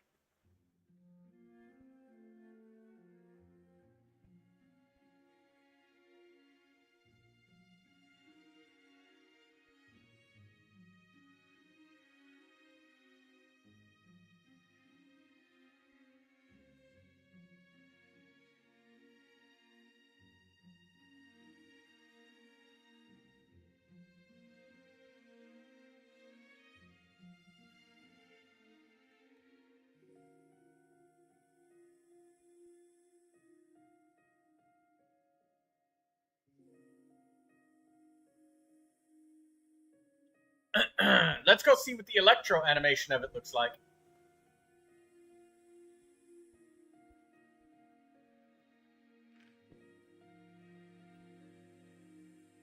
Hey, but, you know, on the bright side, with the energy recharge problem of these mannequins, if you guys want somebody that I recommend that you use the Skyward Sword with, you know, main DPS character that's gonna need a energy recharge sword that's 5-star? Yeah, it's definitely these guys. This girl or guy, whichever one. And they definitely can use the Calamity of Eshu. If you have somebody that you haven't given this weapon to yet, this mannequin can definitely use it. And they can be a elemental driver of whatever element you want. So, let's try to think of this positively. There's ways to use this. Yeah, there's definitely ways to use this. Like right here, increasing the elemental skill crit rate and increasing a ton of energy recharge. I mean, I don't have Farina right now, but I could do that. But this Calamity of Eshu is also a great weapon. It's probably way better than that, but... I mean, they're gonna be starved for energy with this, so, I mean... I don't know, Moonweaver's Dawn? They tend to use the Moonweaver's Dawn quite a lot, so...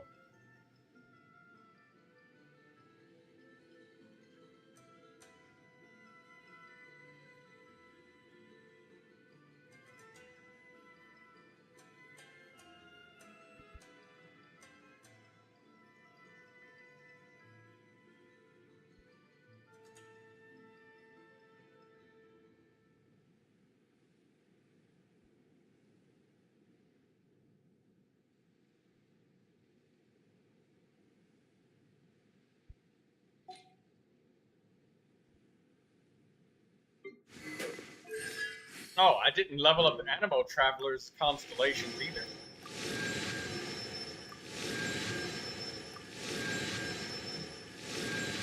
Looks like I never did that.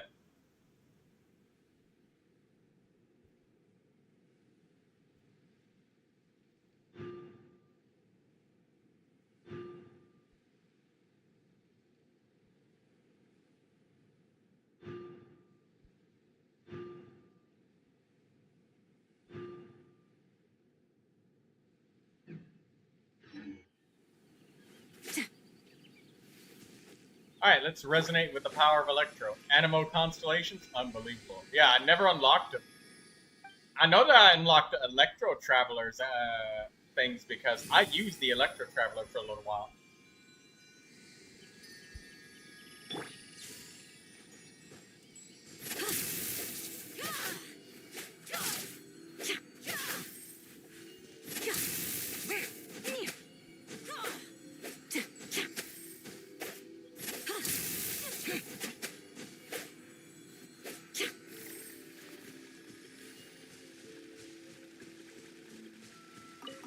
Hello, Artie.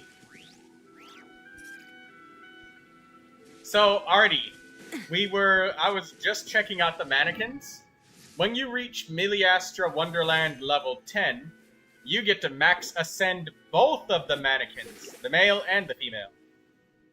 However, both mannequins cannot be in the party at the same time. They're not allowed. So you only have to build one or the other. So you don't have to build both, because they can't be in the party at the same time. You can't have two. You can only have one.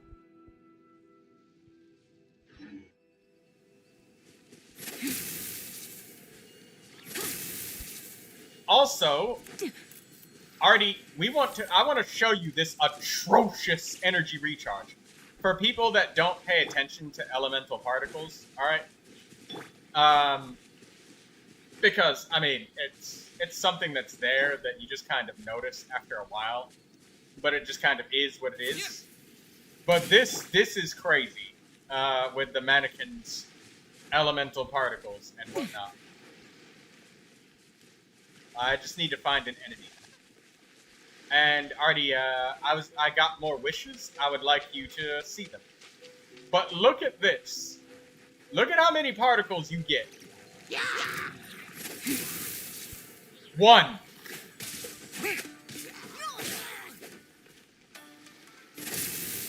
You get 1 elemental particle.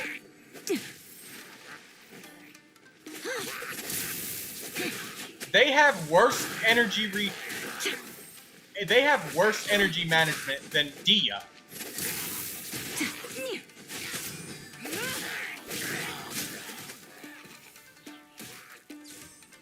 This is insane. One elemental particle, and you occasionally get two.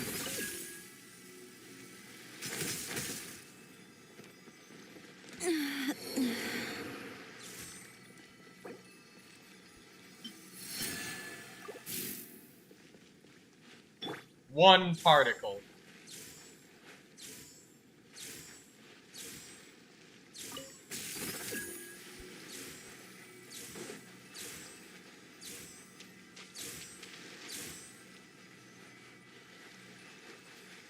That's insane. One elemental particle. Alright. Let's resonate our traveler with the power of, Hydro, I guess. Or what element are we looking for with missing characters? Cryo? Because we don't have that. We'll rock it with Electro. Alright, Artie, Daydreamer, Lindsay, wish me good luck, because, you know, I think I'm due a 4-star by now with these 6 wishes. Also, by the way, the mannequins get their talents leveled up to 10. All 3 of them are at 10. It's auto-leveled.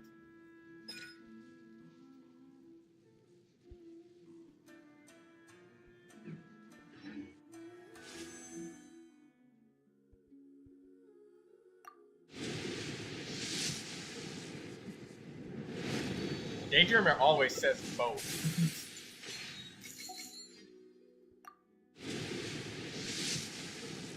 Give me the 4-star. I have to get at least one 4-star.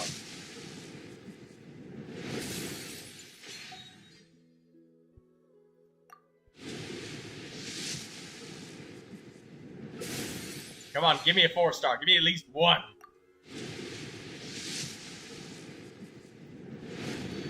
Wow. Nothing but 3 stars. Give me a 4-star. Come on. Wow. I got nothing but blues. I'm very disappointed. Oh, well.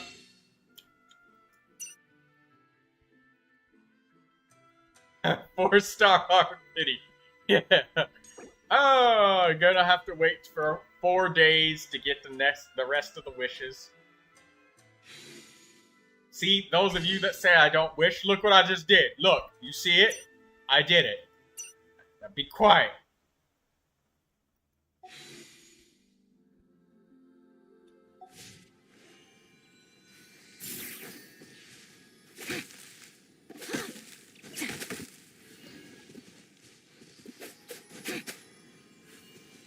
These mannequins have some really uncomfortable attack stances.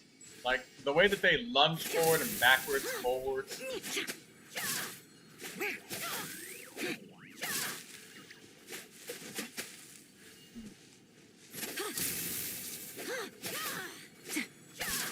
Like, look how far forward they move.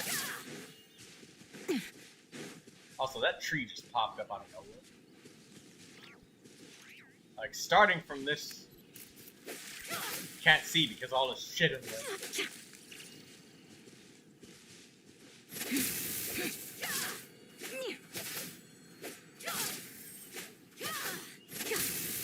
They can get, like, 2 good charge attacks. So they can get 2 charge attacks, 2 normal attacks. So, I guess, how far would that take us from our target? If we started here. If I did skill, normal, charge, normal, charge, normal, normal.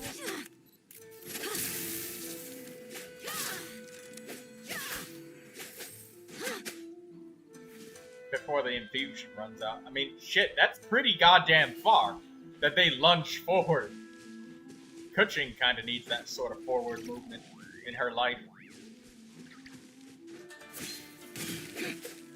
Daydreamer says standard doesn't count. It's a wish! Let me subtract every standard wish from your entire account history See if your account shrivels up. They count.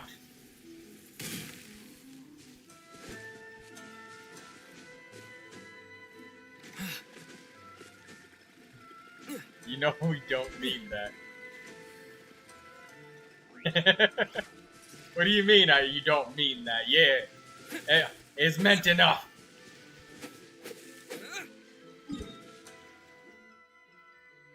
Just resonate with the power of Geo.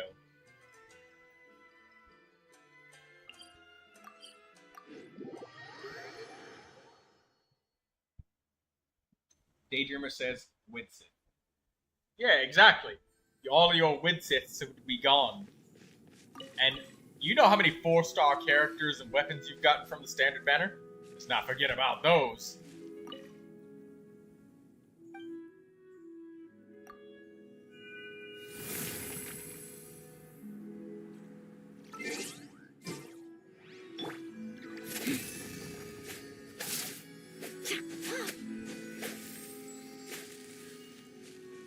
Ah! Come here. Got that lizard. Terra Smash!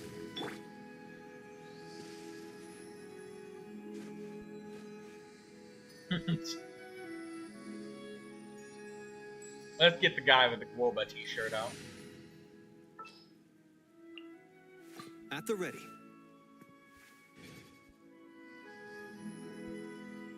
Yeah. Woba t-shirt. I love it.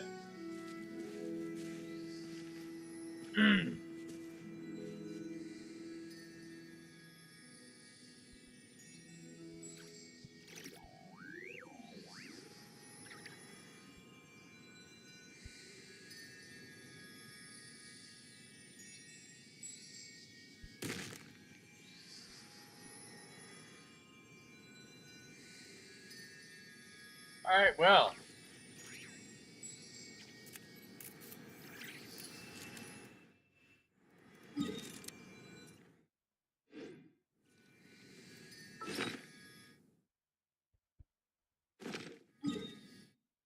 I haven't fed the dogs, nor have I collected my artifacts on the route, but I haven't done that in a while.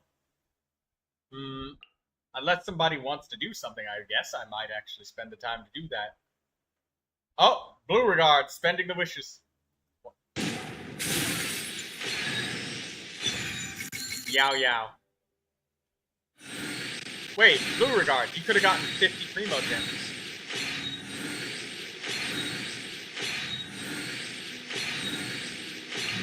Wait, yeah, click that. Yeah, get those free Primo Gems, there you go.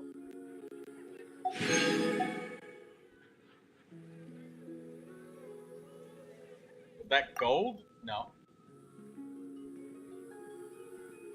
Jingcho Ningguang?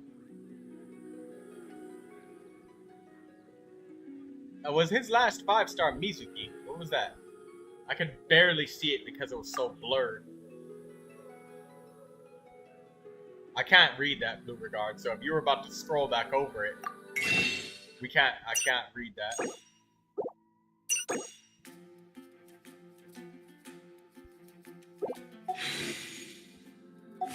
Blue Regard wants arena.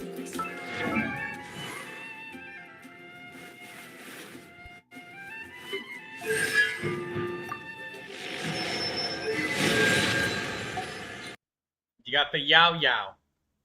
Blue Regard. The constellation on the Yao Yao. Kave? Barbara? You got so many level 1s.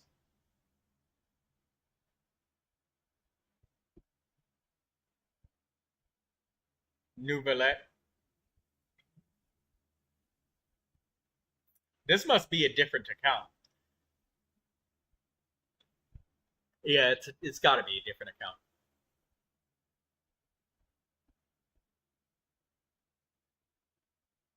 It'd be nice if I could substitute out, at the very least, like switch the Traveler out and then use the mannequins.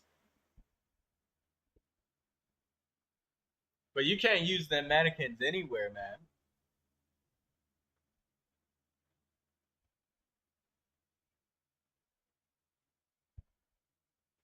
It would have been really nice to use the mannequins in the theater. Come on, man, give us that at least. It's so many characters. It would be nice. That way we could just kind of lump the Traveler in there. Going to the statue every time kills me. Yes, it does. It would be nice by now if they just let us switch the Traveler's elements by just doing it in the pause menu.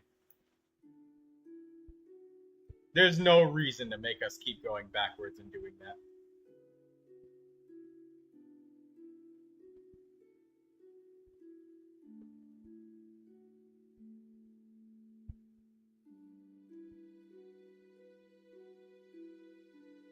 It's a neat concept, but damn is it annoying. Yes, it's annoying.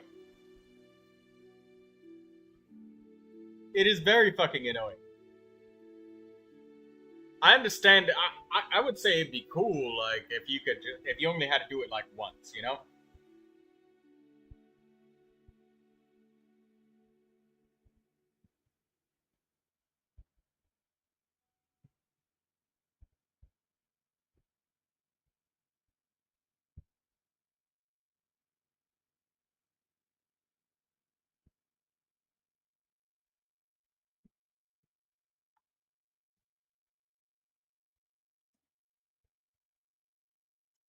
Alright, well, let's go do some of our menial things of feeding the dogs, collecting the artifacts. Something I haven't done in a while.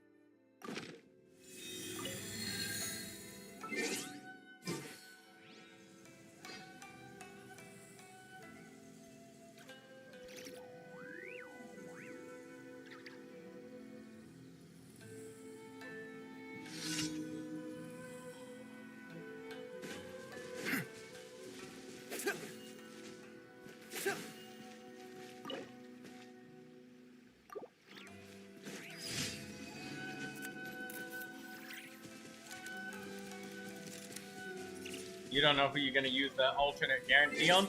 Use the guarantee on somebody that you missed yourself that you really want. So you can numb the pain.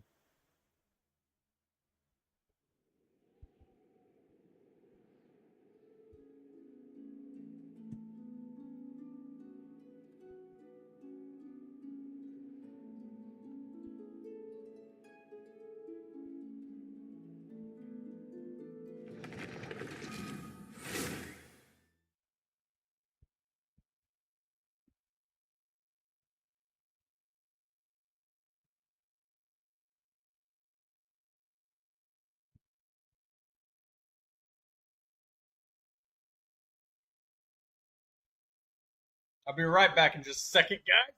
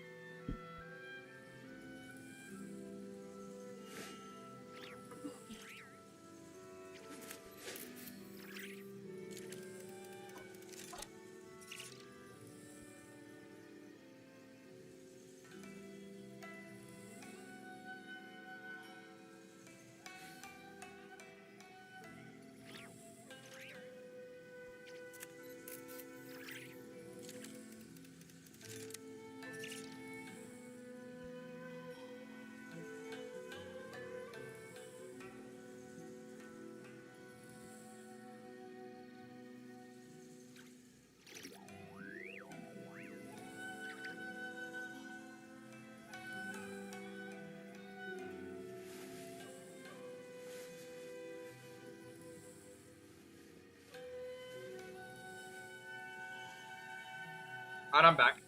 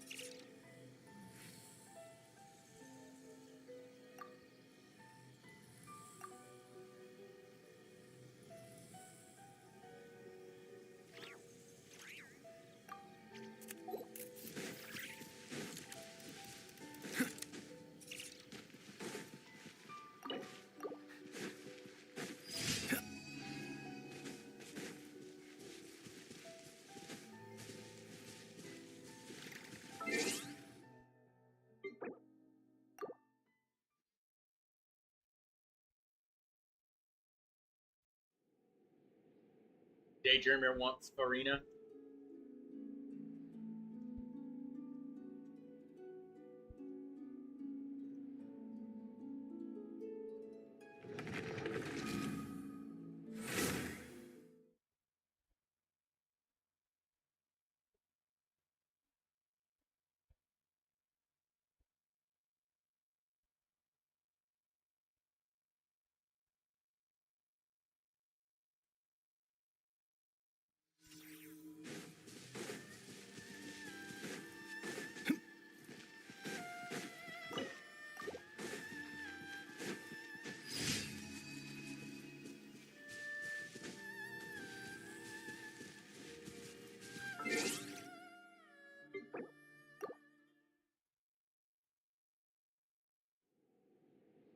There's some people that they'll just spam creating accounts over and over and over, and like entering the free Genshin Impact wishes, like the Primo Gem codes, wishing over and over and over until they get the limited 5-star.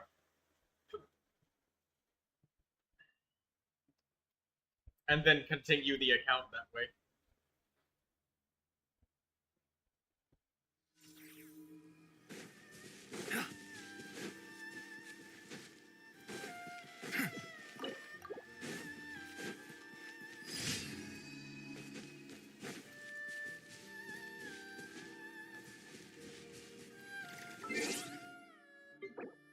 You just changed servers on an account you already had. Ah. I'm not saying that that's a bad thing. I mean, that's somebody just trying to fish for the character they want. That's kind of the world we live in when you can't just buy Farina. When you have to gacha to get the character. And, well, there is a limit to the number of wishes available within the world, you know?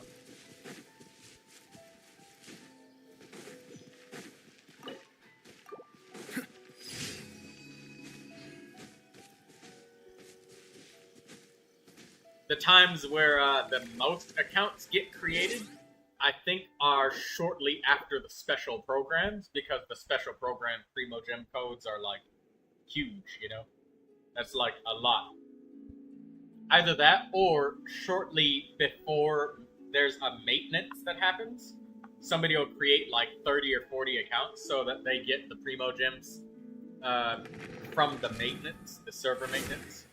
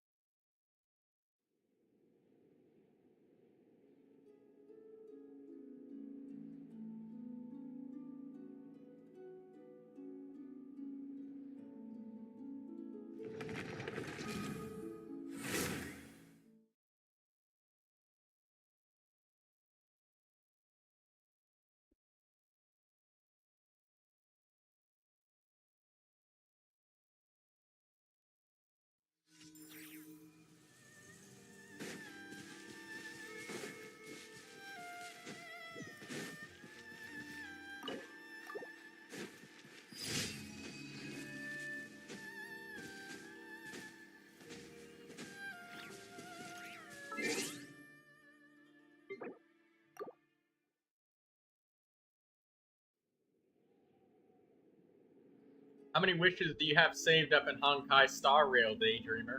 Or Lindsay? Oh, Blue Regard spending the wish again.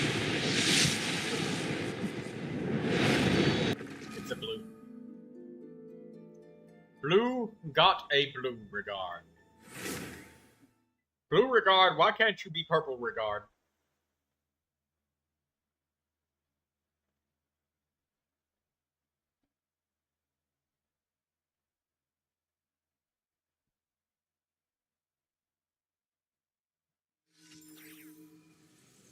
Hey, Blue Regard, I gotta ask you something. You know that thing in the wishing shop that says minus 40% off? When you're purchasing the monthly wishes? Has it ever not been 40% off? Because I feel like it's been 40% off since the game has launched, and I've never seen the price change on it. Ever. It's literally been 40% off for, like, infinity years.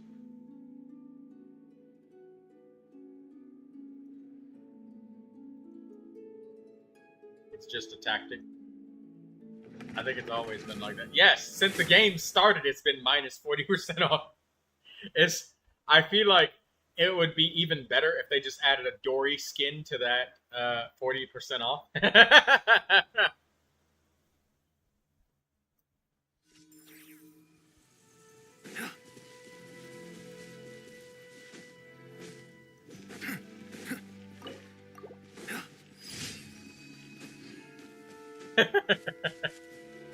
They just added Dory skin.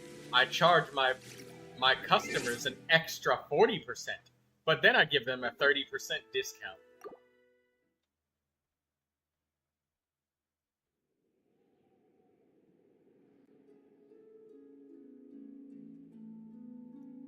Oh, we got a purple. What is it gonna be? Dragon's Bane sword. Or not sword, polearm.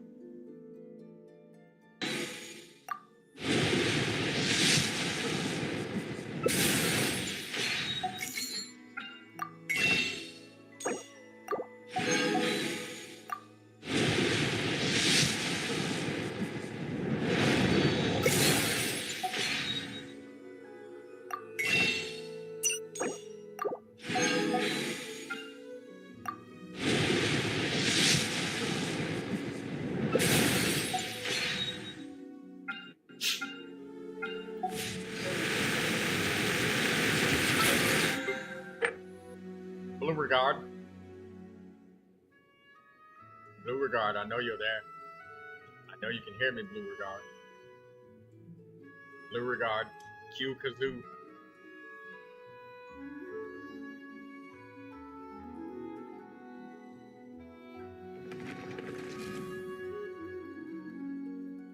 Skirk.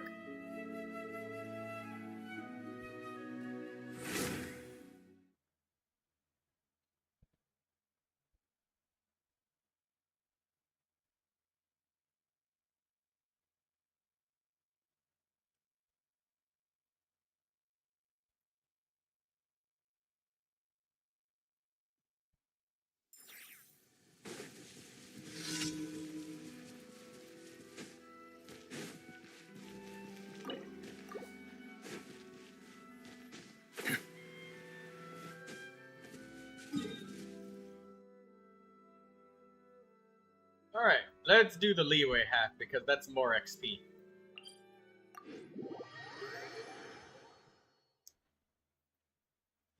Blue Regard just farming servers for characters.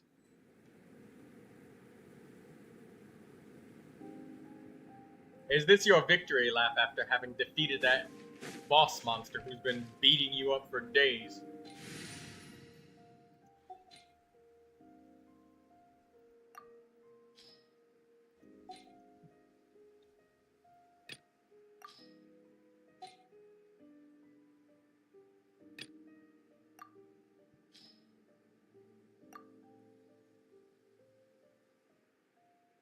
Maybe? You say maybe?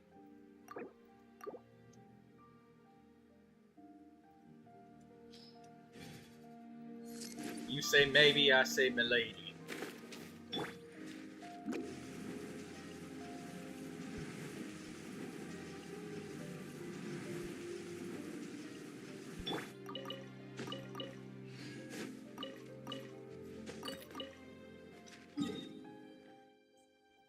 Let's collect all of the fodder. Artifact fodder. Maybe the artifact fodder will do you some good. Blue regard. Can't catch me.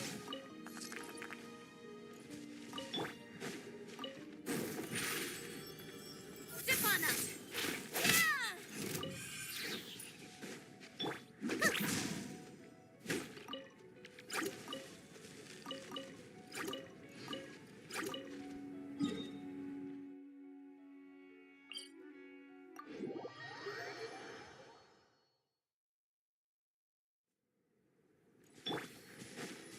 Sweet dreams.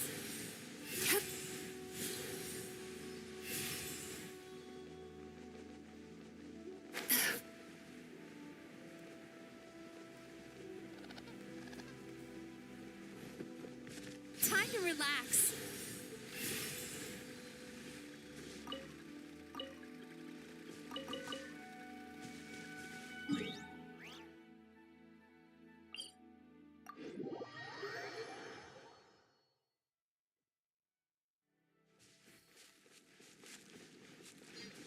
Turn that frown upside down.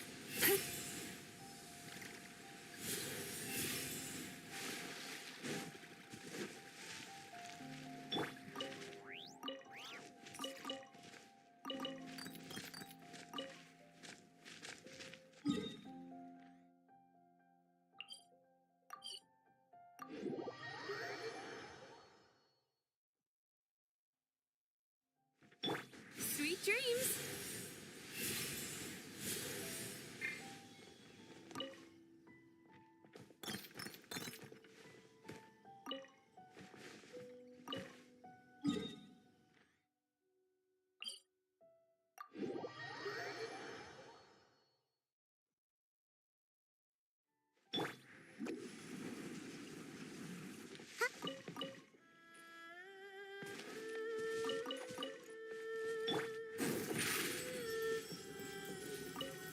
Surprise! Turn that frown upside down.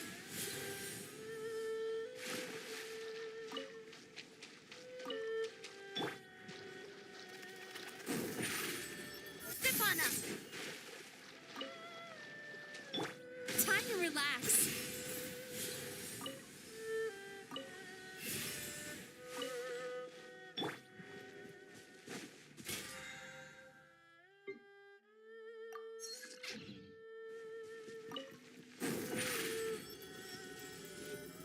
Surprise! Farewell. Cue the spotlight. Gotta dash. Come on out. I don't even know why I'm beating up these hilly churls. It's kind of mean to do so, but Not too far now. Sweet dreams.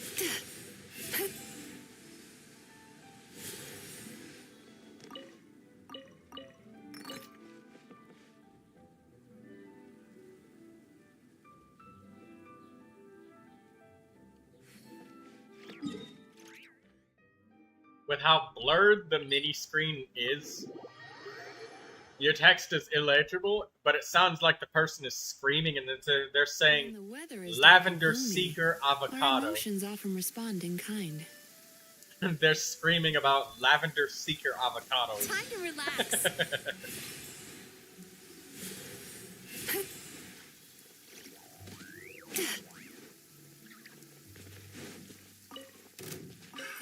Another test subject. Be free. Tell me what you see. Turn that frown upside down. Oh my! Auroron doing 20,000 damage with his electro. Not too far now. Over here. God The sun is in damn! its flame, and the people of Natlan never shy away from meeting its gaze head on. Of course, sunglasses are always an option if it gets too intense.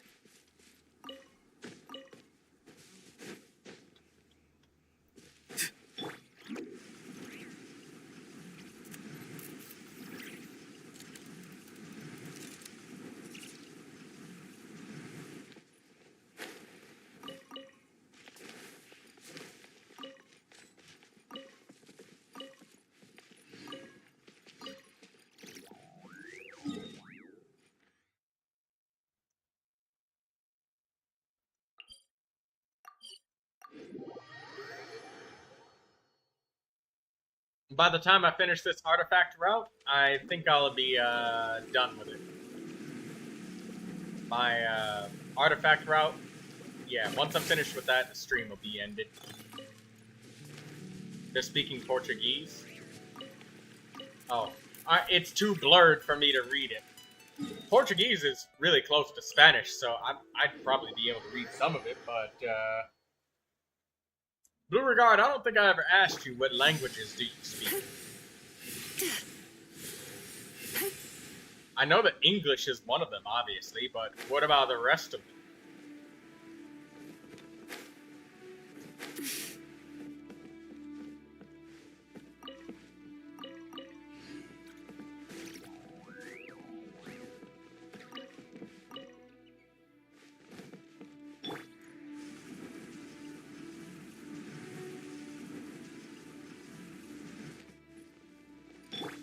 Time to relax.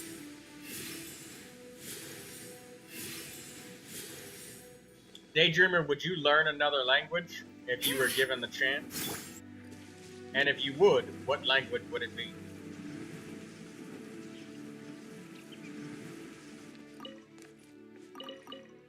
You don't know?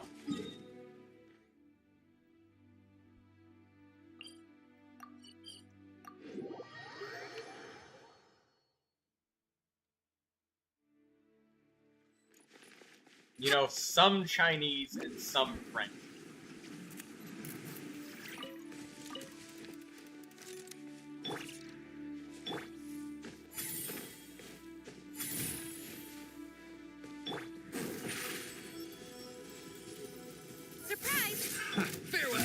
Hey Troy, I shall.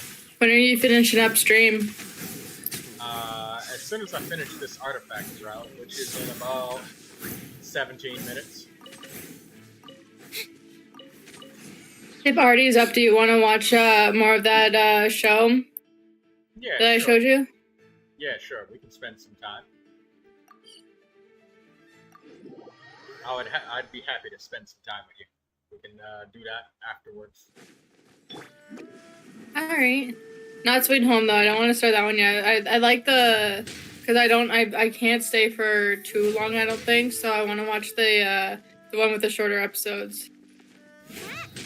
Okay.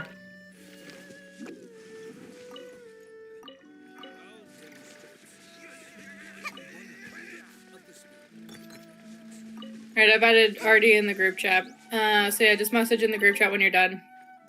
Okay.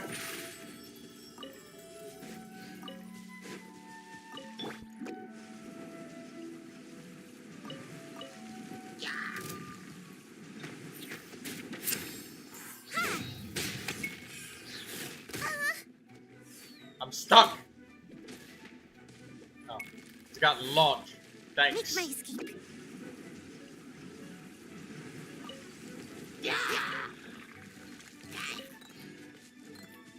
Be free. Zip on up.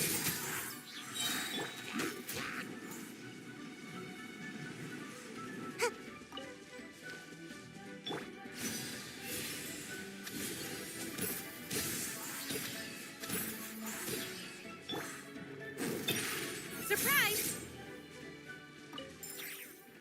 These weasel thieves don't drop money anymore. It's kind of sad.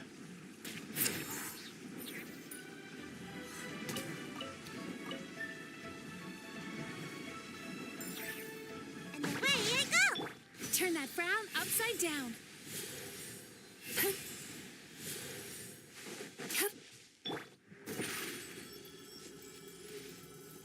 Over here!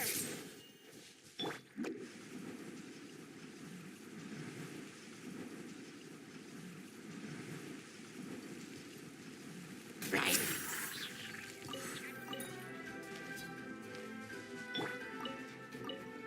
Sweet dreams.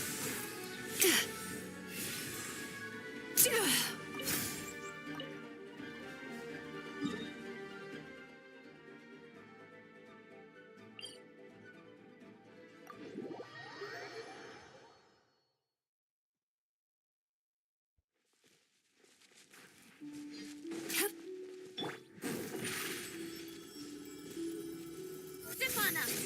Or Shadow sounding impatient. No, she was just asking when.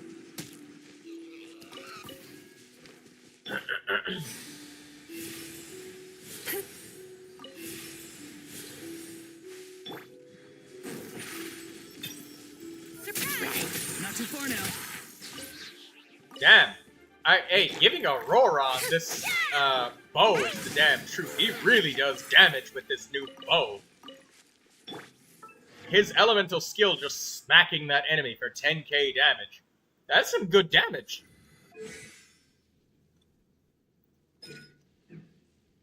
Shit, leveling your characters up and giving them a good weapon and shit is the truth. That said, a little bit more energy would just go a long way with this guy.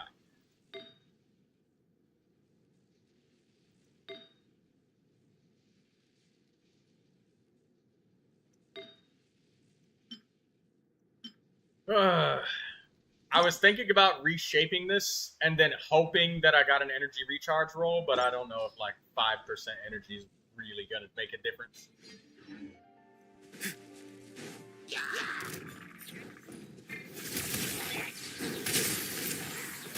Jesus.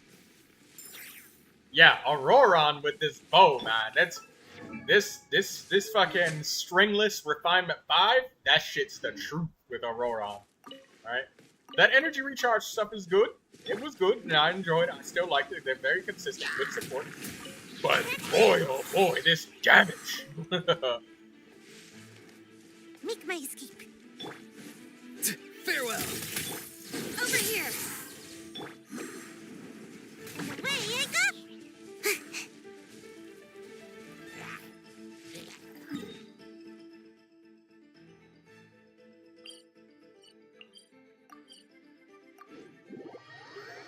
Hey, Daydreamer, you think I should go back to my old buff Neuvilette thumbnail? I still have it buried in my computer.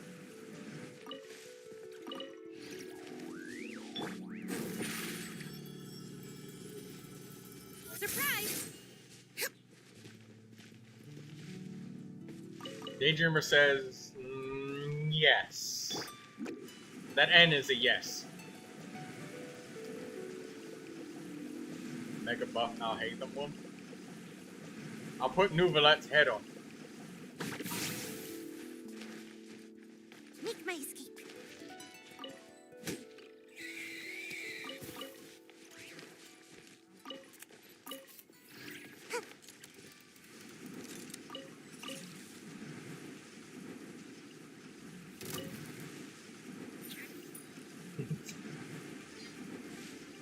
I'm out of here.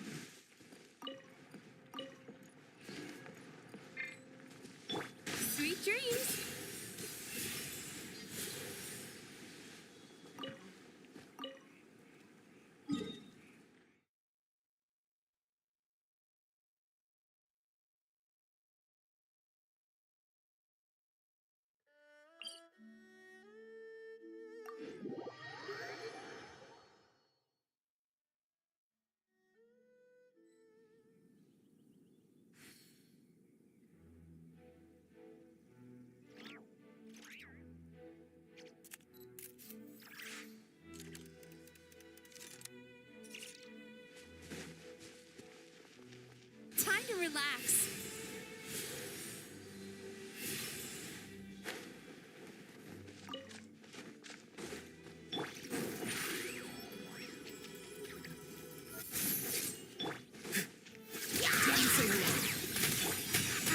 Use the spotlight.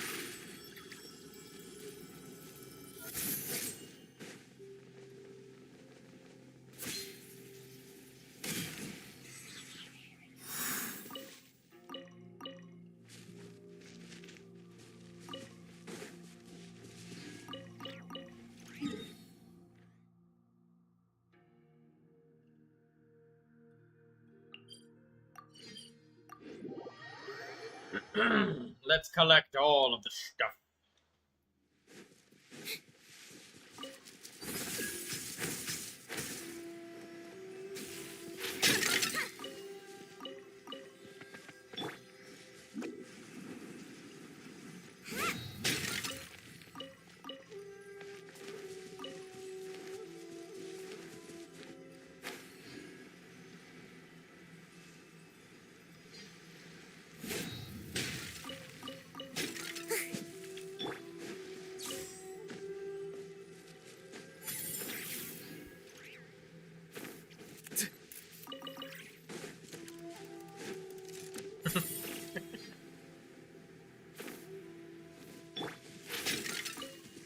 Somebody had a Halloween party in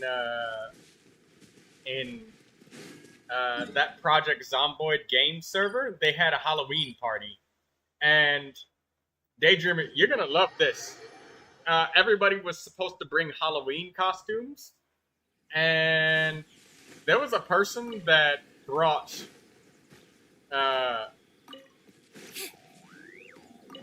they brought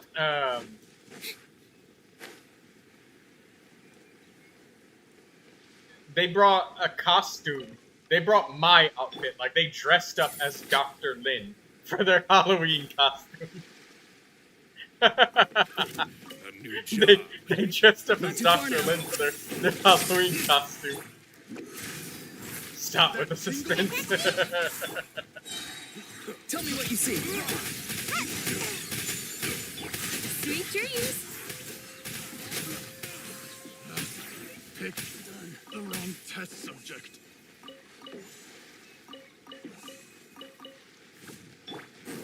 It's in the Project Zomboid server. They dressed up as Dr. Lin for their Halloween costume. I loved it. It was brilliant. It was magnificent.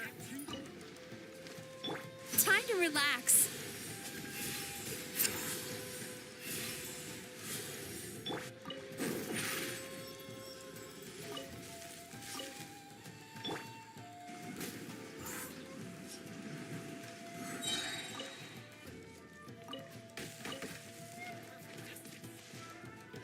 Sweet dreams.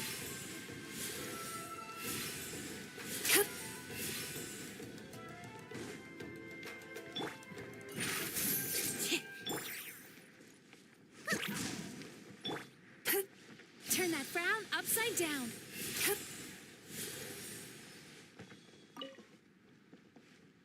No.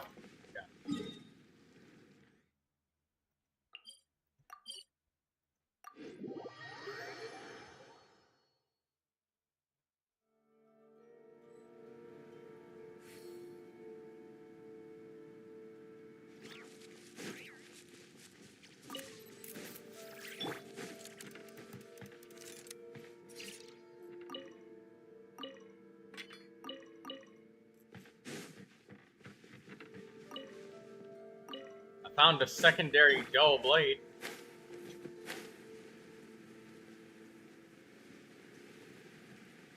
Also, oh my god. Sweet dreams. Slightly stuttering FPS. You know, I wonder what happens if I do this to my PC. If the stuttering performance stops. What if I do this?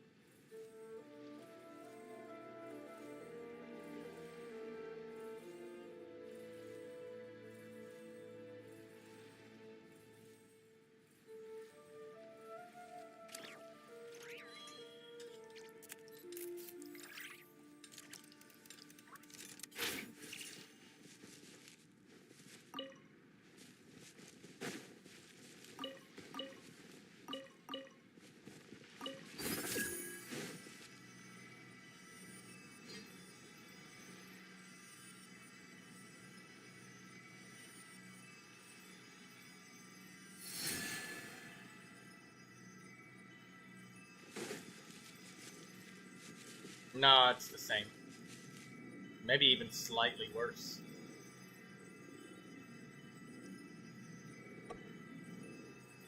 I think it's because my memory in my PC is just so full, man.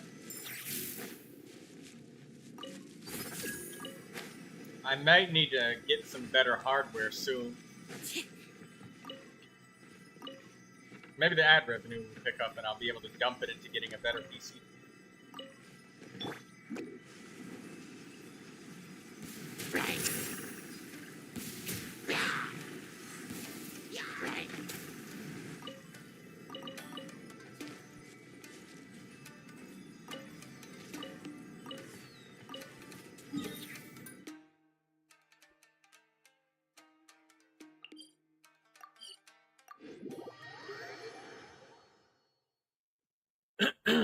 Last couple of teleports and then I'll end the stream.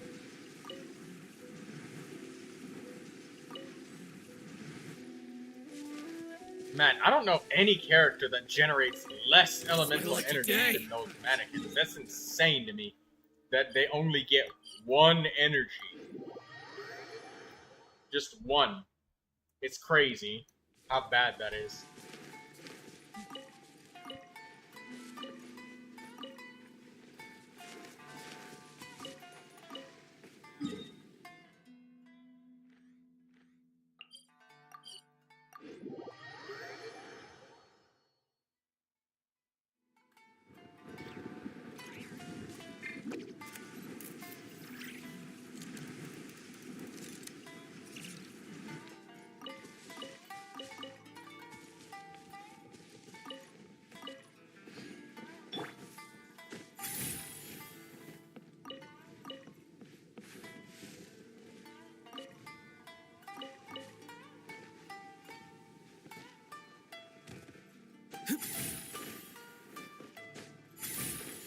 I need to mark the Inazuma route, but I don't feel like it.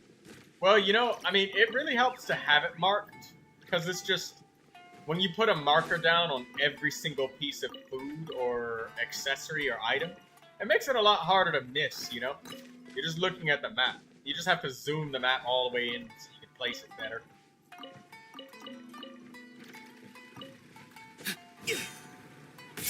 You'll feel motivated one of these days when you're just like, hey, you know what? I really could use some artifact XP. Or maybe you plan on pulling a character and you want to have the XP ready. Or, even better, Daydreamer, if you want to get the Sanctifying Elixir without having to, well, spend your resin to get it. There's that.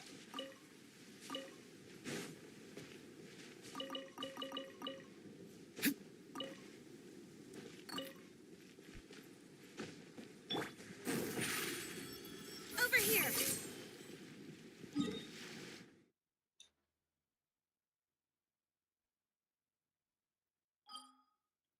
Alright, well,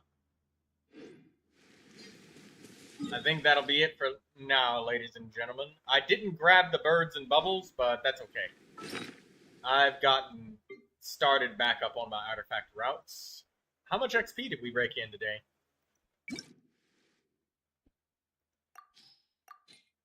$156,000 with all of the blues and stuff added in. Nice. Blues and purples. Nice. Very nice experience points. We've got quite a bit of artifact XP saved up, so that's why I've relaxed a little bit. But I'll get back to it again soon. Because, you know, we're going to have a lot of characters to outfit, and if I'm not farming substats, this XP is going to evaporate very quickly.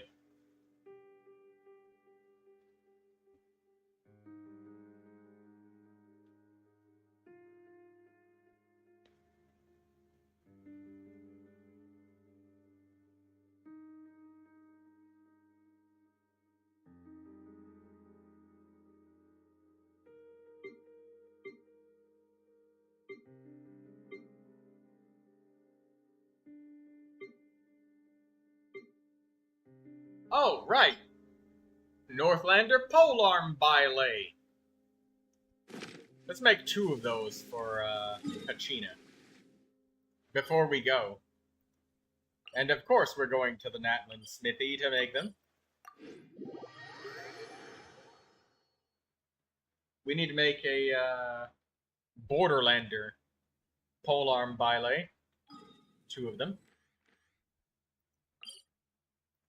We gotta convert them with the Dream Solvents, and we will refine Kachina's weapon 2 more times.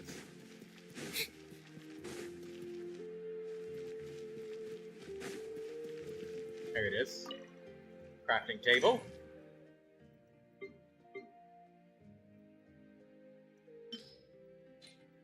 Thundering Fury, we're done crafting for that, because we have a circlet for Kachina. Oh, Ian-san shows up if you use the table. 2. Should need to make a few more. Some topical injury ointments. One of our tribesmen, the idiot, put way too much weight on the barbell for his squats. He lost control and threw out his back. He's just lucky others reacted so fast. If they hadn't managed to rush in to stabilize the barbell... I gave him a detailed, clear training plan, and specifically warned him multiple times to have me spot him if he wanted to push himself with heavier weights. But no, the fool got all full of himself, had to try on his own, and refused to listen to everyone else. Now he's stuck with a busted back. Even my special ointments can't cure him over. What a pain. Now I'll have to go and give them another safety lecture in a few days. Coach Ian-san, you've got your work cut out for you.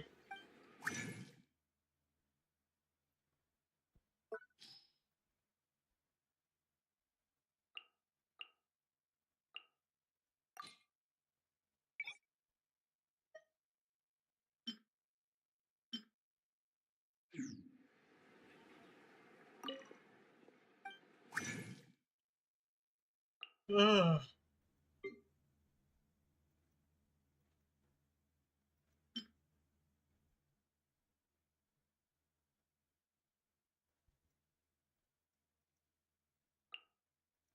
Let's make 2 Borderlander Polearm Bailes. And let's craft that Kachina weapon. 2 of them. Kachina's gonna be smashing for 40,000 damage with her burst.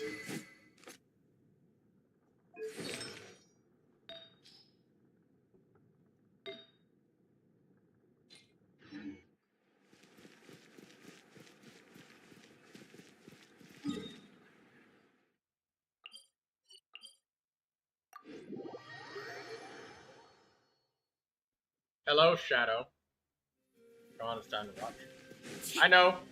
I'm just crafting this weapon and then I'm ending the stream.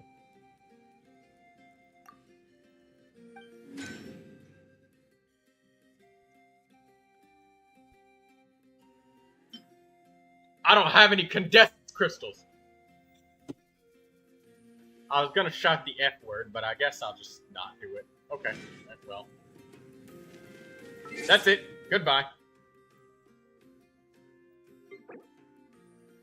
What you're watching?